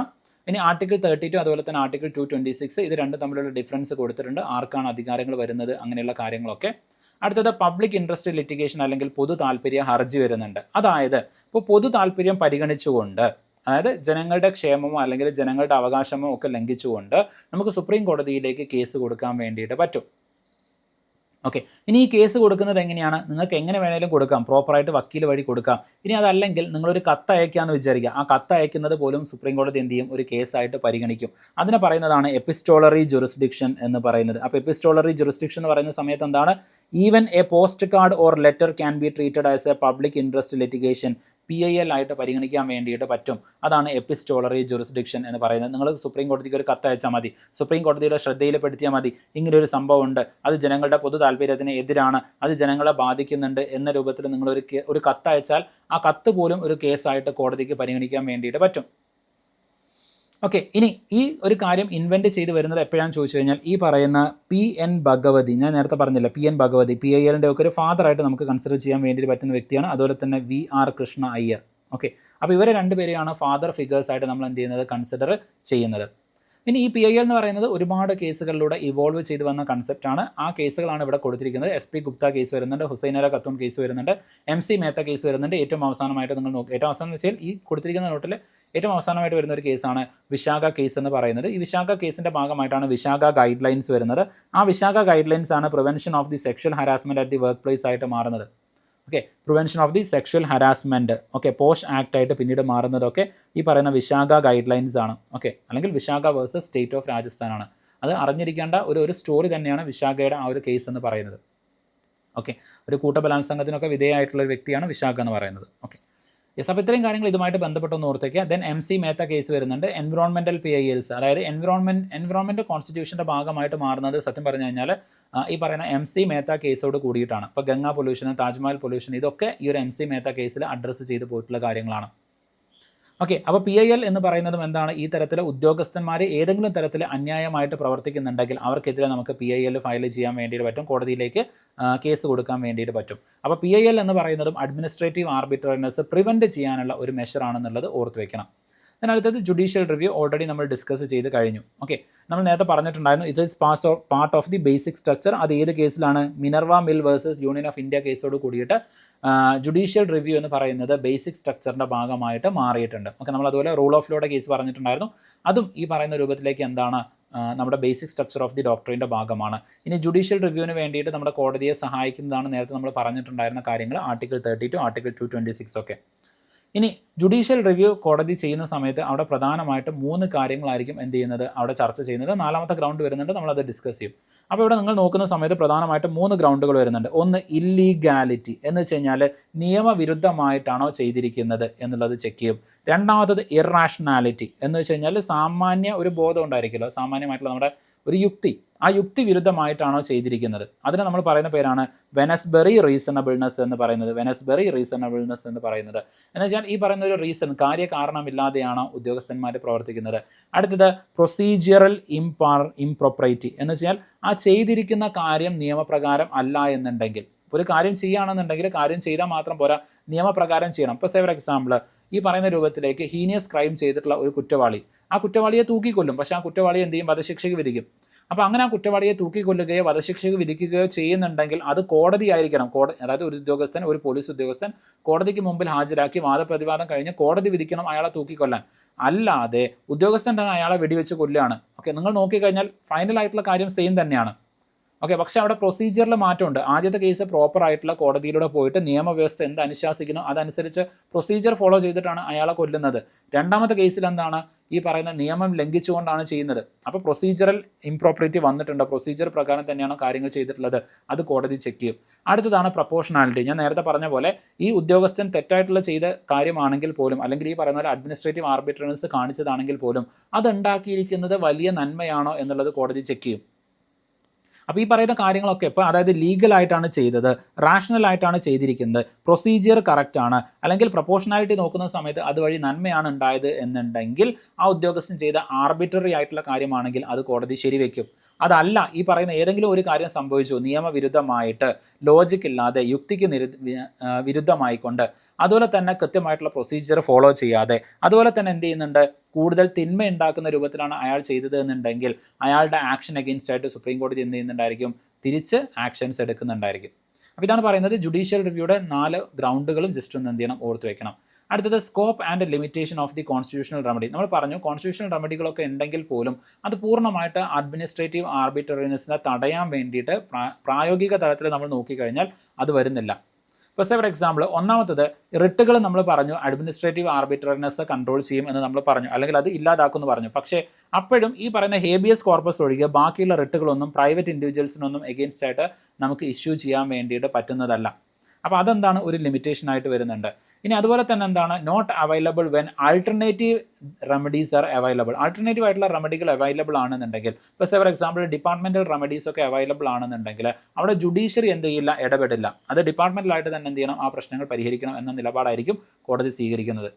അതുപോലെ തന്നെ ഡോക്ട്രൈൻ ഓഫ് ദി ലാച്ചസ് വരുന്നുണ്ട്, subject to doctrine of the laches വരുന്നുണ്ട്. അതായത് ഒരു കേസ് നടന്നു കഴിഞ്ഞാൽ നിശ്ചിത സമയത്തിൻ്റെ ഇടയ്ക്ക് തന്നെ എന്ത് ചെയ്യണം, ആ കേസിൽ ബാധിക്കപ്പെട്ട ആൾ കോടതിയിൽ ഹാജരായിട്ട് അല്ലെങ്കിൽ കോടതിക്ക് മുമ്പിൽ എന്ത് ചെയ്യണം, ആ കേസായിട്ട് കൊടുക്കണം. ഇപ്പോൾ ഫോർ എക്സാമ്പിൾ ഒരു റേപ്പ് നടന്നു, ആ റേപ്പ് നടന്ന് 15 കൊല്ലം കഴിഞ്ഞിട്ടാണ് കേസുമായിട്ട് ചെല്ലുന്നതെന്നുണ്ടെങ്കിൽ കോടതി ചോദിക്കും ഇത്രയും കാലം എവിടെയായിരുന്നു എന്ന് ചോദിക്കും.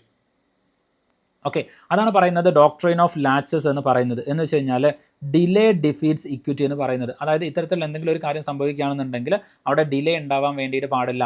ഡിലേ ഉണ്ടായി കഴിഞ്ഞാൽ അത് നീതിയെ അല്ലെങ്കിൽ അവിടെ എന്ത് ചെയ്യുന്നുണ്ട്, ഈ പറയുന്ന ജസ്റ്റിസിനെ അതെന്ത് ചെയ്യും, വയലേറ്റ് ചെയ്യുമെന്നുള്ളത്. ഓക്കെ, അപ്പോൾ ഇത്രയും കാര്യങ്ങൾ ഇതുമായിട്ട് ജസ്റ്റ് ഒന്ന് ഓർത്ത് വെക്കണം. ദെൻ അതുപോലെ തന്നെ പ്രൈവറ്റ് കോൺട്രാക്റ്റ് കാര്യങ്ങളൊന്നും ഇഷ്യൂ ചെയ്യാൻ വേണ്ടിയിട്ട് ഇവിടെ പറ്റില്ല. ദെൻ നേരത്തെ ഞാൻ പറഞ്ഞിട്ടുണ്ടായിരുന്നു കോടതി എന്ത് ചെയ്യില്ല, ഈ പറയുന്ന അഡ്മിനിസ്ട്രേറ്റേഴ്സിൻ്റെ തീരുമാനത്തിൽ ഇടപെട്ടിട്ട് കോടതിയുടെ തീരുമാനങ്ങൾ നടപ്പാക്കില്ല എന്ന് ഞാൻ പറഞ്ഞിട്ടുണ്ടായിരുന്നു. അതായത് not to substitute its description for the administrator. അഡ്മിനിസ്ട്രേറ്ററുടെ തീരുമാനം മാറ്റിയിട്ട്, അതായത് 3 ഓപ്ഷൻസ് ഉണ്ടെങ്കിൽ ആ ഓപ്ഷൻ ചെയ്യേണ്ട, ഈ ഓപ്ഷൻ ചെയ്താൽ മതി എന്ന് പറഞ്ഞിട്ട് കോടതി എന്ത് ചെയ്യില്ല, 3ാമത്തെ ഓപ്ഷൻ അവിടെ നടപ്പാക്കില്ല. ഓക്കെ, അപ്പം അങ്ങനെ കോടതിക്ക് ഇടപെടാൻ, അതായത് ഒരു തീരുമാനം തിരുത്തിയിട്ട് മറ്റൊരു തീരുമാനം കൊണ്ടുവരുന്നതിന് അവിടെ കോടതിക്ക് ലിമിറ്റേഷൻസ് വരുന്നുണ്ട്. ഓക്കെ, അപ്പോൾ ഇത്രയും ലിമിറ്റേഷൻസും ഈ പറയുന്ന കേസിൽ വരുന്നുണ്ട്. അപ്പോൾ ഇത്രയും കാര്യങ്ങൾ ജസ്റ്റ് ഒന്ന് എന്ത് ചെയ്യുക, ഓർത്ത് വയ്ക്കുക. അപ്പോൾ അഡ്മിനിസ്ട്രേറ്റീവ് ആർബിട്രറിനെസ്സും അതുപോലെ തന്നെ constitutional remedies for the administrative arbitrariness, ഈ 2 കാര്യങ്ങൾ നമ്മൾ എന്ത് ചെയ്തു, ഇപ്പോൾ ഡീറ്റെയിൽ ആയിട്ട് ഡിസ്കസ് ചെയ്തിട്ടുണ്ട്. അപ്പം കാര്യങ്ങൾ എന്ത് ചെയ്യുക, പ്രോപ്പറായിട്ട് നിങ്ങൾക്ക് മനസ്സിലായിട്ടുണ്ടായിരിക്കും എന്ന് വിചാരിക്കുകയാണ്. ഇമ്പോർട്ടൻ്റ് ആയിട്ടുള്ള ഭാഗമാണ്, ജസ്റ്റ് ഒന്ന് എന്ത് ചെയ്യണം, ഓർത്ത് വെക്കണം. then അടുത്ത ക്ലാസ്സിൽ നമുക്ക് എന്ത് ചെയ്യാം, അഡ്മിനിസ്ട്രേറ്റീവ് ഡിസ്ക്രിഷനും അതുപോലെ തന്നെ പ്രിൻസിപ്പിൾസ് ഓഫ് നാച്ചുറൽ ജസ്റ്റിസും നമുക്ക് എന്ത് ചെയ്യാം, ഡീറ്റെയിൽ ആയിട്ട് ഡിസ്കസ് ചെയ്യാം. Okay, so thank you everyone, all the best. എല്ലാവരും നന്നായിട്ട് പഠിക്കുക. Okay, and wish you everyone all the success.